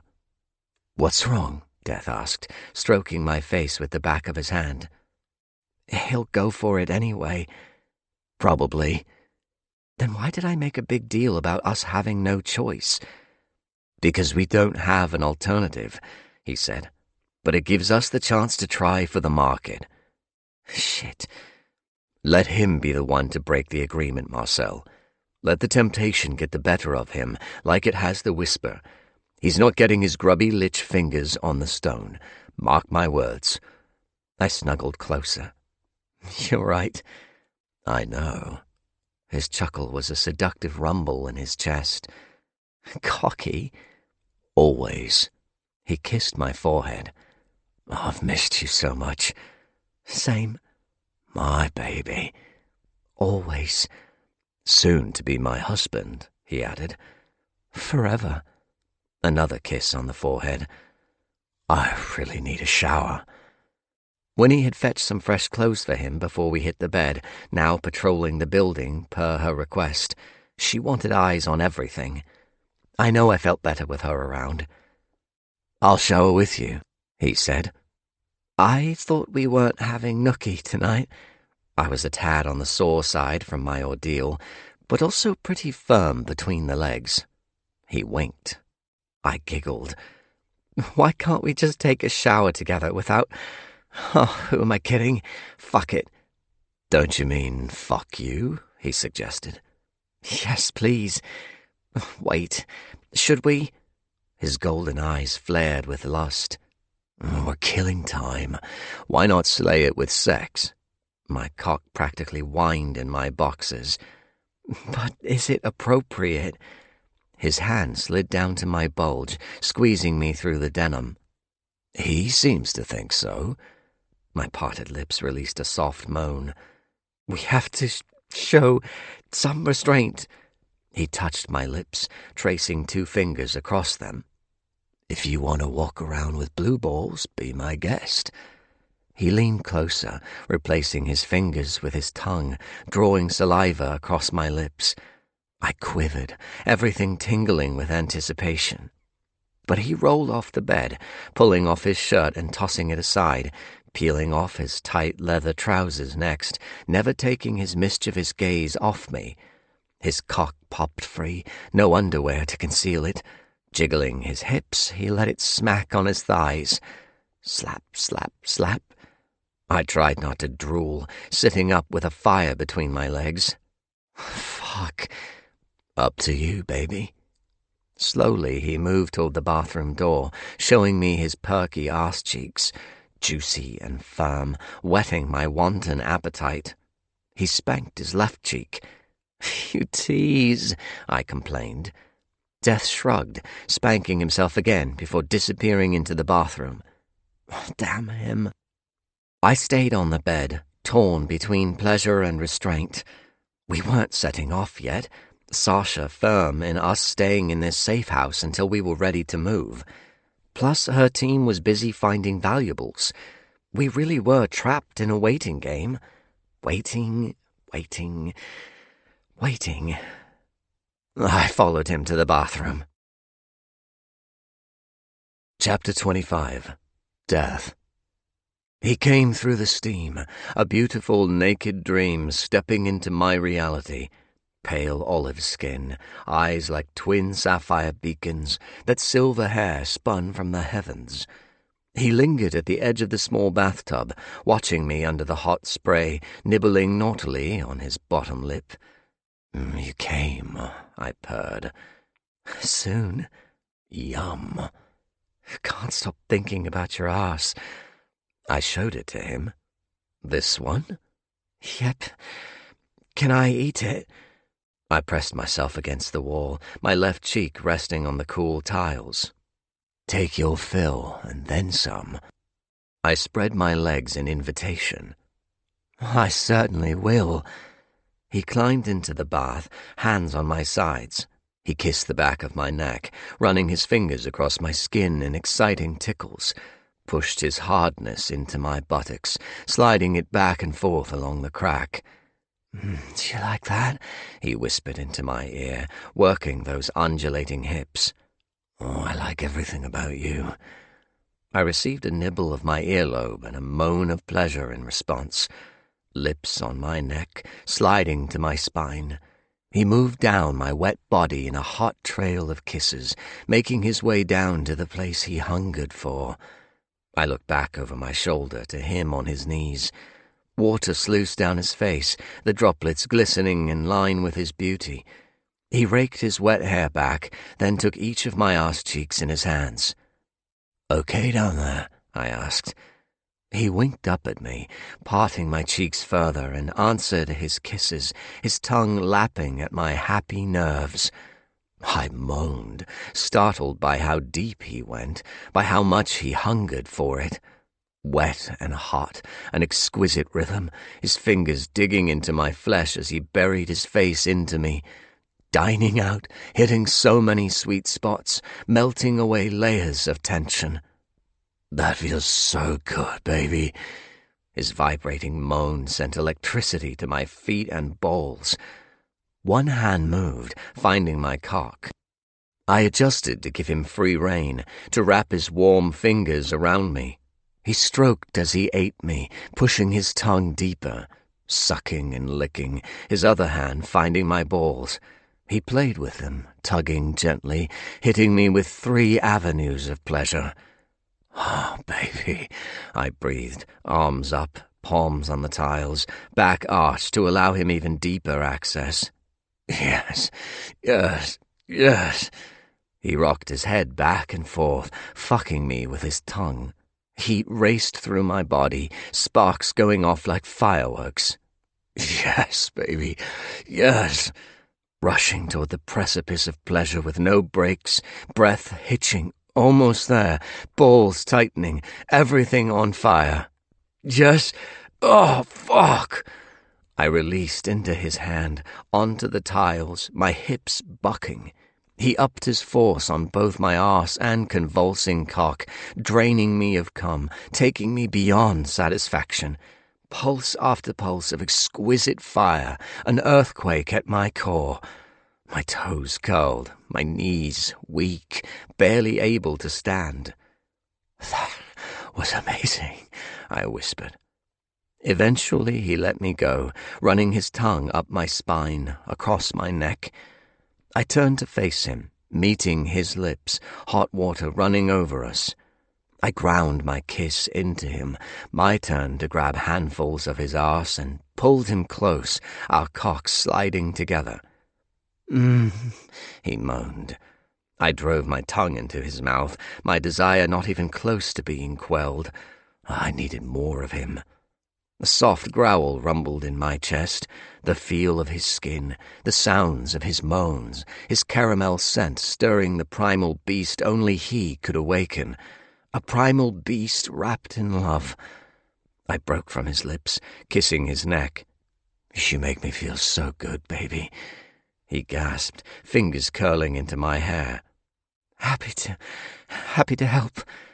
I took hold of his nipples, rolling those swollen nubs between finger and thumb. He mirrored my actions, playing with my golden piercings, his head tilted back as I worked on his neck. Love bite? He wondered, shuddering under my sucking. He could see for himself later. I turned him around so his back pressed against my chest, sucked his neck harder, finding his cock, teasing him, enjoying him squirm under my touch, moaning for me. Done branding him, I stroked the planes of his body, his abs, his tight chest, every inch of skin that made him mine. He angled his head to meet my kiss, to pant into my mouth. "What now?" he asked, kissing me after. I could kiss him every second of every day, languish in the humming aftermath of his lips on mine. I wrapped my hand around his shaft. You'll see. Chapter 26. Marcel. Death forced my legs apart so both ankles pressed into each side of the bath. Keeping his hand on my dick, he played with the crevice of my arse, running a finger back and forth, setting the nerve-rich flesh alight. His hardness rested against my left butt cheek, a real tease. I wanted it inside me like 5 minutes ago, not resting there, tormenting me. It belonged within, not without. That curved masterpiece built for making me scream. "Fuck me," I begged, feeling pre-cum leak. "Fuck you, Marcel. Right here." "Yes." "With no lube." "You have lube." I brought my fingers to his lips. He sucked on them, swirling his tongue. "Saliva fuck." "Oh, God, I need it. I really, really need it." I pushed back into him, grinding against his cock. "Is it wrong to enjoy your pleading?" I giggled, taking hold of his dick. He growled with pleasure. "I'll beg all you want," I whispered, "as long as you give it to me. Hard." "That's naughty talk, Marcel." God, I love this. He bit gently on my earlobe, reaching around to turn the water off. "You're a naughty necromancer." "The naughtiest necro who ever lived." He grabbed my throat, pressing his lips to my cheek. "I love my naughty necro." With his thumb he taunted the tip of my cock, gathering up the pre-cum. He brought his thumb to his mouth, painting his lips with it. "Lick yourself off me first." Slowly I followed the curves of his plump lips, my hand resting on the back of his head, grinding against him, sucking myself off his bottom lip. "How do you taste?" he asked. I licked him again, kissing both corners of his mouth. "Not as sweet as you." He chuckled, moving me to the wall. "Like this?" he said. "Yes," I replied, my face now resting against the tiles. He lifted my left leg, gazing down at my backside. I watched him smirk, hunger for it, then spit on his fingers. 2 fingers penetrated me, driving me wild. A decent girth, but not enough to fill me like his dick could. He slid them in and out, watching me moan, breathe his name, melt under his touch. I begged for his cock again. "You'll get it." He swung his hips, slapping his shaft against my backside. I couldn't help but giggle. "You're so beautiful," he said. "So are you." He kissed the top of my spine, removing his fingers. "I think you've waited long enough." Making sure I took in every detail, I enjoyed him spitting on his dick, slicking it up, golden eyes flashing beneath strands of unruly hair falling across his face. "You make me so happy," I purred. He slid into me, pushing all the way to my G-spot, going in for another kiss to swallow my gasps. "Likewise, Marcel," he answered, lifting my leg higher, angling his body. I raised my arms, palms flat on the tiles, arching my back to meet his first thrusts. This is what it was all about. Being with him, loving him, doing whatever we wanted without a curse on our heads. For a moment my chest fluttered with fear. Were we really in the clear? Were we truly free from that horrible shit? Or would the ground crack and the oceans rise, our doom everlasting?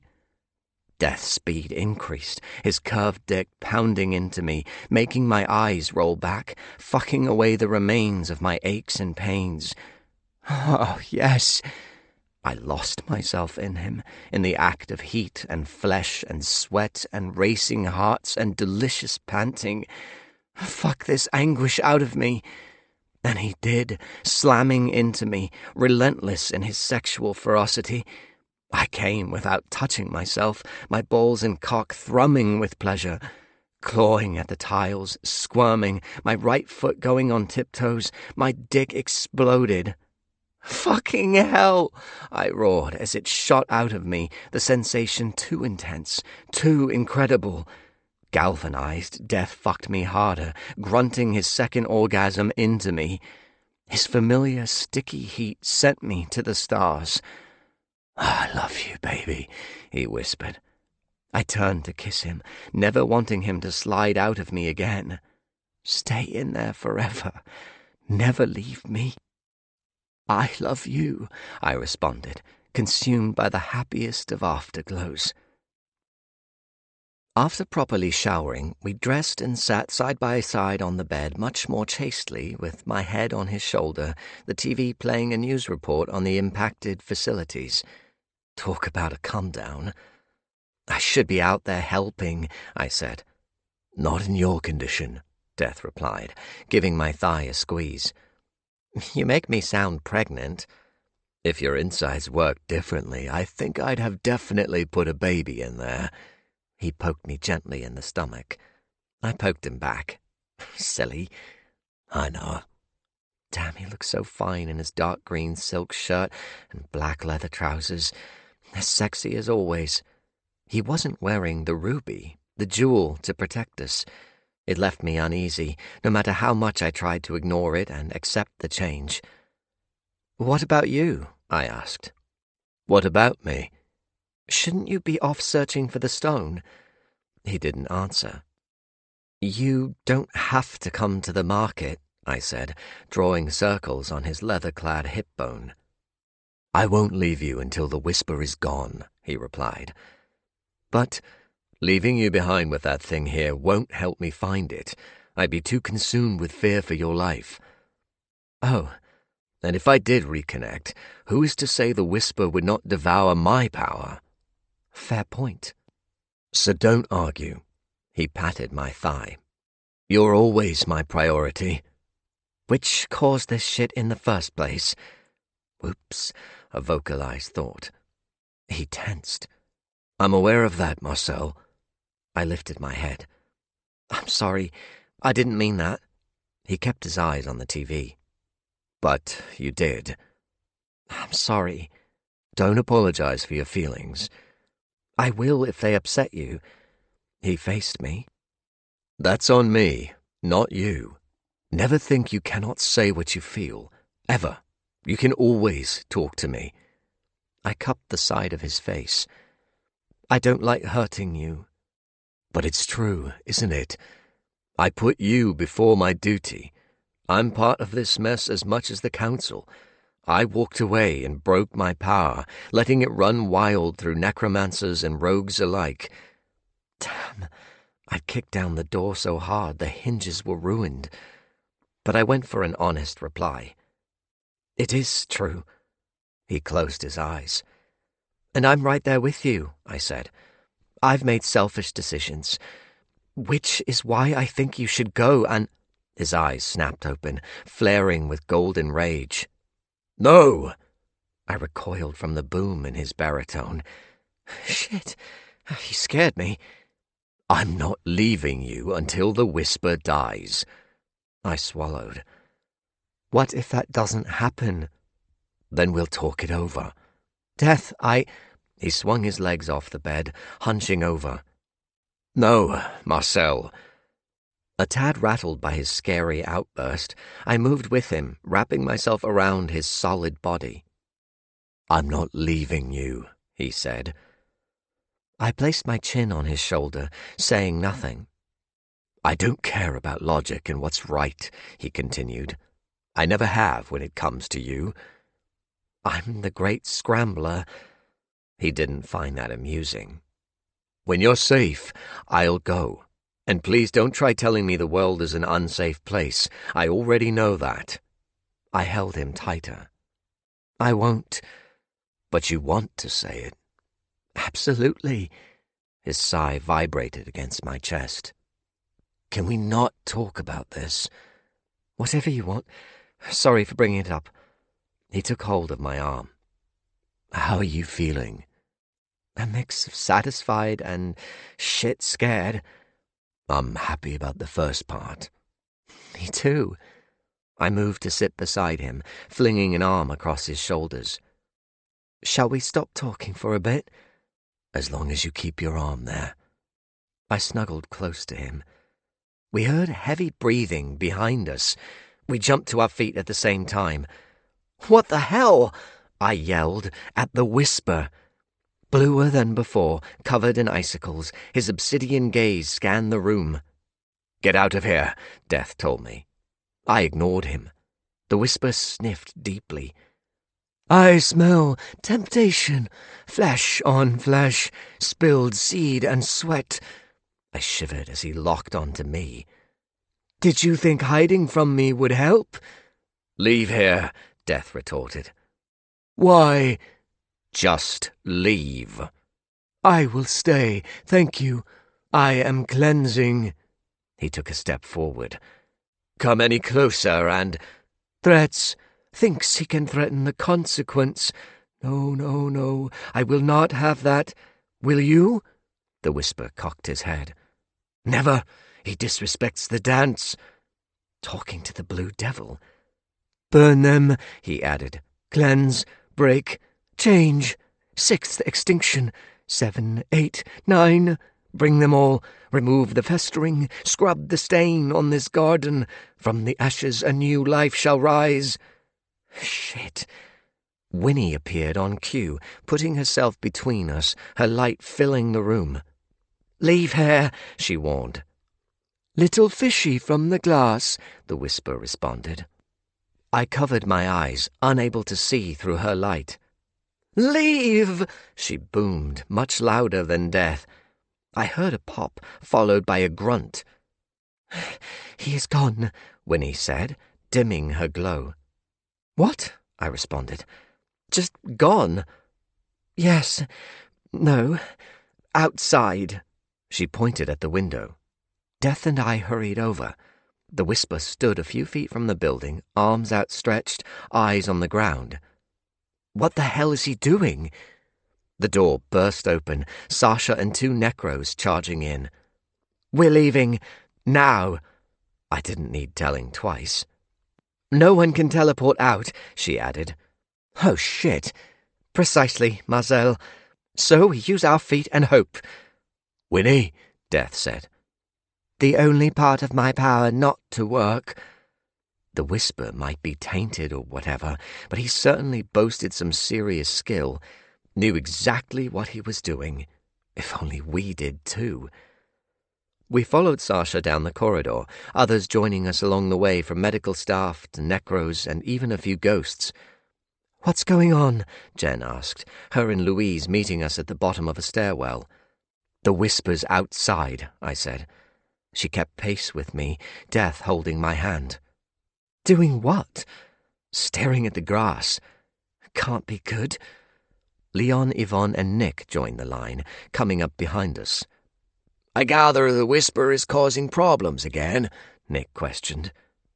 "Yes," Winnie answered him, a glowing wall between us and them. The 2 mages kept quiet.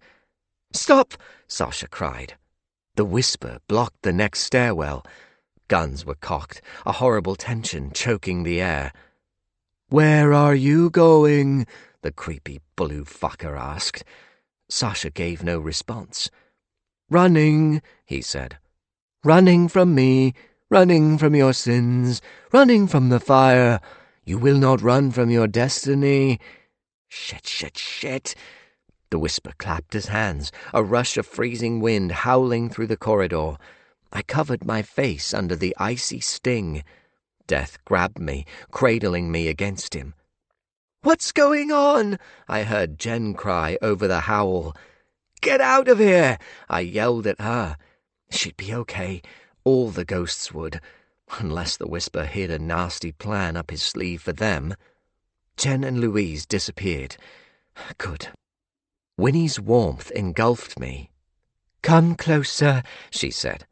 Nick, Leon, and Yvonne shuffled in, creating an uncomfortable huddle.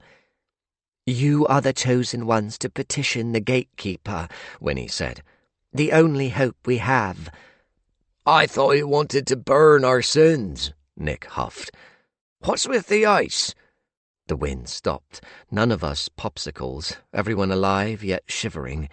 But the walls and ceilings were covered in a thick, unbreakable ice, which included every door, every window. Necros tried to break it since the whisper was no longer around. "We never stood a chance of hiding from it," Nick spoke again. Leon glared at him, then turned to his mum.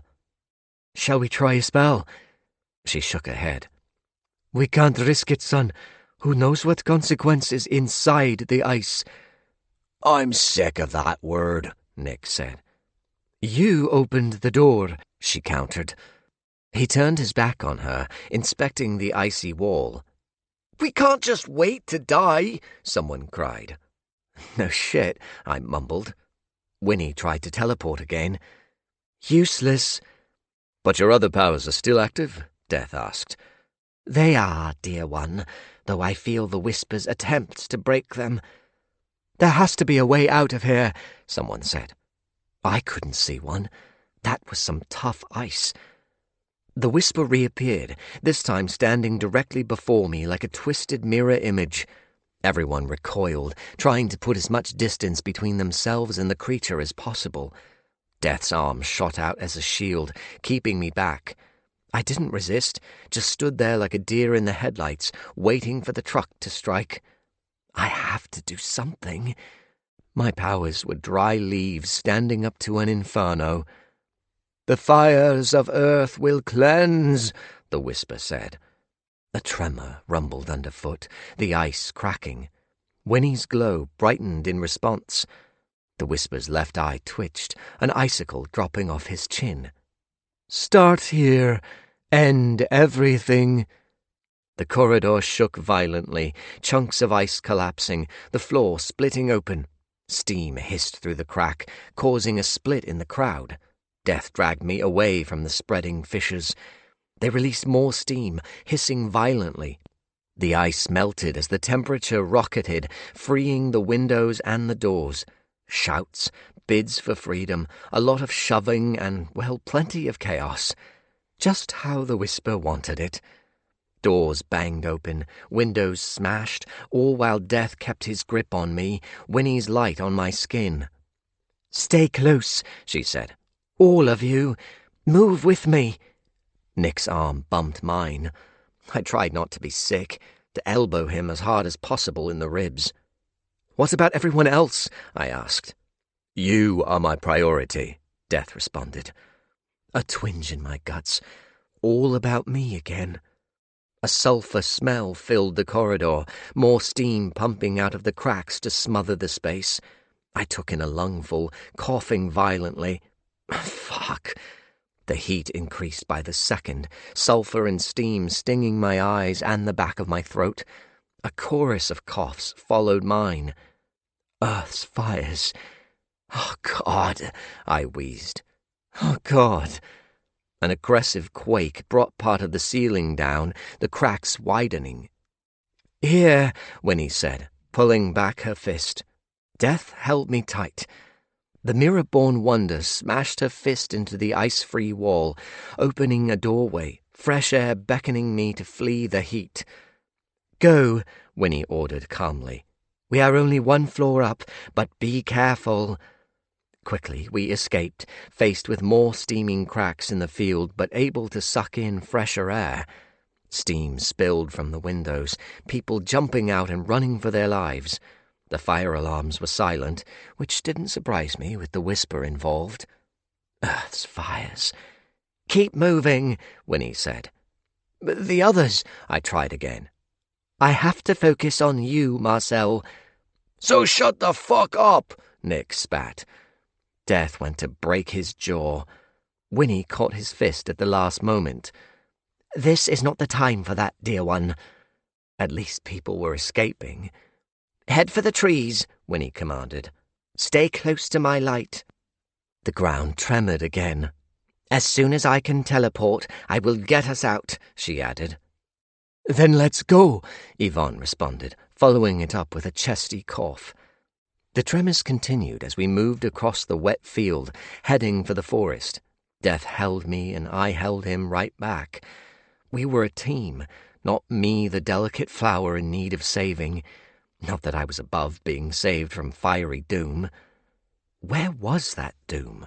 Where were Earth's fires? I kept looking back, steam billowing from the building and the cracks around it. Aside from the rising heat and the quakes, nothing else happened, which, of course, only added an extra layer of sweat to my already dripping body. The longer nothing happened, the worse the impending disaster would be. "Pegasus!" Death called, eyes on the skies. "Where is he?" No sign of the white horse anywhere. "Almost there," Winnie encouraged. The explosion sent me flying forward, hitting the ground on my side, the impact spinning my body into a painful roll. Everything hurt when I came to a stop on my back, potential bone breakage pinging everywhere, particularly in my rib area. And the heat! Oh my God! It was like someone switched on summertime and left the dial too high. "Marcel!" Death was on me seconds later, his dirty face lit in a terrific glow. Glowing in the corner of my eye. Not Winnie. Something else. Something like fire. "I'm going to pick you up, okay?" he said, crouching down. He scooped me into his arms, fresh pain flaring in my ribs. "Sorry, baby. We'll make it better." I saw the source of the glow now, a nasty wave of nausea rolling through me. No, this wasn't real. This couldn't be happening. Lava sprayed into the air where the building stood moments ago. A deadly fountain of destructive, radiant beauty, more of it bubbling up through the cracks. Inching closer, a crack nearby ready to release more. Another tremor, the fountain rising, a smaller explosion nearby. The screams reached me. The stench of burning flesh along with the sulfur, the heat too close, too breathtaking. Death moved, every pounding step agony to my body. He ran into another glow, the iridescence of Winnie, along with the others. "Is everyone—" I trailed off, the pain in my ribs too much. "Yes," Death answered. "They're all here." Our group, the hopeful group fleeing into the trees, running from the whispers, cleansing. I guess he wasn't all about facility breaking after all. "Everyone else—" An explosion up ahead through the trees brought us to a halt. Death fell onto his backside, keeping hold of me. My teeth and brain rattled in the crash, my ribs protesting. There were definitely broken ribs inside me. Damn. A new fountain burst from the ground, setting the forest on fire. Another tremor brought new cracks to the forest floor. Rabbits and deer rushed past us, birds flocking from the trees as the fires spread. Death got to his feet, keeping me in his arms. "Okay?" "No. You?" "I'm fine. Bum of steel." "Where to now?" Nick asked. "This way," Winnie pointed, still unable to teleport. A scream stopped us after a few feet, a translucent body flickering in the distance. Poltergeist. The whisper appeared beside her, grabbing her by the head. She howled, struggling, throwing kinetic energy. It tore through the trees with relentless fury, bending them, the snapping of wood an endless song of cracking. "We have to move!" Nick roared, his fear amazing to hear. Not so amazing to be in the thick of this shit, though. The poltergeist's screams died, her form turning to ice. "You are not enough," the whisper told her, smacking her with the back of his hand. The spirit shattered into pieces, vaporizing in puffs of translucent smoke. Gone. Over to the spirit realm. Forever gone? "Fire," the whisper said. The lava moved closer, flames engulfing the trees. Within minutes, our window of escape would be closed. "Fire is pure." "Stay close to me," Winnie said. "I can protect you from the flames." "Until you can't take any more," Death countered. "Where is my horse?" The whisper caught fire, the icy body now one of flame.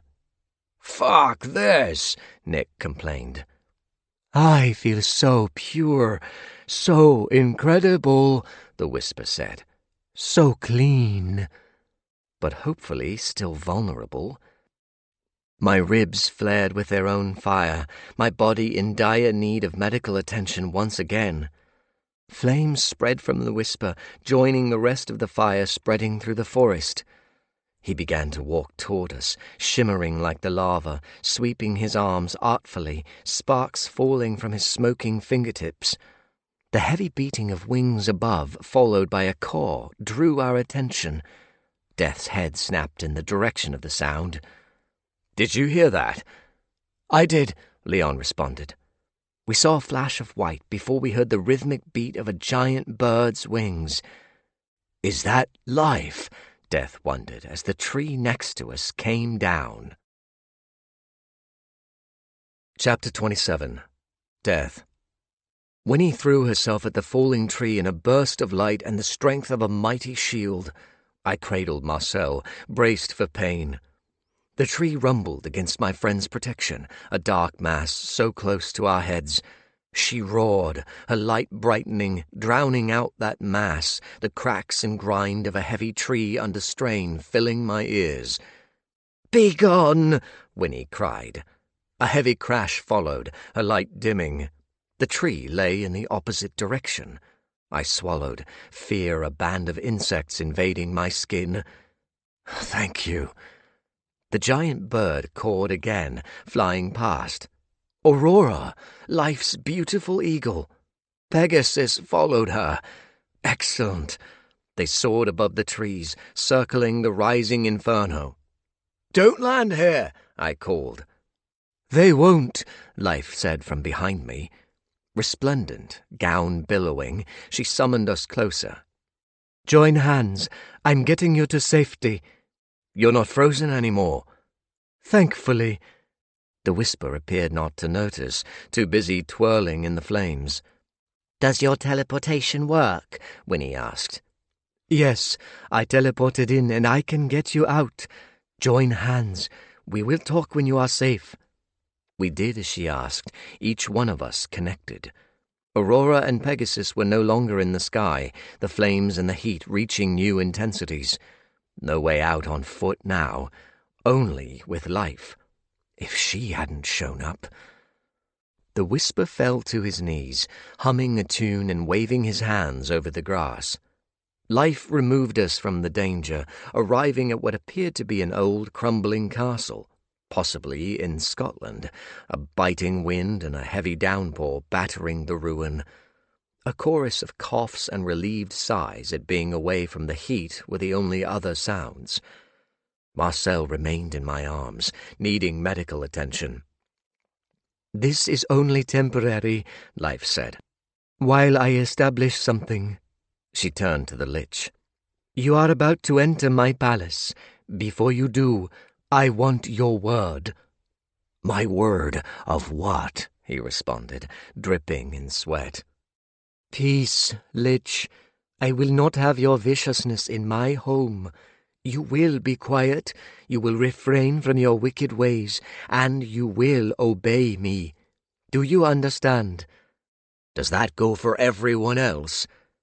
"Answer me, or freeze here," she countered. "Your choice." He laughed. "My choice? You have to help me because I'm the key." Life smiled at him. Is that so? Do we have a deal? Don't threaten me. Without my brain, there's no hope. She looked at me for a sign. He's the hope, I clarified. I'll explain later. Life folded her hands before her, still smiling. Understood. However, you are not the key to my hope. What was she doing? I am, Nick replied arrogantly. Without life on this planet, you cease to exist. Is that so? The whisper will end everything. Seems to me it has a particular focus on humanity, not the entirety of life. Nick snarled at being stumped. Bitch. Careful, Lich. I could return to the clouds and watch the world change. Keep my nose out of it, as humans like to say. And where would that leave the husband you adore so much? Nick glanced at a rather somber, panting Leon. We were all sweaty and covered in dirt. You may stand a chance of survival being a lich, but not him. She pointed at the mage. What a terrible shame that would be. Nick opened and closed his mouth, turning an unpleasant shade of eggplant. He'll obey, Leon spoke. He'll be good. By the looks of it, Nick swallowed an insult. Fine. You have my word of peace. Excellent, Life said. Shall we move on? I checked Marcel, still awake, a small grin on his face at the lich having his backside handed to him. Still, had to be careful with him. We did need him. Desperately. Chapter 28. Marcel. The Sky Palace was a mass of fluffy clouds drifting across the sky, reminding me of cotton wool and marshmallows. Arched windows provided views of the blue above the clouds. We were super high, close to leaving Earth's atmosphere, but able to breathe, not suffering any adverse effects. Phew. Fluffy chandeliers glittered overhead, the building just as big as Death's golden palace, only, well, much fluffier. Amazing, Yvonne said. And this is the softest floor I've ever walked on. Through here, Death. Life stopped by a doorway beside a silver-edged mirror. She handed him something. I will see you soon. Thank you, he answered, me still in his arms. The rest of you, excluding Winnie, please follow me. Winnie took up position before the mirror. The others followed Life in silence. We're going to make you better, Death told me, carrying me into the room. What did she give you? He put me on a bed of clouds. Everything from the mattress to the pillow and sheets were fluffy white wisps with the feel of the most exquisite memory foam. This is bliss, I breathed, sinking into the softest bed ever. Shame my ribs are spoiling it. Accelerant type B, he answered my question, holding up a vial of blue liquid. Forbidden mage potion with dangerous side effects and awesome healing powers. I'm sorry there isn't an alternative, he said. But those ribs need healing. I want my baby back on his feet. After taking the concoction, I'd probably be tripping and giddy for a bit. Anything was better than this pain. The sooner you take it, the sooner you can be my normal, charming self again, I said. He laughed. You sound like me. What, charming? No, cheeky. At least you admit it. I drank the contents of the vial, the pleasant taste of red grapes and bananas on my tongue. The Type B got to work, fixing my ribs and making my head spin. Feeling good, I said, relaxation my best friend. Death climbed on the bed to lay beside me. I'm right here, baby. I rolled over, wrapping myself around him. I love it when you call me baby. You are my baby. Always. Same. I yawned. Same. Did we do this? I asked. Do what? The lava. Was it us again? Absolutely not. Not the curse. The curse is gone. He stroked my hair. The whisper did this. I yawned again, too tired to think any more. Too much coziness wrapped me in a hug. Rather than get up and dance, turning the fluffy room into my own personal club, the Type B hit me with the opposite effect. I fell asleep. Chapter 29. Death. I met Life outside the bedroom, reluctant to leave my sleeping beauty. Winnie kept watch by the large mirror, offering me a friendly nod. "How is he?" my opposite asked. "He's fine. Sleeping." "The best outcome for him." "Thank you for helping us," I said. Things were getting far too dicey. She moved to stand on my other side, the clouds swirling at her feet. "I'm glad to have found you in time. Pegasus helped." "That's my boy. How did you unfreeze?" She blinked. "The magic weakened enough for me to cast it aside. Pegasus got my attention, and I knew you were in trouble from his anguish. Aurora joined us at the manor, and we followed your horse to the fire." "Thank you again." "The fires are spreading, Death. The lava flow is consuming everything as the radius increases. Of course, the humans are trying to stop or divert it before it reaches nearby towns and villages. So far, those efforts have been futile, but the Whisper's facility plans seem to have halted." "One small mercy, then." I explained the Whisper's predicament, the other market, everything. A steeliness flashed in her silver eyes. "Then the Lich truly is the hope." "He is." "My palace flinches at his presence." "I'm not surprised. Have you heard anything of the victims at the safe house?" "No." "Maybe I should—" "No." You didn't let me finish. "You want to go back to gather information." How irritating. "Yes, we have to know the number of casualties to determine the next steps." "Why? Whose next steps?" "Because we have to know." She shook her head. "If you return now, you put yourself at risk. The Whisper is with the lava, a true spectacle on every TV show and social media platform. Let him be. Concentrate on your task." I didn't enjoy her logic.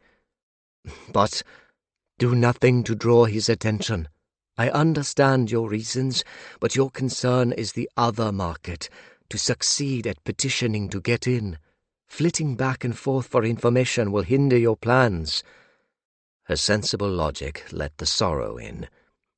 "I could have helped them. Marcel's friends were there." "I am sorry." "They are already ghosts, but I want them to see him." "Later, Death." "What if Sasha died? Everyone else?" "They probably are dead. Let me show you." "Show me their deaths." She gestured to the mirror. "No, the scene." Ah, yes. I'd forgotten these mirrors could be used to see into the living realm.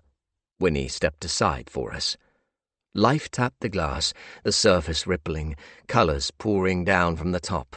They filled the mirror, taking shape, the forest and the fountain of lava bleeding into focus. The trees were now engulfed in an inferno. "Oh, no," I said, taking a step closer to the glass. Lava spread in all directions beyond the epicenter. 3 fountains spewed more of it into the air, creating further flows, moving in every direction of the compass. Above the northern part of this horror, the Whisper floated, a burning beacon of doom, arms outstretched, flames rolling across his body. This was only the beginning. "You're right," I said. "I'd be a fool to go back." "I will go and gather valuables soon," Winnie interjected. "Well away from the Whisper." "Of course, we need valuables." "I will gather them, dear one. Do not fear." "It's all I can do, Winnie." Taking me by surprise, Life touched my left forearm. "I believe in you, Death." My relationship with Life wasn't a friendship, barely an acquaintance. We were opposites in many ways, often avoiding each other.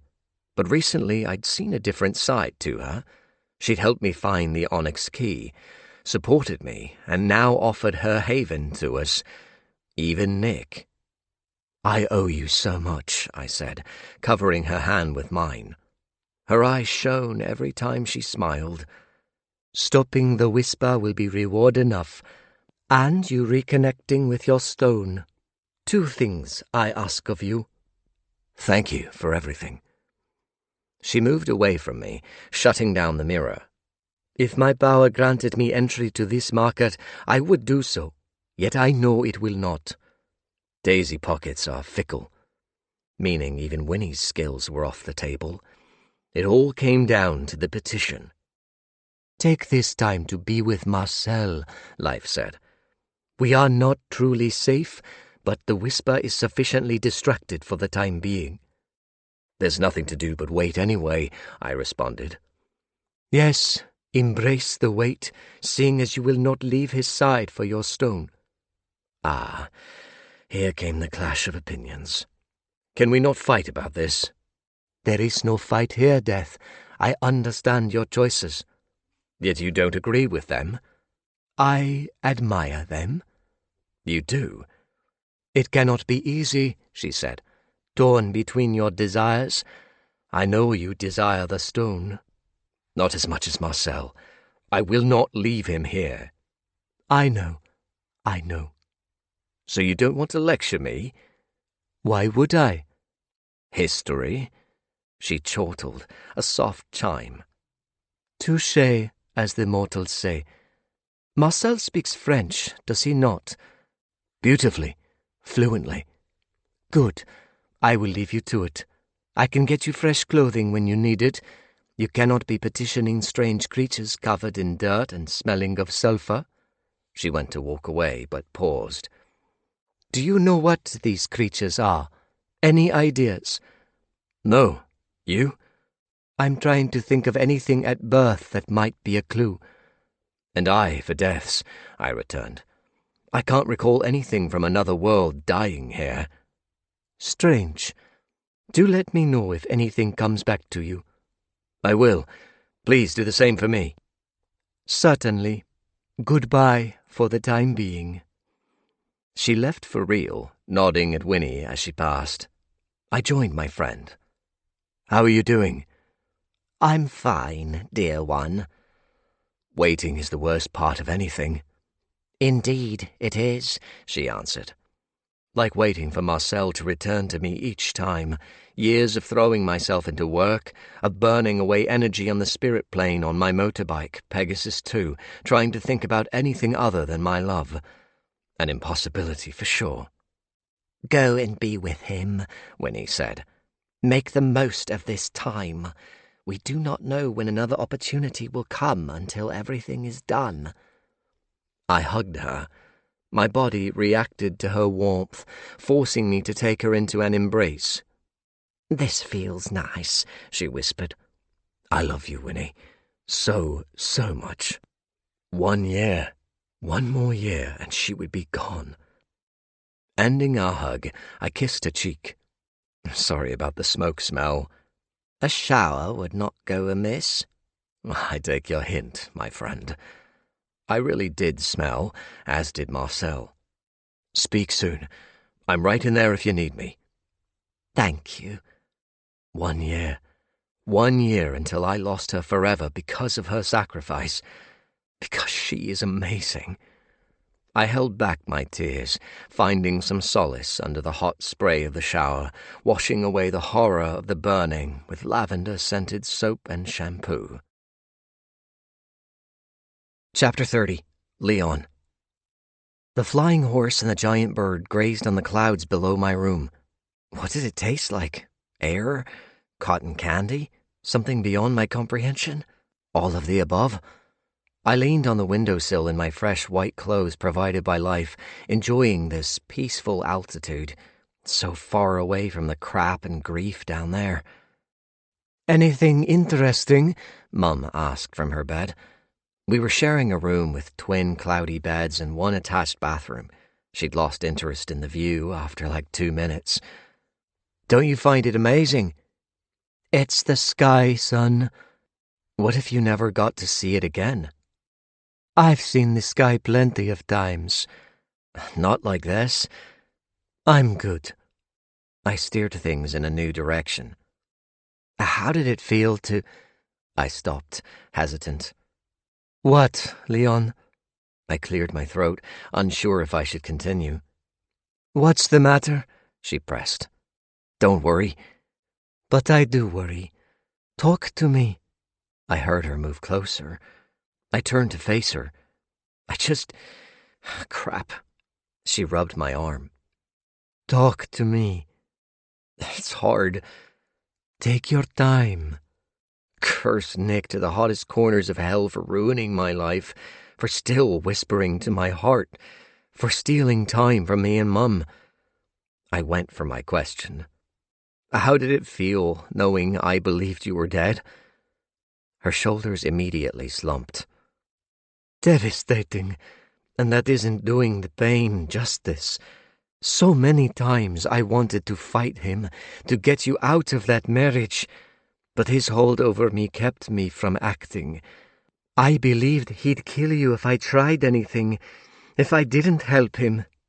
So did I said. Thought he'd kill me, I mean. And you don't now? No, I don't think so. He loves me too much. She flinched a little. What about you?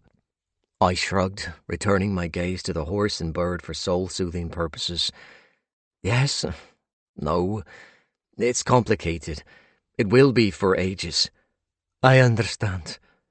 I want him dead, though. Whatever else I'm feeling for him, I want him gone. Map to the other market or not, he has to go. After, she replied. Yeah. He really is the only one who can help in this. I know. I hate it. So do I, son. I closed my eyes, drifting back to my wedding day. How nervous I was, running on little sleep, full to the brim with love and hope for the future. What a day, I said. It's been awful. Not today. My big day. I didn't correct her. The last thing she'd want to hear is me talk about the once happiest day of my life. The wedding night. What a lover. What a caring, incredible man. The best sex. The best of everything. And then you crushed my dreams. My fingers dug into the marshmallow texture of the windowsill, teeth clenched. I wanted to storm into his room and have it out with him, scream every piece of pain into his face. Once again, however, he held the strings, controlled everything, loomed in the winner's corner, always coming out on top, always lucky old Nicholas West. He was the key to our survival. Friggin' hell. Would you like some tea? Mum asked. Do you think there is tea in the clouds? I bloody hope so. She left in search of a cuppa. A few minutes later, there was a knock on the door. The worst kind of visitor stood on the other side when I opened it. Hello, babe. Nick greeted me cheerily, his silver hair wet from a shower. Can we talk? I leaned against the doorframe, a stupid part of me admiring the V in his t-shirt showing off his sun-kissed skin. No. Please? I'm tired. Come and nap with me. Why would I do that? Because you're my husband, he replied so sweetly. I activated my anti-sweetness defenses. I don't want to talk right now. Will you? In time, I lied. I just need some space. Give him false hope, make him think there were pieces to put back together. But never again. Ever. Okay, that's good enough for me. It is. Yes? Would you rather I go on my knees and beg for a chat? I will if you want. I'd do anything for you. Don't say that. That won't be necessary. We'll talk later. He did that thing where he looked at me beneath his lashes, a Nick smolder, his green eyes turning into jade lures, setting my nerves on edge. The good kind of edge.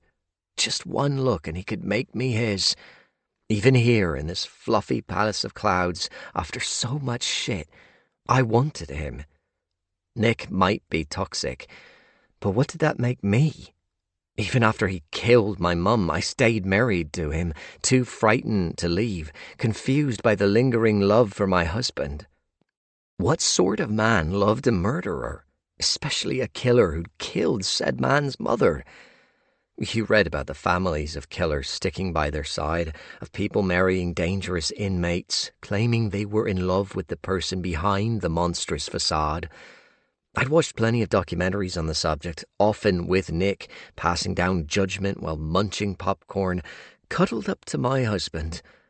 And then he became the monster of my affections, flipped the script on me, put me before the lens. He destroyed a part of me, ruined everything we'd built together, but the love held firm. No matter how much he scared me, I still got butterflies looking into his gorgeous green eyes. His smile never failed to make my knees go weak. And his touch.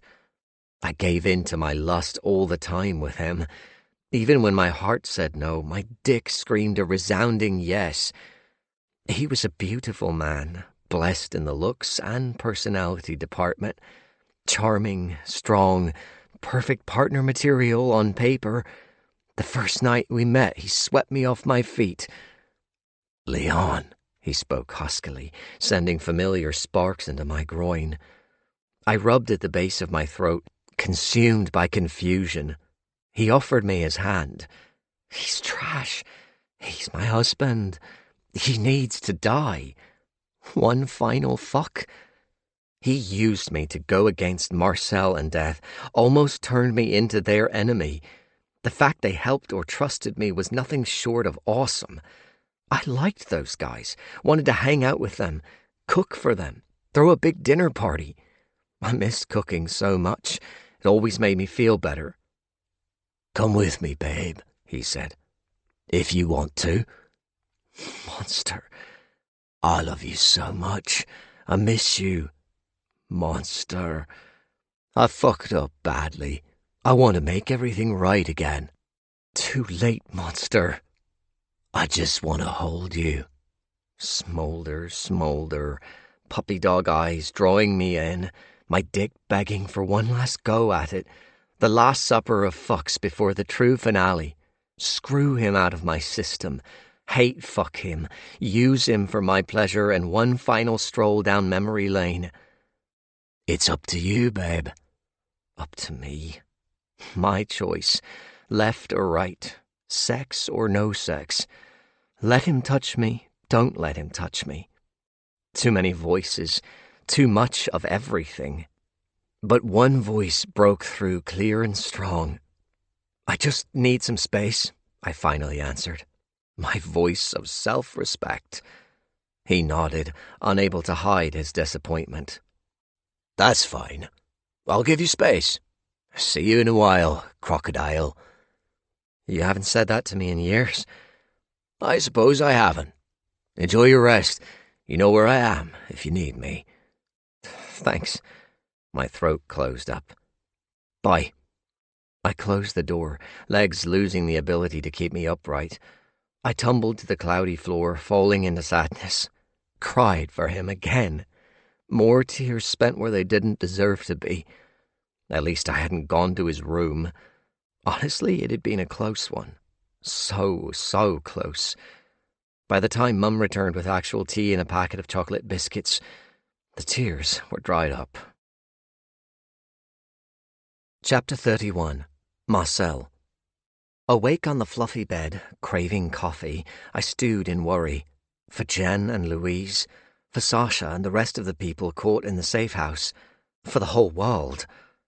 Here you go, baby. Death handed me a mug of blessed caffeine. Thanks. I took it, sipping on the hot liquid. Healed, the sleepy effects of the accelerant type B over, I was ready for action and frustrated as hell over being stuck here. You haven't heard anything yet? I asked as Death sat beside me on the edge of the bed. Winnie was off gathering valuables. He patted my knee. Not yet. This is torture. It really is. He got to his feet, heading for the window. I hope she's okay. Popping my coffee down, I went to hug him, resting my chin on his shoulder again. Lots of hugs were required for these anxious periods. This is nice, he whispered, pushing his spine into me. Good. I kissed his cheek. Don't let your coffee get cold. I'm giving my tongue a break from the scalding. He turned his head slightly. You burned your tongue? Nothing to cry about. Want me to suck it better? I giggled. If you like. He twisted to face me. I wasn't expecting that answer. I shrugged, sticking out the wriggly organ. Go for it. My words weren't clear, obviously, which got him chuckling. He took hold of my face, his eyes crossed as he tried to focus on my tongue, his lips parting, face inching closer. The whole thing was weird but kind of hot at the same time. His lips closed around my tongue, making me giggle. His laughter hummed on my mouth as he rocked his head back and forth, sucking away. It didn't do much, his nose constantly bumping mine, a lot of drool from both him and me running down my chin. I put a stop to it, wiping my mouth. Messy. He went in for a peck on the lips. I like it messy. Me too. Your love bite's gone. I touched my neck where he'd branded me. Really? Afraid so. Want me to do it again? Do it wherever you like. We laughed, enjoying being so silly. He ruffled my hair, kissing me in the non-love bite way. I poked his side. He lunged and tickled my torso. I tried to dart free, tripping and landing on the bed, bouncing on the softness, him leaping to join me, wrestling me, tickling me. I fought back, shrieking with glee. We rolled, we pinned each other before the other claimed a solid victory, play-fighting our way to a panting, red-faced finale laying side by side on our backs. The brief, daft happiness was over. Where is she? Death said between breaths. I can't stand this. I rolled over with no comforting answer but my body, wrapping an arm and leg around him. After an hour of silence in this position, Winnie returned. Death leaped up, rocking the bed. What happened? He asked, practically jumping up and down before her. She carried a large cardboard box. Sasha is dead. Oh, shit. No. There were only 2 survivors, she added. Necromancers who managed to find a vehicle to escape in time. Where are they now? I asked, sliding off the bed. Undergoing trauma care. My stomach roiled. Oh my God. Death took another step closer to her. What's in the box? Valuables. A member of Sasha's staff told me acquisitions had already been made. I collected them from a secret location in London. She put the box down. Have a look for yourselves. Death unfolded the lid, revealing a plethora of jewelry and gems resting on crushed purple velvet. Lots of sparkle, I said. A diamond as big as my hand sat in the center of the glittering array, enough to stoke the fires of the most anti-wealth person's greed. I do not know where these came from, Winnie said. The woman would not tell me, and I think it is best we do not know. People in high and low places, I said. Most likely. Death closed the box, hiding the temptation to try on the rings and pendants and bracelets, to kiss the diamond and the other gems, thinking of all the things I could buy with them. Was I the only one drooling? Shame on me. I returned to my coffee, sitting down, struck by yet more sadness. Poor Sasha. Poor everyone. They won't have died in vain, Death responded. I drank, staying quiet. They better not have. Eventually, after crawling through the agonizing passing of time, we were ready for the market. We stood as a group in the main hall of the Cloudy Palace, holding white velvet bags provided by life, each of us dressed in white clothing from head to toe. Nick went over some important details. The gatekeeper will go through each petition one by one. Some he'll reject outright, the rest he'll consider with a verdict at the end. Don't pester him, simply show him what's in your bags. Remember, only one person will gain entry. Hopefully it'll be one of us, ideally me. But if you do get accepted, don't wander off the established path. Follow the blue lights, no others. He stroked his chin, regarding each of us in turn. Don't poke your nose where it doesn't belong. He folded his hands behind his back. Don't talk to anyone. Don't ask any questions. If you're approached, simply reply with a polite no thank you to any offers. We're visiting the market's chief, no one else. So don't even think about brokering any other deals. They will only cause you pain. Can't be as painful as listening to your damn voice, I kept to myself.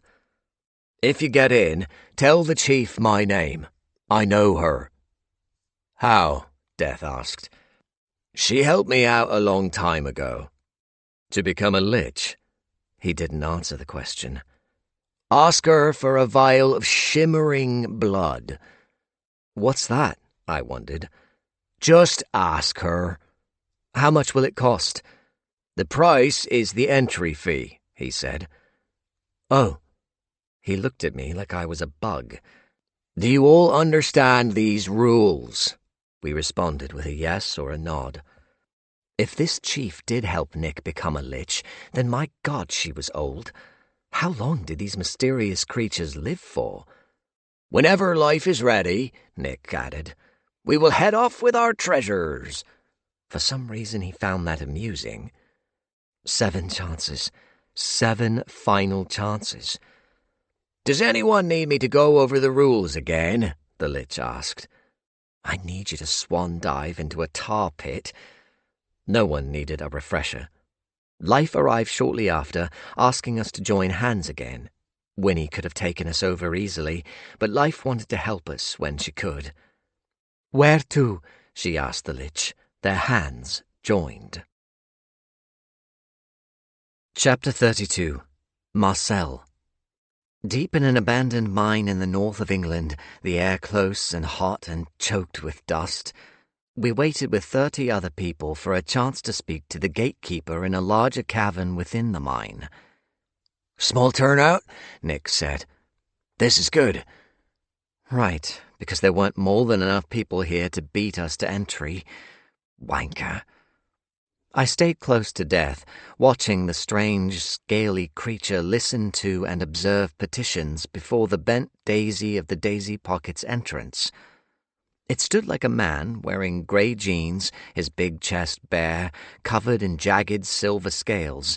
A lizard-like head sat on top of a thick neck, a fin of silver crested his otherwise bald scalp like a shark's. Bright red eyes examined valuables. Pointed ears listened to a plethora of arse-kissing. Those were some vicious claws on both his hands and feet. He shook his head at a man jangling gold watches in his face. Rejected, the gatekeeper said, his voice a combination of cracked baritone and serpentine hiss all wrapped into one word. Please, the man cried. You have to let me in. Rejected. No, you can't do this to me. The man put his hand on the gatekeeper. Idiot, Nick whispered. The gatekeeper punched his clawed fist through the man's head, startling me and everyone else in the mine. Well, excluding Nick. The watches clattered to the ground. Rejected.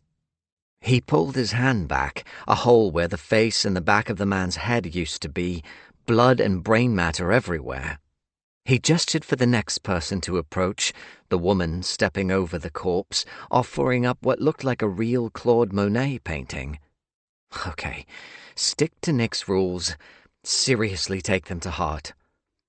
Those being considered were asked to stand to the left, those rejected outright ordered to leave the mine immediately. And they did, quickly. I'd never seen people move so damn fast. Nick was up first, handing his bag over. The gatekeeper rifled, pulling out the enormous diamond. The Lich insisted he have it because it stood the best chance of him getting in. After all, he was the best candidate of our group. His words, not ours. He got sent to the left. Yvonne went next, then Death, then me, then Winnie, who I expected to get a reaction from the gatekeeper. He didn't give a shit about her glowing appearance, waving her off to the left to join the rest of us. What a damn shame she couldn't teleport into the market. But Daisy Pockets were locked by rules with zero expectations. Leon went last, offering up his bag. The gatekeeper didn't look inside the bag, staring at the mage with an unreadable yet terrifying expression. I saw Leon's throat bob, felt Nick's fearful breath against the back of my neck, heard Yvonne's gargled panic. Seconds passed, the mind drowning in tension, beads of sweat on Leon's brow. The gatekeeper finally inspected the bag, grunting for the mage to join us 20 seconds later. Leon obeyed, shaking so much he didn't bother to bat away Nick's touch. "Are you okay, son?" Yvonne asked, rubbing his right bicep. He nodded, saying nothing else. The gatekeeper considered us for 15 long minutes, his eyes blinking like a lizard's. Every second was a torment, the weight agonizing knots in my chest, my guts. If he called someone outside of our group, it was over. Maybe we should have said that, told him the world was at stake. Didn't he watch the news? Wasn't he aware of the fucked-up situation? Before Nick's spouting of the rules at the Sky Palace, Life had informed us of the destruction of 2 towns and a farm by the lava. "Please let us in. Please, please, please, please." "You," the gatekeeper spoke, pointing his claw at Leon. "Oh my God." "Go, babe," Nick said. "Oh my God." Relief hit me with a slap. We did it. One of us was chosen. Leon went to the gatekeeper with his bag, handing it over. "He's got this," Nick said. Leon looked back as the gatekeeper plucked a petal from the daisy, a rectangular doorway rippling behind him.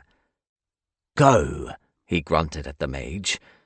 Leon smiled at us, then passed through the doorway.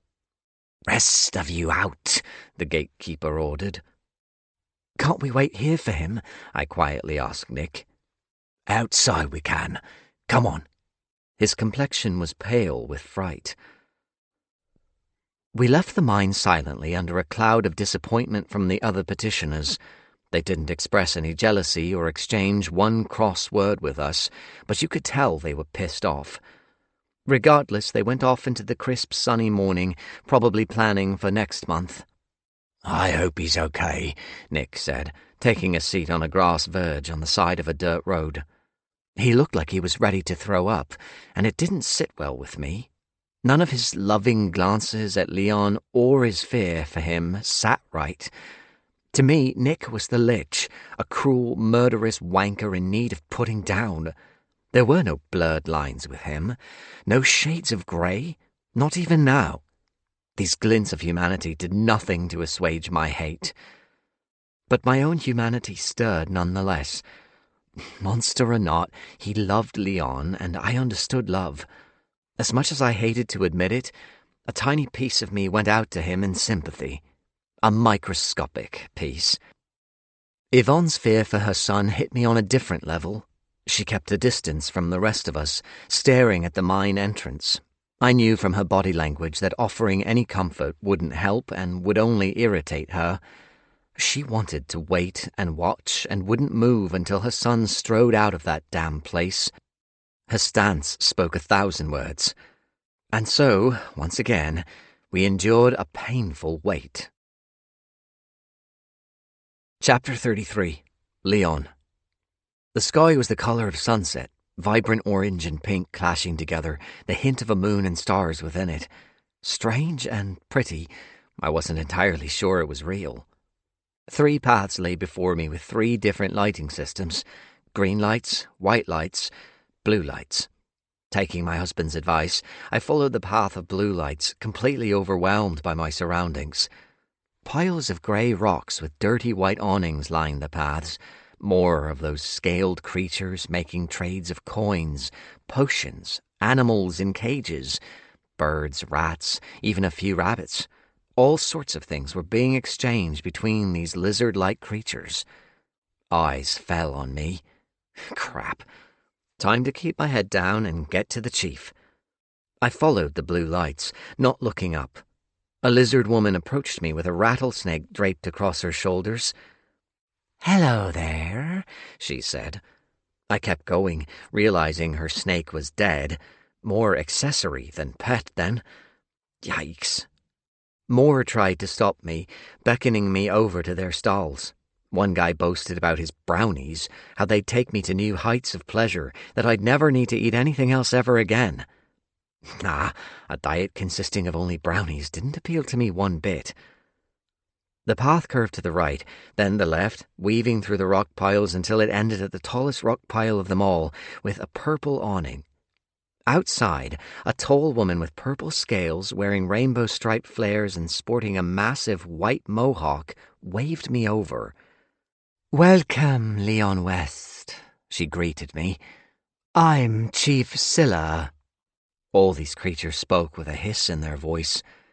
With no clawed hand offered for me to shake, I kept mine safely by my sides. "Nice to meet you. Thank you for letting me in." She knew my name. Did I give it to the gatekeeper?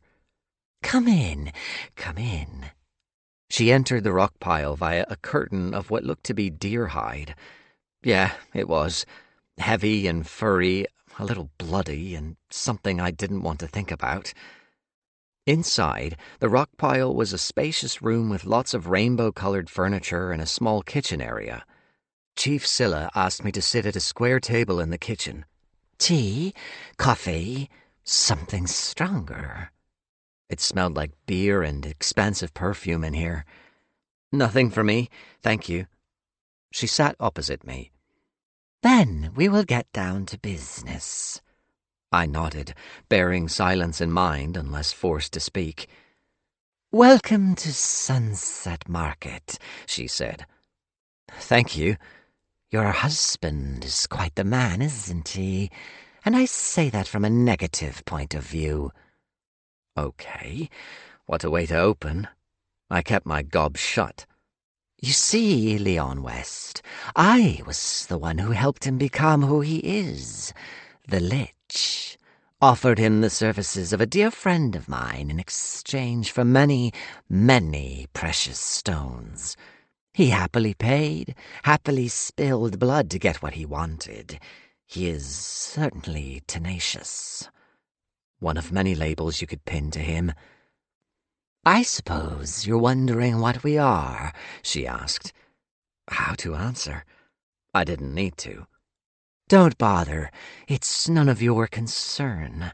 We've been here a long time, hiding in shadows, never drawing the wrong kind of attention. Our lifespans are beyond your comprehension, though we are not immortal. I'm old, extremely old." She chuckled. "And we do not subscribe to your laws of dying. Death does not come to us, because our deaths are tied to another place." For it not being my concern, she revealed a lot more detail than expected. I remembered to take a breath, well aware of how sweaty I was. "Tell me what you're here for, Leon," Chief Scylla ordered, a darkness in her voice that made my intestines contract. I... "This?" She pulled a corked glass vial from somewhere, popping it on the rainbow table. Inside, a crimson liquid shimmered as if filled with glittery blood. "Shimmering blood," she said. "And before you ask me how I knew, my answer is of course I knew." She grinned. "You look so terrified, mage. Do you need something to take the edge off?" I shook my head, though 10 shots of vodka wouldn't go amiss. She tapped the cork with her little finger. This blood is from the world my people were expelled from many, many centuries ago. A blood of rage which is magnified in your world. In the right or wrong hands, it can be catastrophic. But it needs the hands of a mage, not these claws. She grinned. It contains enough power to harm something like the Whisper. Expelled? I didn't open my mouth. At least she'd mentioned the creature. I'm not oblivious to worldly issues, Leon. In fact, I was planning on reaching out to the mages with this blood. Your husband beat me to it and gave me an even better offer. The valuables, I responded, stupid for speaking. He had the bigger diamond. Keep your bloody mouth shut. She grinned instead of punching my face out. He did. I watched the whole thing play out, let him sweat, enjoying every second. I couldn't have asked for a better gift. The stuff in my bag had been lesser than Nick's. He carried the good booty. Confused? She asked. I nodded. She stood up, still not handing over that blood. You are my gift, Leon West. I am? Shut up. Chief Scylla picked up the vial, hiding it in her big claws.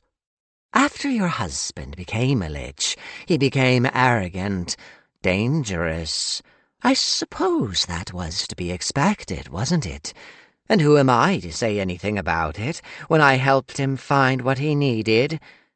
She sat again, leaning back in her chair, the wood creaking. But you see, Leon, he might have crossed many lines, but he bit the hand that fed him. Oh, crap. He killed my lich friend, who provided him the power when there were only 2 of their kind left in the world. Destroyed his phylactery when he should have protected it as much as his own. Did her violet eyes just glisten? It makes me sad to think I contributed to his eventual betrayal. I tried to contact him, to ask him why, to keep him prisoner. Even came close to killing you in revenge a few years ago. I swallowed, ready to run and not be the gift. But I always pulled back. Nicholas West would not sit down and tell me his reasons. Nicholas West is always too cunning to be killed. What about me? She laughed at my clearly visible terror, the sound disturbing. You will walk out of here a very happy man, Leon West. Are you sure I cannot get you something to drink? You might need it in a moment. No, thank you. We'll see. She put the shimmering blood back on the table, placing a small bowl of what appeared to be wallpaper paste next to it. Where was she pulling these things from? I called you a gift because of what you wear on your finger, she said, eyeing up my ring. My wedding band. The gatekeeper smelled it. After so many years of searching, there it is. I held up my hand. It's just a ring. It's your husband's phylactery. Her words came down on me like a ton of bricks, the shock almost tipping me out of the chair. The cavern blurred, spinning, my heartbeat a sudden wild thrumming. What did you just say? Chief Scylla repeated it, followed by, I'll get the whiskey. I took 2 shots of it, the burn barely registering down my throat, only setting my stomach to roil and gurgle acidic anxiety. My ring? Yes, I'm not sure if it has always been the case, but it certainly is now. Right there, on your finger. But his phylactery was in that pond at the Marigold Cave. No, he moved it. I moved it, right? I couldn't remember, the memory's a blur. I brought my ring closer to my hazy vision, rubbing it with my thumb. The phylactery, all this time? Possibly. More whiskey? I shook my head, tears in my eyes. It's right there. It is. Those tears broke free. All this time I could have ended him, could have stopped all this. You weren't to know, Leon, unless you're acting for me right now. I sniffed, wiping my eyes. No way. I know you aren't. Don't be so hard on yourself. I couldn't finish. Do you love him? She asked. I blinked, more tears free. Yes, but I hate him more. He ruined your life. I told this stranger, this mysterious creature, about my mum. Let it all spill out. Terrible, she responded. Always scheming, always hurting others, always thinking he can walk through life getting what he wants. Like here, he was arrogant enough to return, to think he deserved an audience with me. I tried to regain some dignity. Sorry, I didn't mean to cry. You cry, Leon West. You cry. Whiskey? I accepted another shot. Now, back to business, because time is of the essence. She knocked back her own shot. Ah, always hits the spot. She wiped her mouth with the back of her hand. I will give you the shimmering blood in exchange for your ring. My ring? Destroying my ring ended my husband's life. I'm not interested in dancing around the lich or speaking to him. I want him dead. Now. If you give me the ring, it will go in this dissolvent. Chief Scylla pointed at the bowl of paste. Nasty stuff, worse than caustic soda, packing a rounded, destructive punch. Not enough to work on the whisper, but certainly enough to destroy a phylactery. That clear goo would end my husband. Really? I promise you there is no more to it than this deal, she said. No caveats, no hidden agendas. Give me the ring, I give you the shimmering blood to save us all from the fires. I stroked the ring with my thumb, stuck in confusion, struggling to process this. Dragged down memory lane again to see the happy times, the sexy nights, and the rotten days. Love, heartbreak, everything in between. The utter betrayal. The fear of him killing me in my sleep if he ever found out about me helping Marcel in death, discovering all the astrally projected visits I paid them. Nicholas West, my one true love, my one true hate. He used me to catch Marcel for that Robert guy, trapped me in that North Pennines house. Well, Chief Scylla pressed. I must have an answer. If she was going to approach the mages anyway, I didn't have to make a deal with her. I could walk away and she'd have to act to save her own skin. This meant nothing, yet meant everything at the same time. Rather than bribe me into some shady contract, she sweetened the pot with freedom, once and for all. Does it sound too good to be true? She asked. A bit. At least you're honest. But you must make a decision, Leon, and make it soon. Chapter 34. Marcel. I'm keeping this, Nick said, patting his bag. This will serve Leon and I nicely in a carefree future. He smirked at both me and Death in turn. Because a deal is a deal, dead Sasha or not. I ignored the wanker, done with abusing my eyes with his face. The sooner we got this done, the sooner he could creep off into the sunset without his husband. He really was incapable of spotting his better half's fear and loathing. Speaking of Leon, he came out of the mine, a small grey pouch clutched in his left hand. Nick moved first, almost falling over in his haste. Did you get it, babe? Yeah. You're amazing. I knew you. Before he could reach his husband, he went down into the dirt, hard, clutching at his neck, twitching, changing. What the hell? I said, forming a circle around the lich with my companions. looking down at his struggling, at his wide, frightened eyes locked onto his husband's. Calmly, Leon handed his mum the pouch and sat down, dragging Nick closer so his head thrashed in his lap. "Son," Yvonne asked, "what's going on?" Chapter 35. Leon. He stopped thrashing, laying still, drawing breath again. Shallow, dying breaths. "Leon," he rasped up at me. What have you—" As the others watched on, I went into my final conversation with my husband, my heart heavy, grief and relief fighting over my soul, neither getting the upper hand.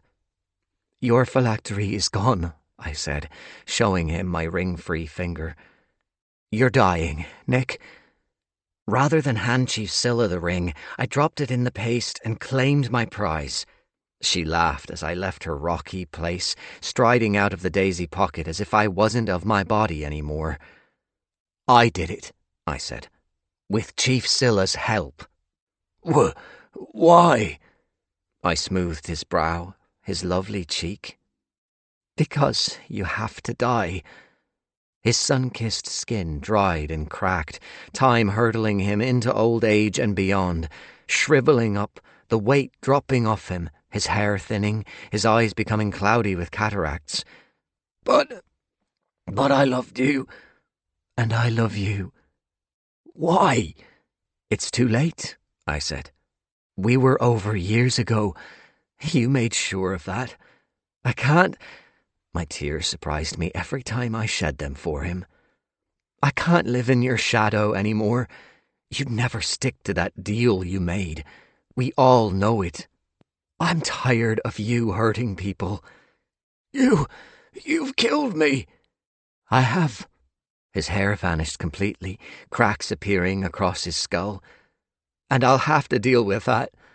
My tears landed on his cheeks. "I hate myself a little for taking my husband's life. I meant my vows, at least until you pretended to kill my mum.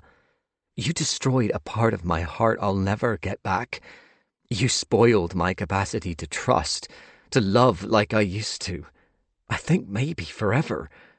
Who knows? What I do know is this is the right thing to do." "Leon," he withered, faded, and struggled with those final breaths. "I love—" He stilled for a moment, his lungs giving up. "Nick," I whispered.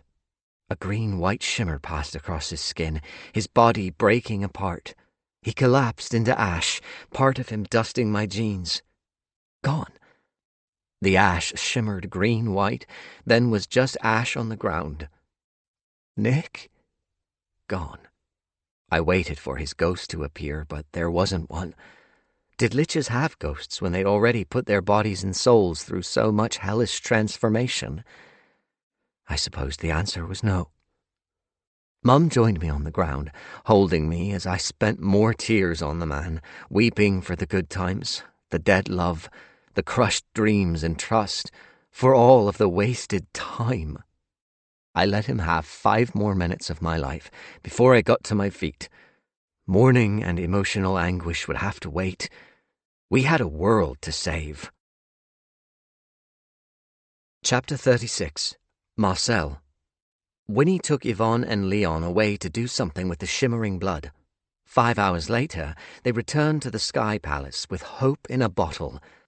A whole load of evacuations had taken place as the Whispers' fires and lava spread across the country, devouring so many villages and towns, inching closer to the major cities. Time was running out. "And you think that will do it?" I asked, wary of the new vial with a glittering canary-yellow liquid inside.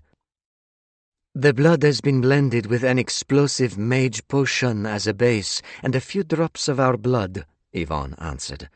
"The mage sphere is going to need at least 6 months to clear the corruption we've inflicted on it."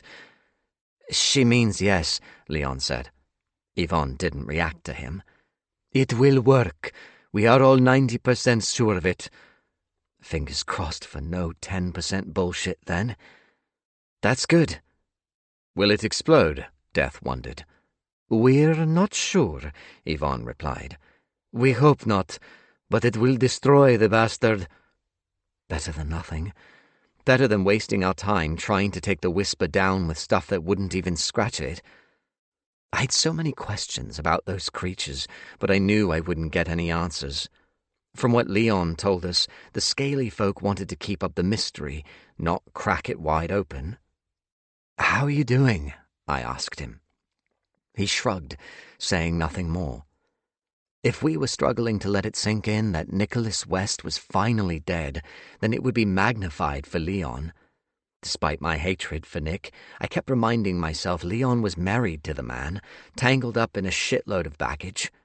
So I kept those feelings to myself, offering an ear if he ever wanted to talk. And I meant it. He'd become a friend I hoped to keep, to get to know better with a clean slate. I sipped on my tepid coffee, not even tasting it. I wouldn't taste again until the Whisper was gone. A tad dramatic. "What is our next move?" Death asked. "I will go and make the throw," Yvonne said. "A foolish plan," Life responded. "This is for me to do." "You?" Death questioned. "I can be in and out before the Whisper notices. Drop the concoction on his head." "Is it that simple?" I questioned. Yvonne's forehead creased.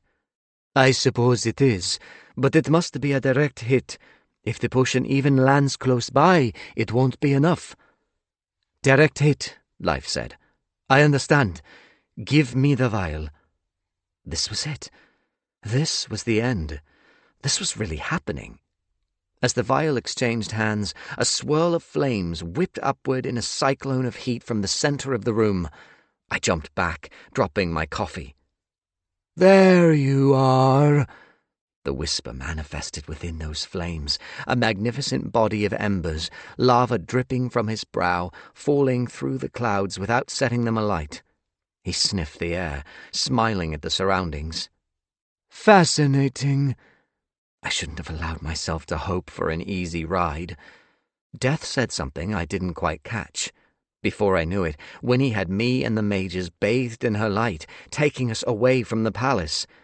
"No!" I screamed, breaking out of her hold, banging my knee on the chair by Death's fireplace. Death's bedroom at Oakthorn Manor. "You have to take me back," I screamed at Winnie. "Please, you can't—" The bedroom door banged open, coming off its top hinge. "Going where, bro?"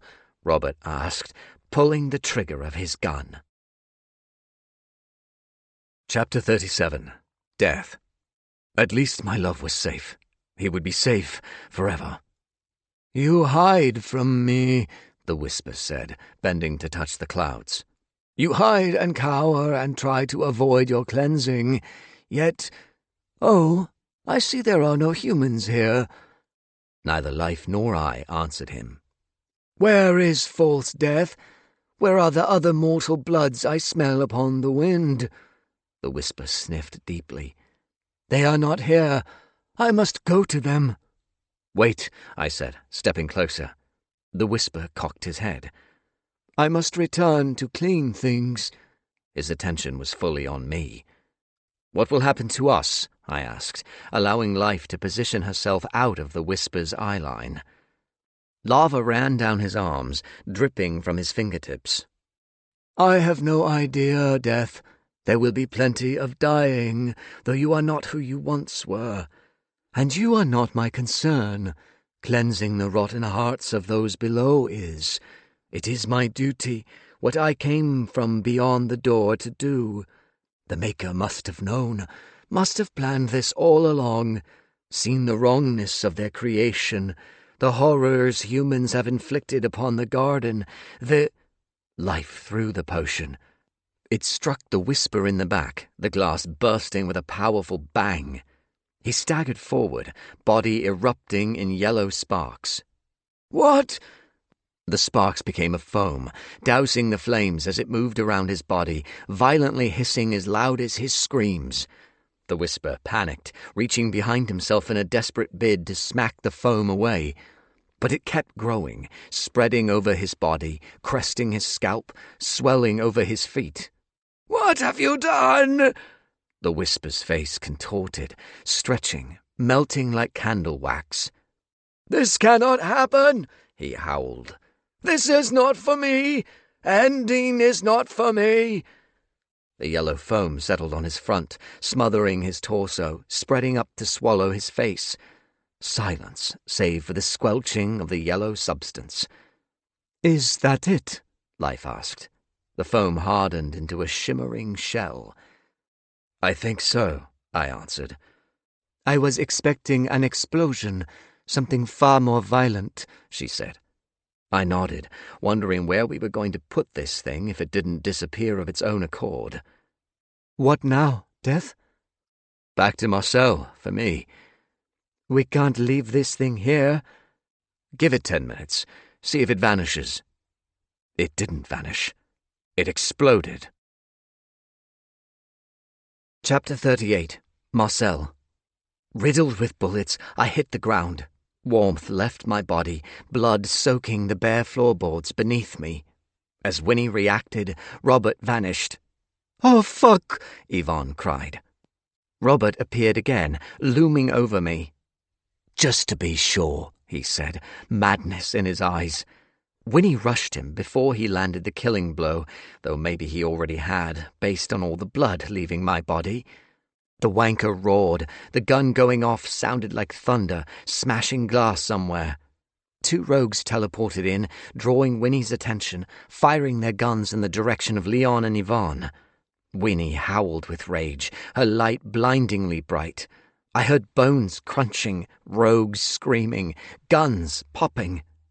"Death," I struggled, passing beyond pain, waiting for the inevitable. Fading. "Mum," I said. "Dad. Henri." Fading. Leaving.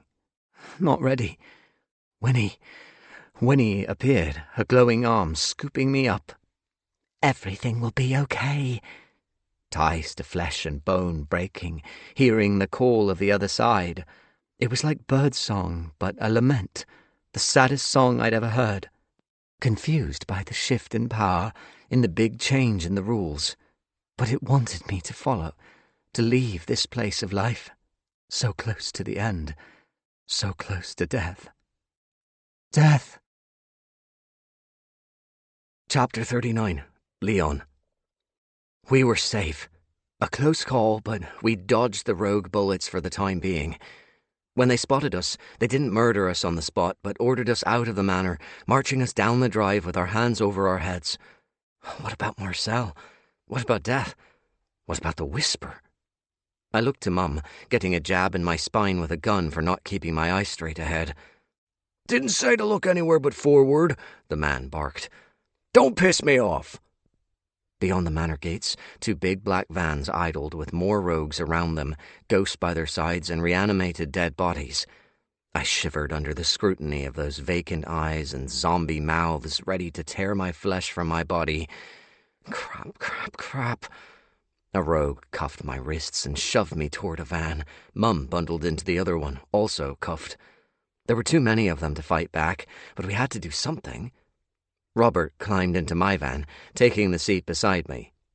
"Hey, bro," he greeted me. "Welcome to the new dawn." "The what?" "New dawn, bro. You'll see." And I did, as we drove down into Oakthorne proper. "Oh, crap," I muttered. The streets were filled with rogues, ghosts, and reanimated dead bodies in all states of decay.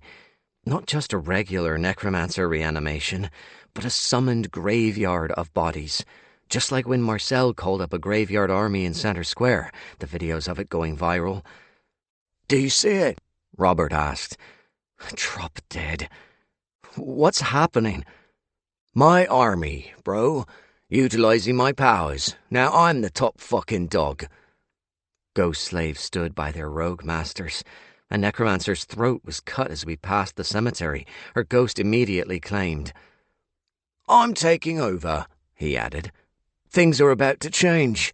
This is the era of the rogue, of Rob the Dawn."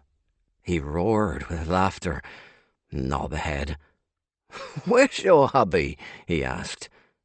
"Dead," Seriously, bro? Yeah. Shit. Well, that gets him out the way, I guess. He'd only try weaseling in on my plans. True. And what are they? Need to clear your ears, eh? Already told you. I'm taking over.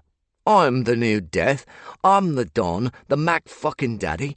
I'm running shit now. I wanted to puke. Had he found the Death Stone? What about the Whisper? I'll deal with him. How? He lunged at me, grabbing me by the throat with a terrifying grip. Never you mind. Keep your mouth shut and things will go swimmingly for you and Mother Dearest. I want some mages on my team. You'll come in handy. But if you're gonna be dicks about it, I'll make you my ghost bitches and use your corpses to march with the rest of those dead fuckers out there. Okay? The madness in his eyes and the exhaustion in his face both pointed to a broken man. A guy riddled with madness and too much power. Yes, I managed to get out. Good. He released me. First things first, I want to make sure your friend Marcel is exterminated for good. Arsehole keeps dodging real death, don't he? He shook his head. Sick of him winning. I want to win. Why shouldn't I win for a change? I'm the one who's hurting. Scrunching his hand into a fist, he hammered his chest. Heart don't beat no more. Heart dead. Heart gone. He's gone. He's gone. A syringe appeared in his hand. Fuck. 1 sec. He jabbed himself with necro juice. Oh, so he wasn't a rogue. Maybe borderline. He stared at me. I know what you're thinking, bro. But fuck you and fuck everyone else. If I have to suffer, then so does everyone else. I can't die. I can't go be with him. Every single day I'm denied George. This world is denied peace. Got that? And not even Marcel's head makes it better. It'll just be awesome to see him dead, unable to love that golden-eyed cunt. He spat at the window. I fucking hate them. His fist slammed into the glass, fracturing it. Fucking cunts. He conjured 2 more syringes, dosing himself. Outside, his army waved, bowed, and called his name, celebrated him. War, it has to be, he said, calmer. I'll tear this world apart, race the Whisper to the finish line. Something exploded in the sky. The van came to a screeching halt. What was that? Robert asked, eyeing the skies. I couldn't see anything, only the flicker of the streetlights. Robert opened his window. What the fuck? The flickering stopped. Did you see that? Yeah, I said. He closed the window. Any ideas? Hopefully the result of the potion making contact with the Whisper, but I didn't tell him that. Drive, Robert ordered the rogue at the wheel after no answers came. Had the potion failed? Shouldn't we be seeing something in the sky? I need a cup of tea, Robert said, jabbing me in the ribs. What about you? I played along for the time being, not liking the idea of his hand closed around my throat again. Sounds good. Yeah, bro. Tea and toast. Want some toast? Sure. Sounds great. Then let's get... The driver slammed on the brakes, my body jerking forward. What the fuck was that? Robert roared. I saw his jaw drop first, then the rage flare in his gaze. You're shitting me, he said, hands white from their intense grip of the passenger seat before him. Marcel stood in the road, scythe in hand, waving at us. Chapter 40. Death. Terrific heat engulfed me, obliterating my senses, my perception of everything. Lost in the fire, too close to the fire. Everything flame and yellow and glitter. Everything heat. Light. So much light. Arms around me sucked me away from the heat. A better light. The flames gone. Only kind warmth now. The stone, dear one, Winnie said from above, to the side somewhere. The stone awaits. The stone awaits. Life, I managed, moving through darkness. She will be fine, but you must touch the stone. Stone. My stone. Moving, moving. Marcel. Undone. I am coming undone. Chapter 41. Marcel. It happened about 60 seconds prior to my appearance in the road. Winnie left me in the capable hands of the hospital staff, my gurney wheeled through corridors, doctors and nurses rushing to the surgical block to save my life. I wasn't sure if they could. A rumble in the sky made the lights flicker, everything stopping for the briefest moment. They started to put me under when the 12 threads of deathly power filled my body, healing me. "Oh, my goodness," the anesthesiologist proclaimed. She was right to be shocked. I was right there with her, back on the merry-go-round of power. Sick of it, but also super happy to get off the bed and teleport to Oakthorn Manor. Death's bedroom sat empty, my blood staining the floor. "Hello?" No one here. I looked out the broken window, scanning the sky. That boom must have something to do with the whisper. Had they killed it? Is that why my powers were back? Only one way to find out.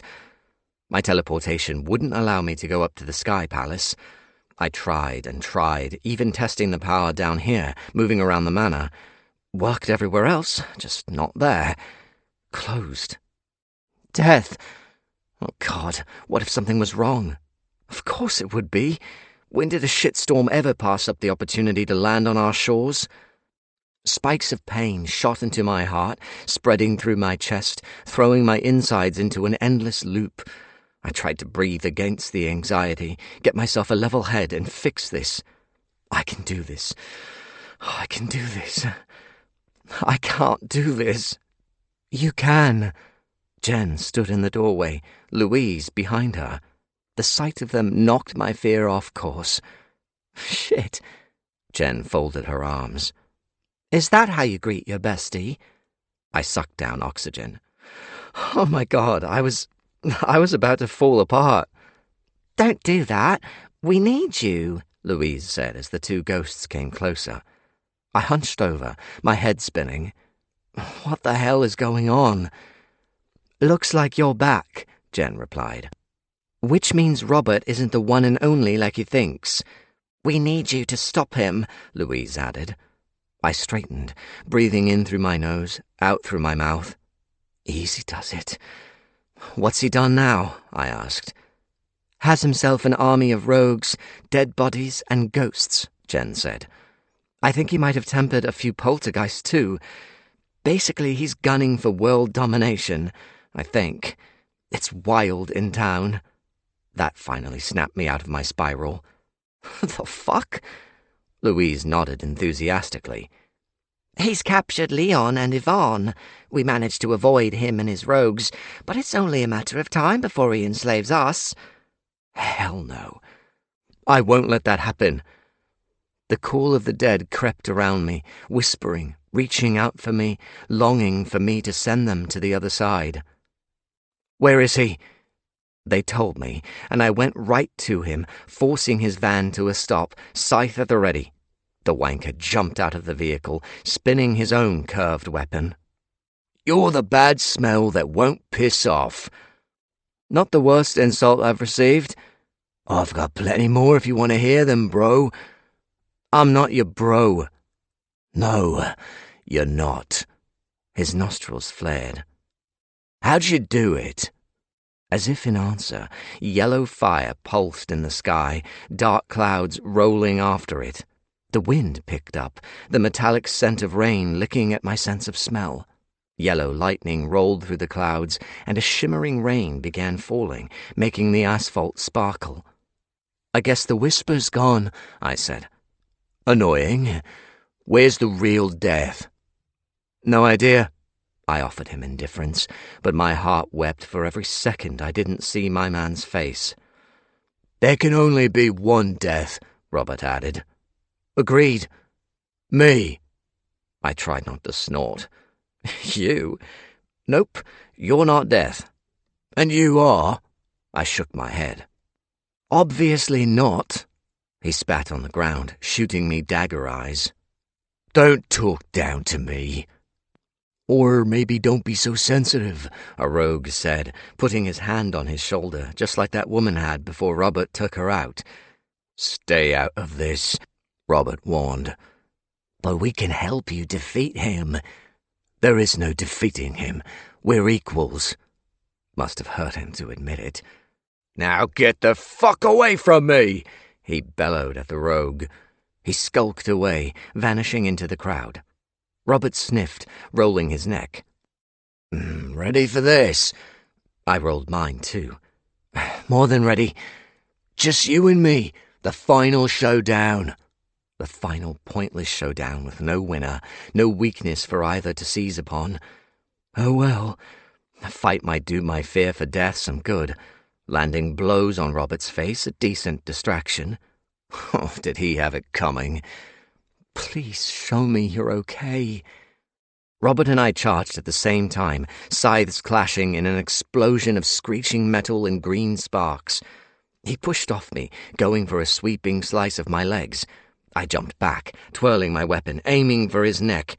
He dodged me, diving into a roll, swinging his weapon up and missed. Teleported behind me, cleaving the air.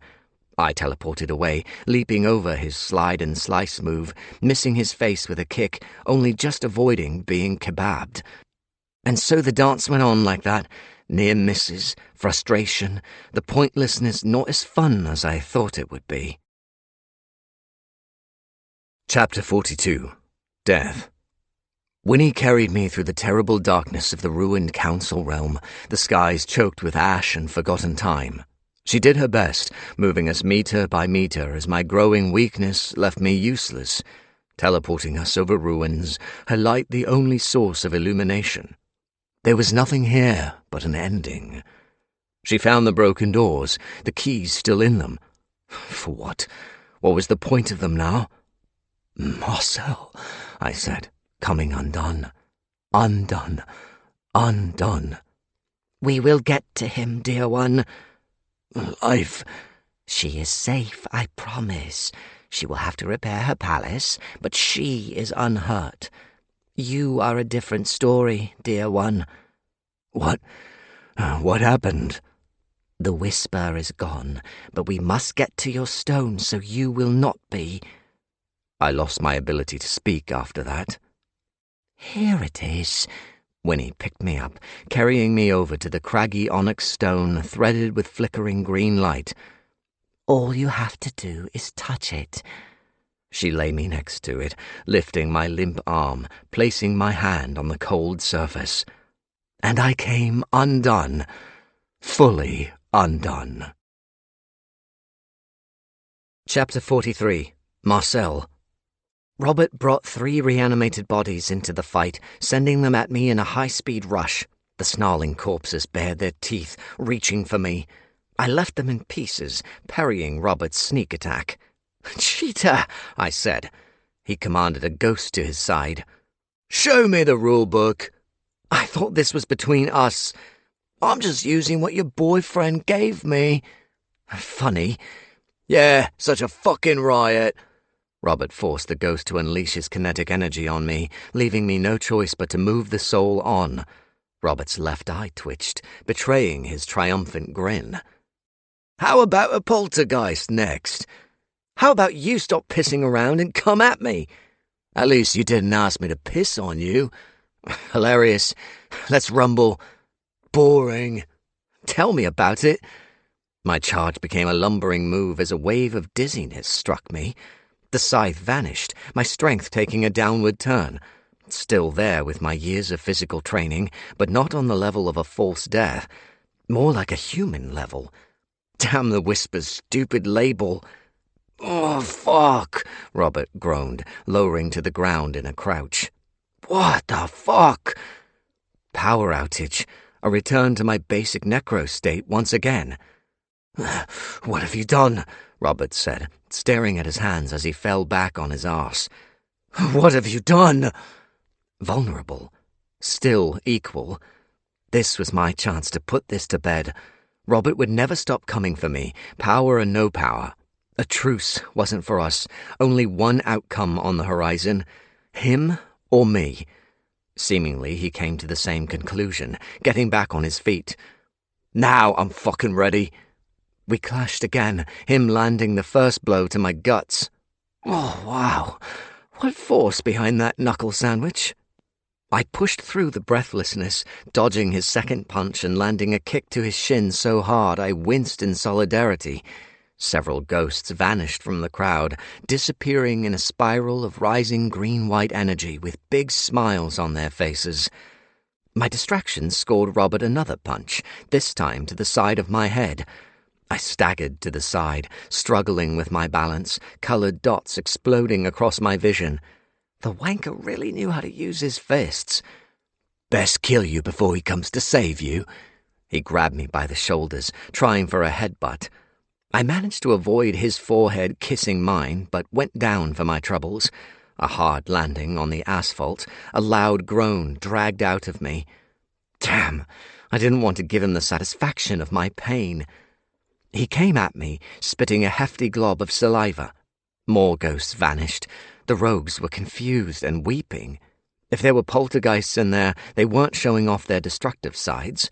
Probably because the dead were moving on, the light of their passing so pretty, so soothing, regardless of the hurt from Robert's punches. Robert paused when he finally noticed what was happening. "They're leaving?" But where was my beloved? My powers were diminished, so he should be himself again. Right? Jen appeared beside me, placing a gun by my side. "I love you so much." The deathly light swirled around her. She didn't cry, didn't give off any hint of sadness. "You look so peaceful," I whispered, my heart lurching in my chest. I'd carry the sadness for both of us. Robert moved into the crowd, screaming at the ghosts. "Stop this! Stop!" Louise came up behind Jen. "Be happy, Marcel." Jen stood, linking arms with her. "Thank you for your friendship," she added, "for being so kind." "I miss you both so much already." Here came the weeping. "We'll see you again," Jen said. "But remember, it better not be for ages." Louise nodded in agreement. Jen looked into the crowd. "Give him what he needs." I picked up the gun, wiping my tears. "Is Death here?" They both shook their heads. "It feels like him," Louise said. "But it's not the same. It's different." Oh, God. "We love you, Marcel," Jen whispered as she faded. "No matter what, live your life to the fullest."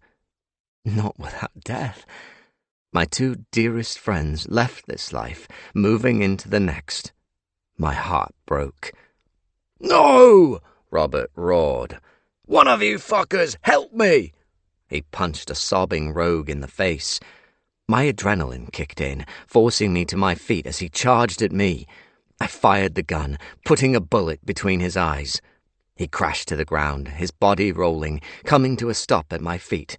Face up, dead eyes meeting mine. "You win."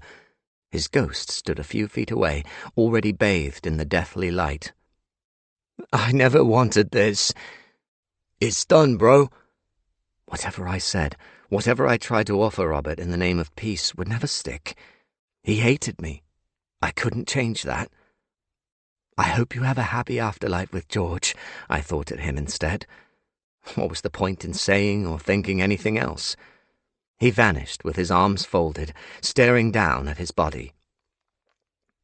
Rogues fled the scene, some staying to cry and beg for mercy.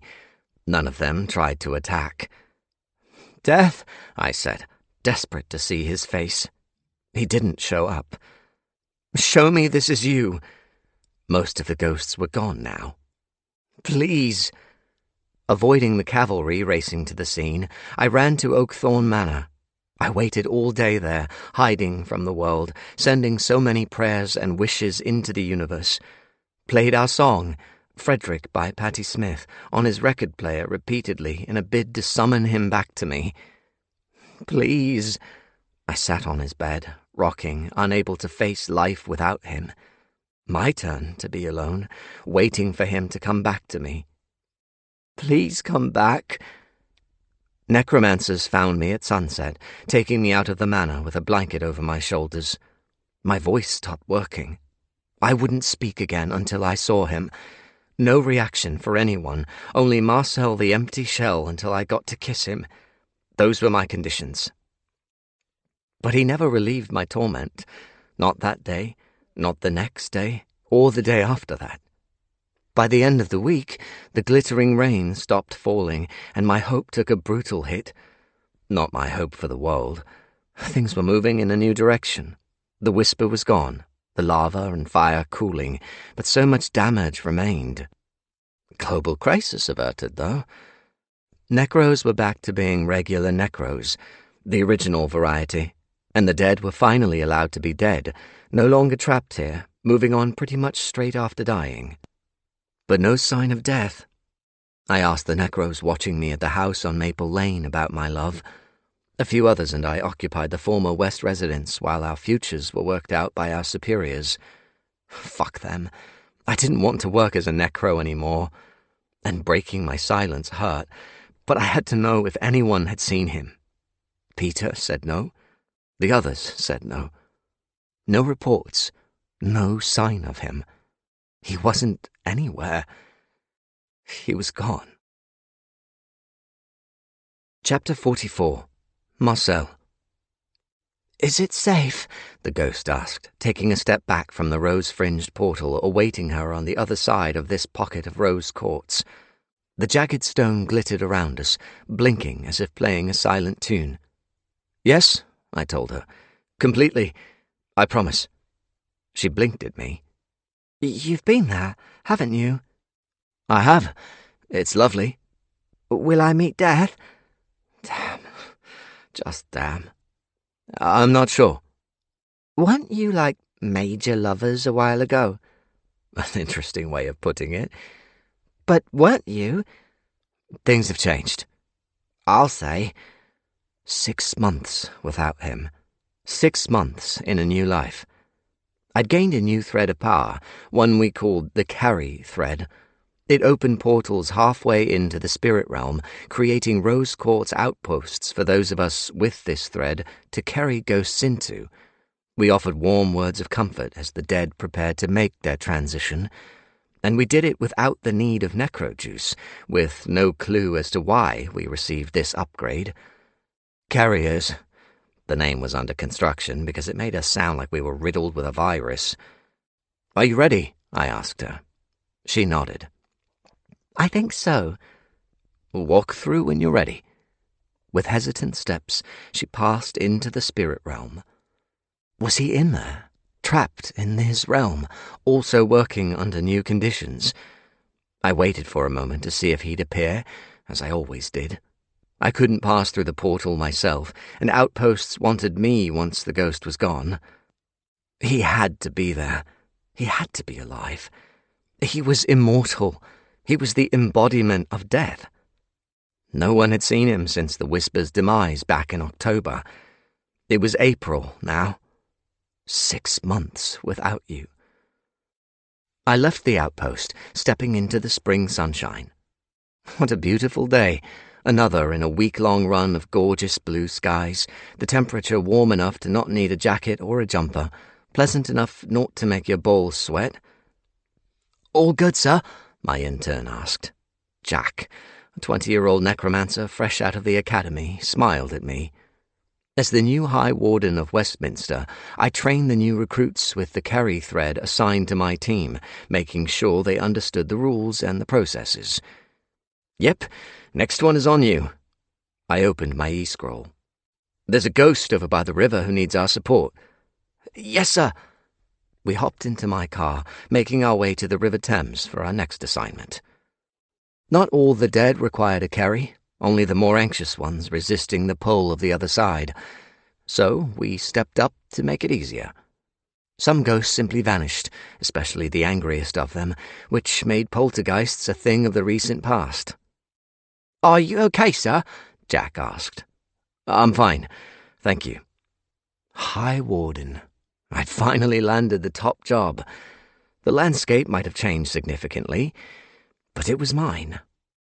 After leaving Oakthorn behind, unable to bear waiting for death any longer, I got dragged into various meetings about my future. During those meetings, the Carry thread appeared. Immediately, a new order was established, a smoothly running system implemented within a week. New High Wardens and their deputies were established, me being given Westminster and assigned a lavish house over in Mayfair. A whole house to call my own, along with my rehabilitation in the public's eye. Kind of. After the Whisper and Nick, the whole star-crossed lovers story fell by the wayside. No one really cared about that now, aside from a few trolls desperate for attention and failing badly. Thank God for that. Thank God I'd been given this second chance to do my duty again, to be the necro I was born to be. No matter what, this was my calling. I only wished I could share this awesomeness with Jen and Louise, and Death. Being Friday night and the beginning of my 5 whole days of annual leave, I met up with Leon for a drink at a quiet pub near my parents' house. My family were back in England after a stint in France with Mum's cousin Céline in Provence. Dark wood panelling and furniture filled the pub, walls covered in quirky beer mats, a TV playing a football game. But the best thing about this place were the cheese toasties, the greatest in the universe. I mean, wow. And the unicorn always offered plenty of warm charm, even if the red carpet seriously begged to be put out of its misery. I put a pint of bitter down before the mage, a red wine for me, settling into our quiet spot. "Thank you." He took a sip. "Thank me after the toasties come. Are they that good?" "Beyond good." "Anyway, how are things?" We usually met up once a month. He lived in London too, over in Ealing. "How's your mum?" "We decided on therapy in the end," he said. "Our first session is next week." I picked up my wine, smelling the cheesy goodness wafting through the pub from the kitchen. "That's great news." "Yeah, the resistance is over. We need to do the healing now. Mum is too closed off. I don't resent her for it or anything because she's struggling. I'm struggling with it all too." "Still not sleeping?" He shook his head. "Can't you tell?" "Who am I to say anything?" Sleep wasn't much of a friend to me of late either. After a gulp of bitter, he said, "It feels like we're stuck. We've got to move through this with someone out of the loop, you know? A neutral party. We know we can't talk it out with each other. I'm just scared she'll completely withdraw from me." "That's such an amazing realization," I answered. "I'm proud of you. I really do think this will help so much." He nodded. "Thank you. I'll let you know how the first session goes." I went through mandatory therapy sessions every week. All necros were required to do so. After all, we were dealing with death, with plenty of anxious ghosts along with our own inner struggles, whatever they might be. Things really had changed. Imagine if Emma Lackey was still around. She'd spit on the idea of compulsory therapy, wanting us to suck it up and soldier through it. I preferred this healthier routine. Even the remaining rogues were undergoing treatment with the hope of some form of restoration. I kept my fingers crossed for them all. They deserved to get their lives back. The toasties arrived. After one bite, I thought Leon might throw himself on the ground and sing the praises to the cheesy divine. Instead, he got up and ordered another one. "I don't give a crap about the calories," he said. "This is bloody hell." "Told you." We clinked glasses. "So, how are you?" he asked. I hated the spotlight being on me. "I'm fine." "But not really. I just miss him so much. Sorry." "Why are you sorry?" "I hate to say this stuff in front of you."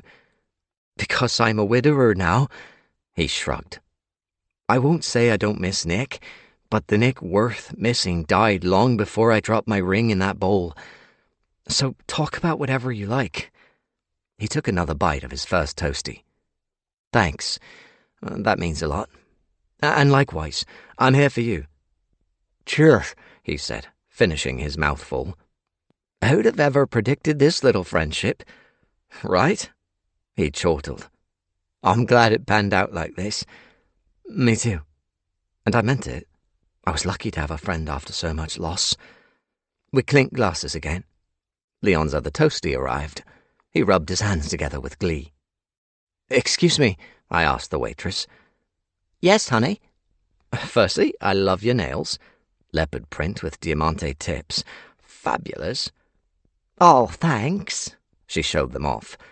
"My mum reckons they're tacky, but one woman's tacky is another's perfection." "Amen," Leon said. She giggled. "What's the second part?" "Could I order another toastie, please?" "Course you can, and 'cause you've made my evening, the next round's on me." She winked. "Thanks," Leon and I answered at the same time.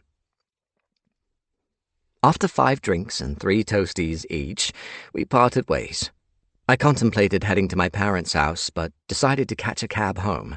Fancied being alone with some coffee, listening to Nick Cave and working on my latest knitting project to help me get through the evening. Back at my house, showered and in my pajamas, I snuggled up on my big grey corner sofa, knitting a blanket. I'd finally finished the pastel blue and pink blanket last month, now working on a green and white one for my little brother. Star Wars 4, A New Hope played on the screen, the volume low. Death loved these movies, so I practiced a form of manifestation every night. Let these run, let them call him back to me if my heart wasn't loud enough. Maybe tonight, maybe tomorrow, maybe never. Don't say that. Please don't say that. Chapter 45. Marcel. August arrived with no sign of death. However, it was time to celebrate. Henri was turning 19. Mum and Dad decorated their house with an extraordinary number of banners, streamers, and far too many balloons. But try telling Mum to go easy on festivities, and you'd have to brace yourself for a lecture and some serious regret for opening your mouth. "Wow," I said to Dad in the hall. "The recycle bin is already weeping, son." I laughed. "Where's the birthday boy?" "Getting changed. Again." "Is he okay?" Dad shuffled closer. "I never said this," he tapped his nose, "but there's a friend from university coming, and we think Henri might like him." "Oh?" "Ross." I smiled, so happy for my brother if this were true. "So cute." Dad put a finger to his lips. "Mum's the word." "Speaking of which—" "Mon papillon!" Mum cried, hurrying down the stairs in a dress of pink sequins.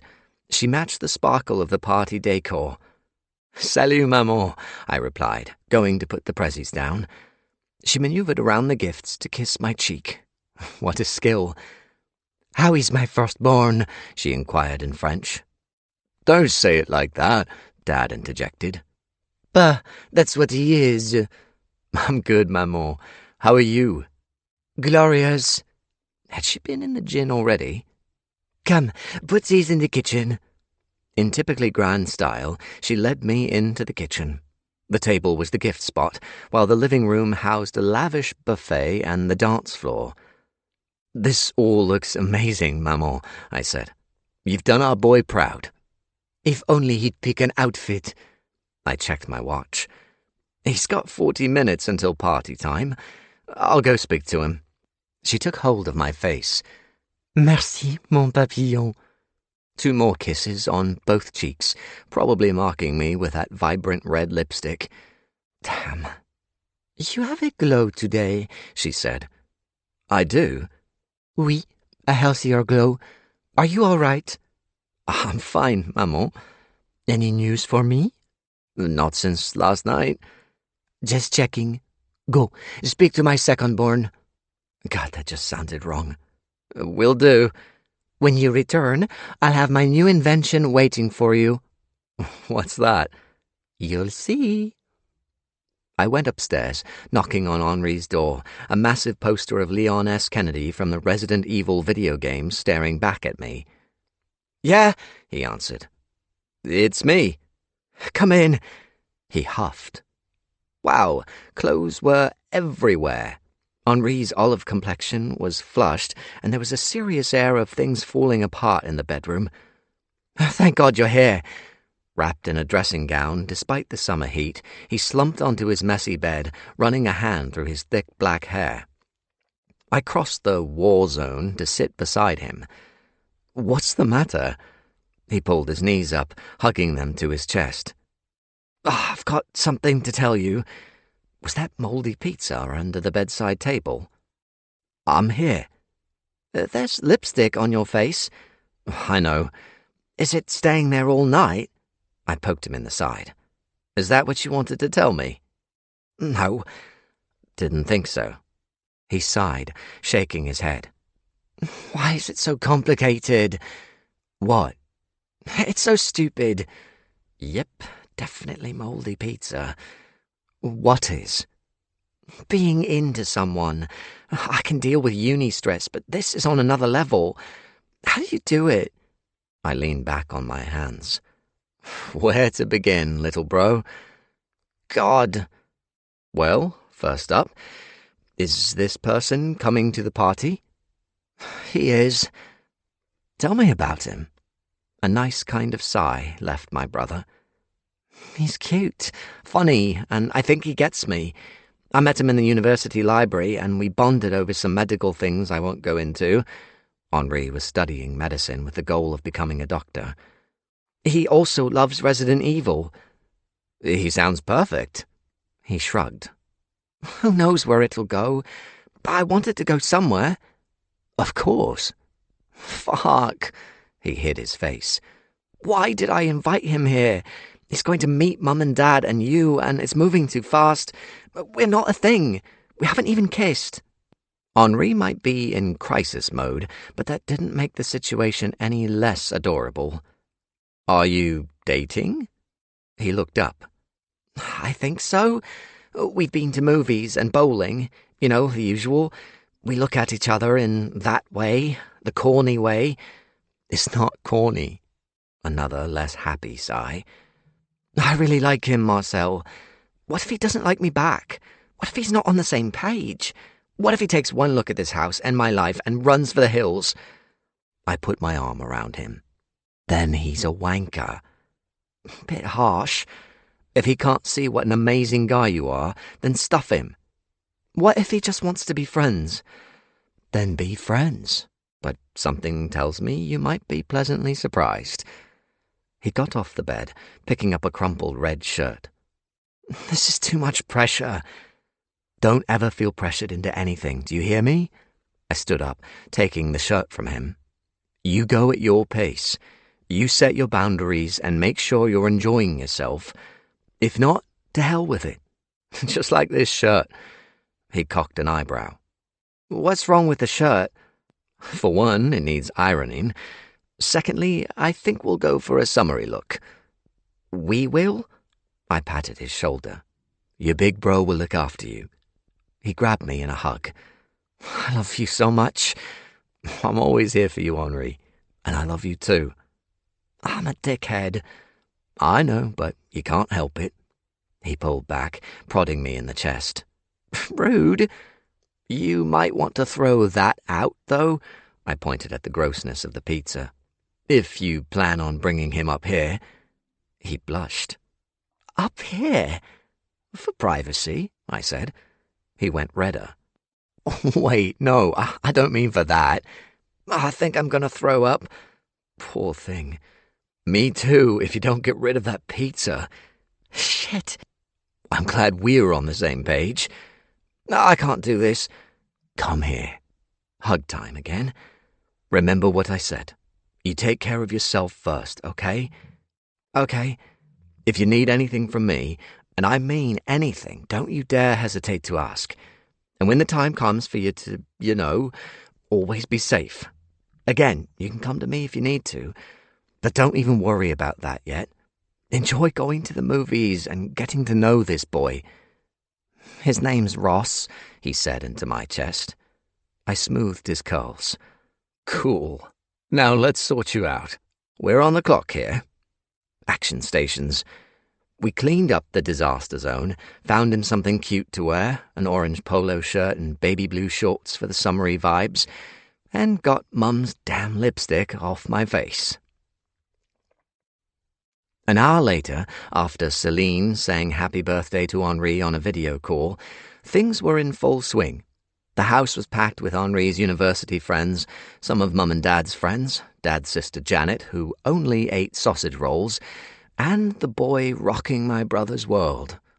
I watched Ross, blonde with clear copper-tinged skin and cheekbones I'd kill for, talk to my brother, the pair of them so comfortable together, making googly eyes at each other, giggling. Adorable. Music played and Dad kept the drinks flowing, while Mum was an amazing host. Between the two of them, they knew how to throw a party. 2 hours in, Henri opened his presents and cards, super grateful for every single one. He hugged me for his blanket, a collection of Resident Evil novels and related merchandise. "You're welcome," I said. Before long, the dancing resumed. Mum's new invention consisted of limoncello, gin and Prosecco, a cocktail she didn't have a name for yet. I drank two, reaching my limit halfway through the second one. After busting some moves with Henri in the living room, I left him to dance with Ross, heading out the front door for some fresh air in the balmy summer evening. My head buzzed a tad from Mum's cocktail, but also chilled me out, leaving me in the most relaxed state I'd been in for months. Nice. I liked being relaxed. Relaxed was good. Very good. I heard footsteps and saw a woman passing with a dog. She smiled at me. I smiled back. More footsteps. "A nice night for walkies," I muttered. The footsteps stopped, a presence lurking in the street, a figure right there in the corner of my eye. I tensed, switching into fight mode, a natural reflex. This respite from drama had gone on too long. Some wanker wanted to tangle, to become a new big bad. I looked up, meeting molten gold eyes. "Hello, you," Death said. Chapter 46. Marcel.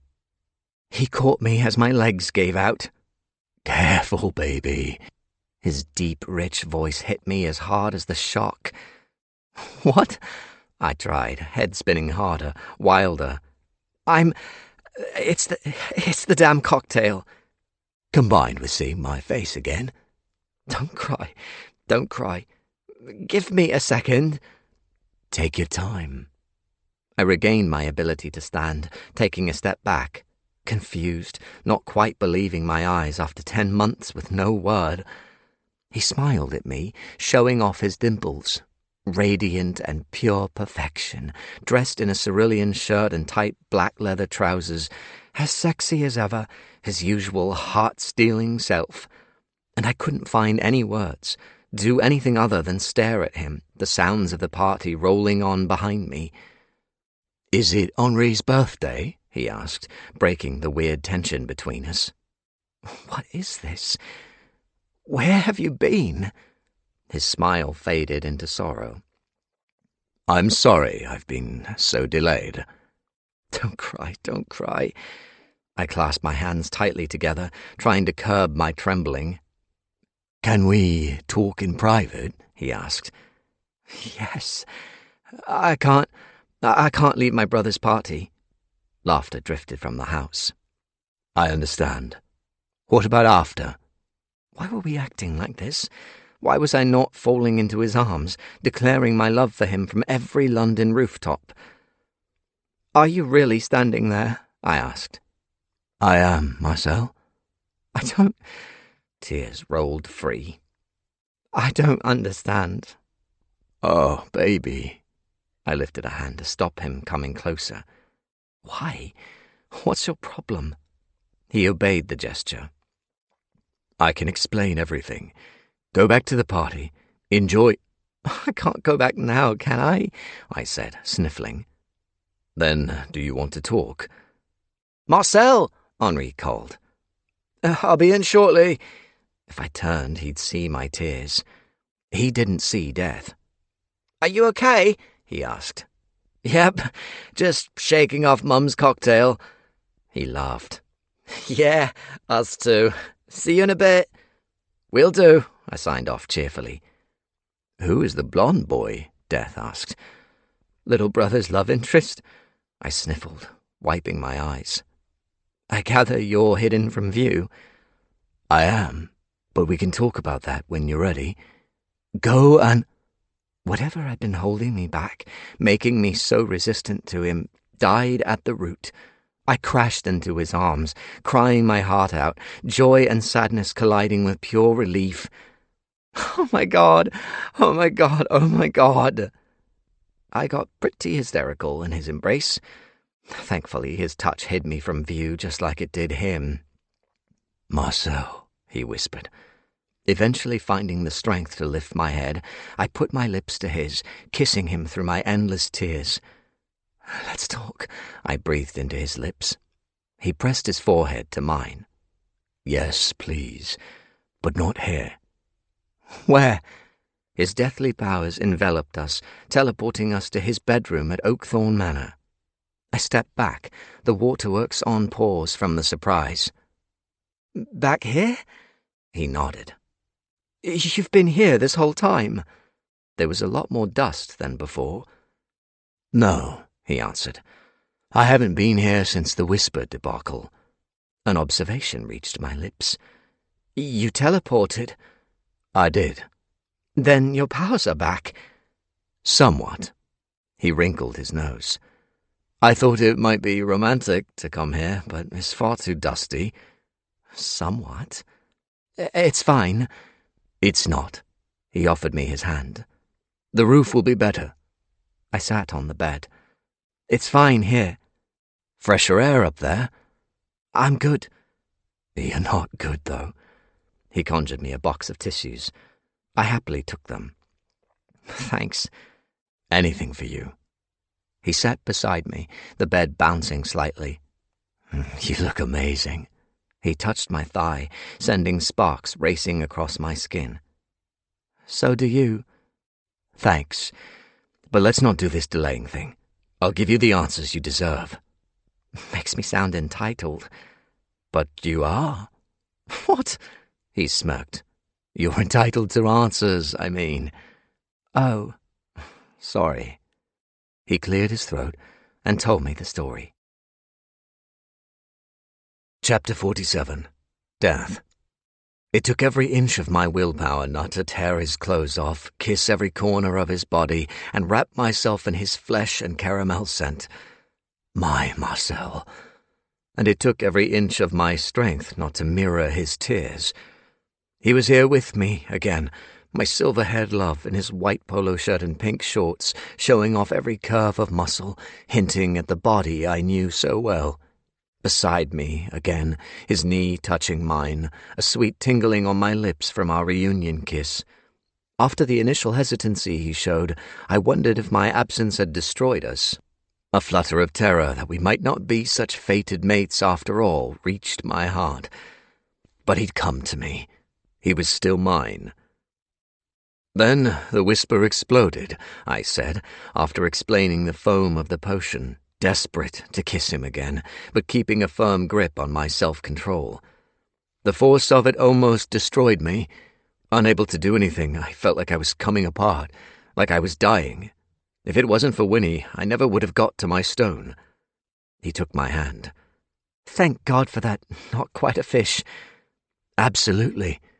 I linked my fingers with his. And life is really okay?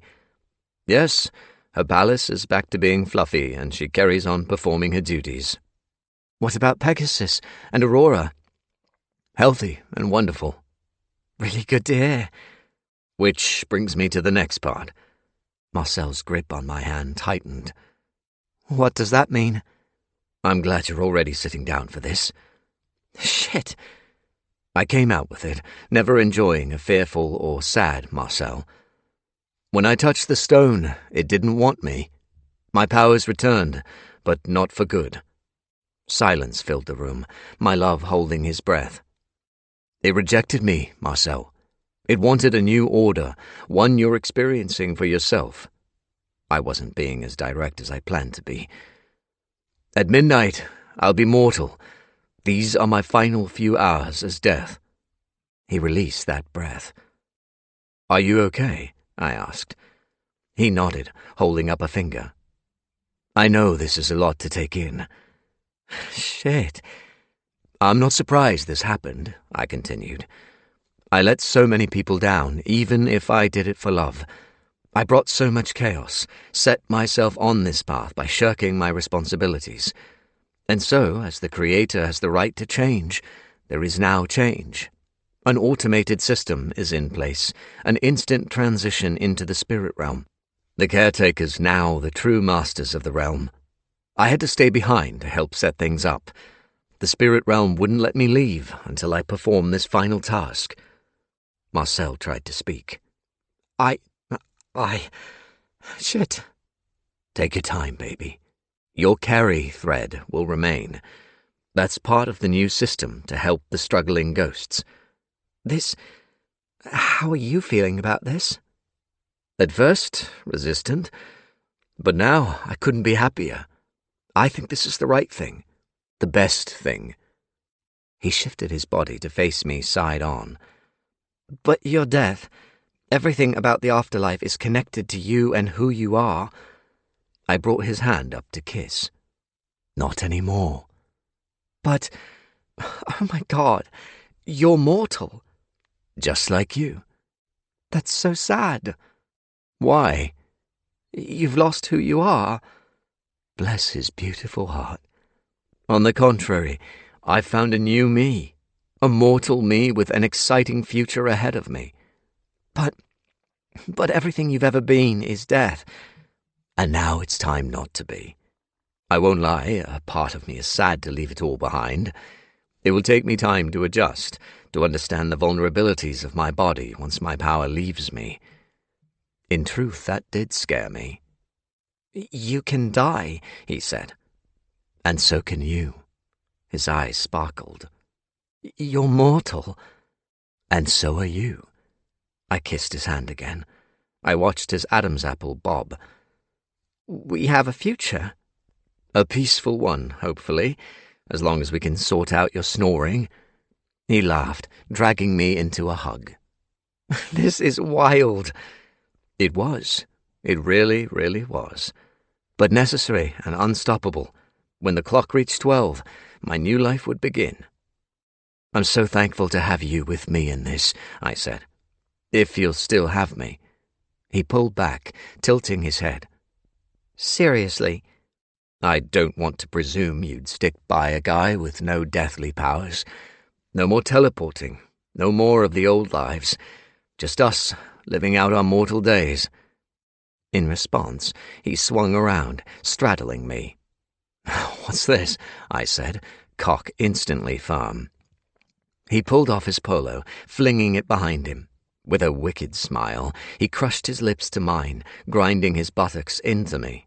I clung to his naked back, contact with that light olive skin calling to my feral desires. Marcel pulled back from the kiss, tearing open my shirt. He took hold of my nipple piercings, playing with them, hunger flaring inside those sapphire eyes. "What?" He swallowed my words with a kiss, touching the bulge in my trousers. Speaking with his body, squeezing me with the right amount of pressure. Here on these dusty sheets. I slid my hands to his backside, running my thumbs along the band of his shorts. "Do you want this?" "Yes." "In this room?" He climbed off me, practically tearing off his clothes. I lay back on my elbows, devouring his muscular body, the pulsing of his hard cock.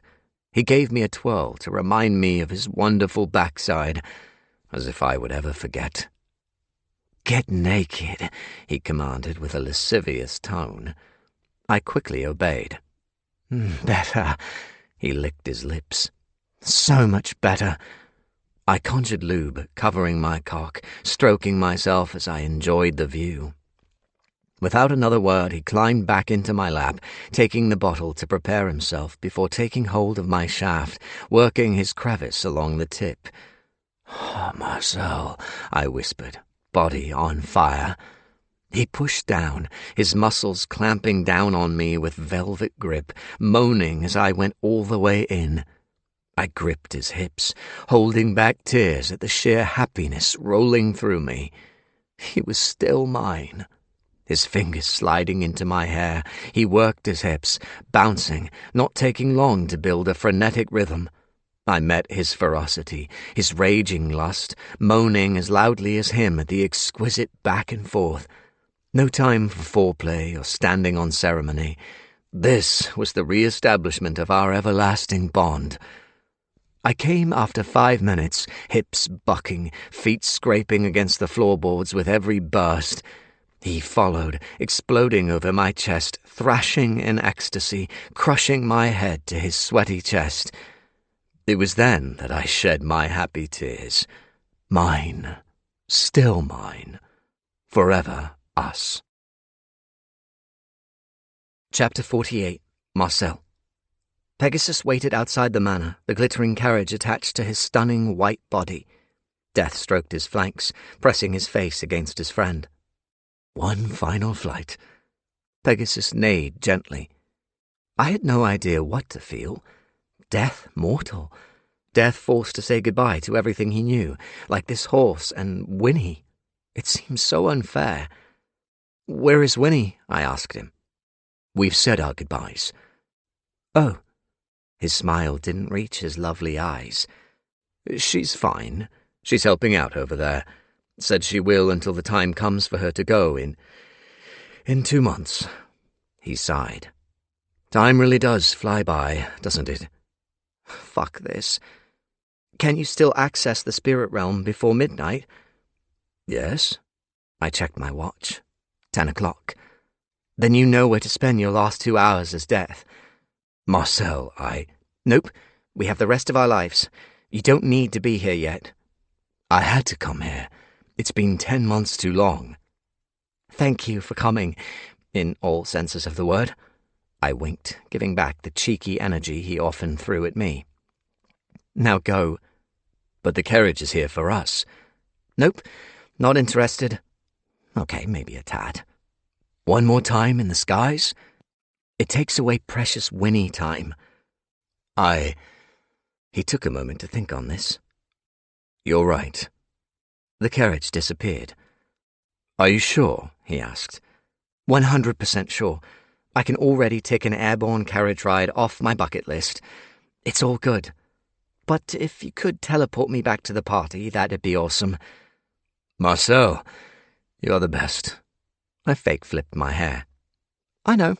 Please tell Winnie I love her. I will, baby. I will. Back at my parents' house, I looked up at the stars, the revelation sinking in. Wow, I said. Just wow. There you are, mon papillon. I faced Mum, her arms spread in the doorway. Where did you go? For a walk. Come and hug your maman. She has regrets from the unnamed. Is that the title of your fabulous new creation? Oui, I have enjoyed too many. Mum's hugs were elite. Are you having fun? I asked. I am, mon papillon. I am.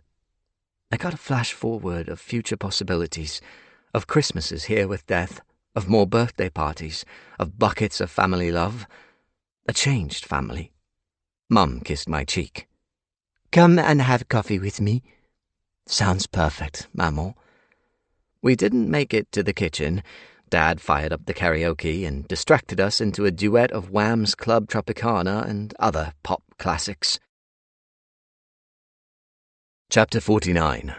Death.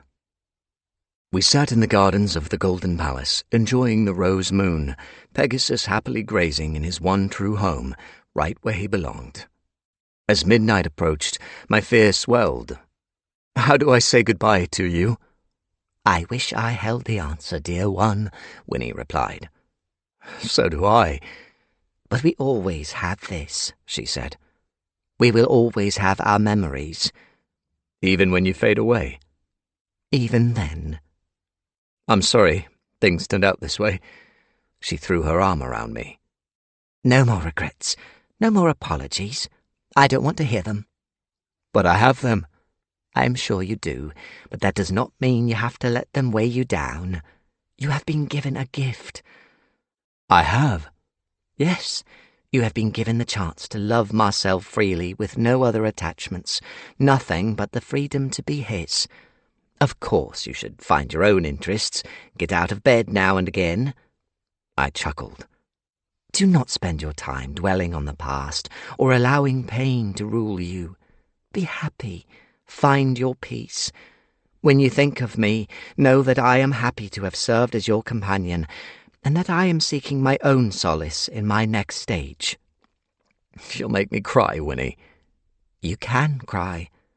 I did, silently. She caught my tears with a glowing pinky finger. I will always be in your heart, and you in mine.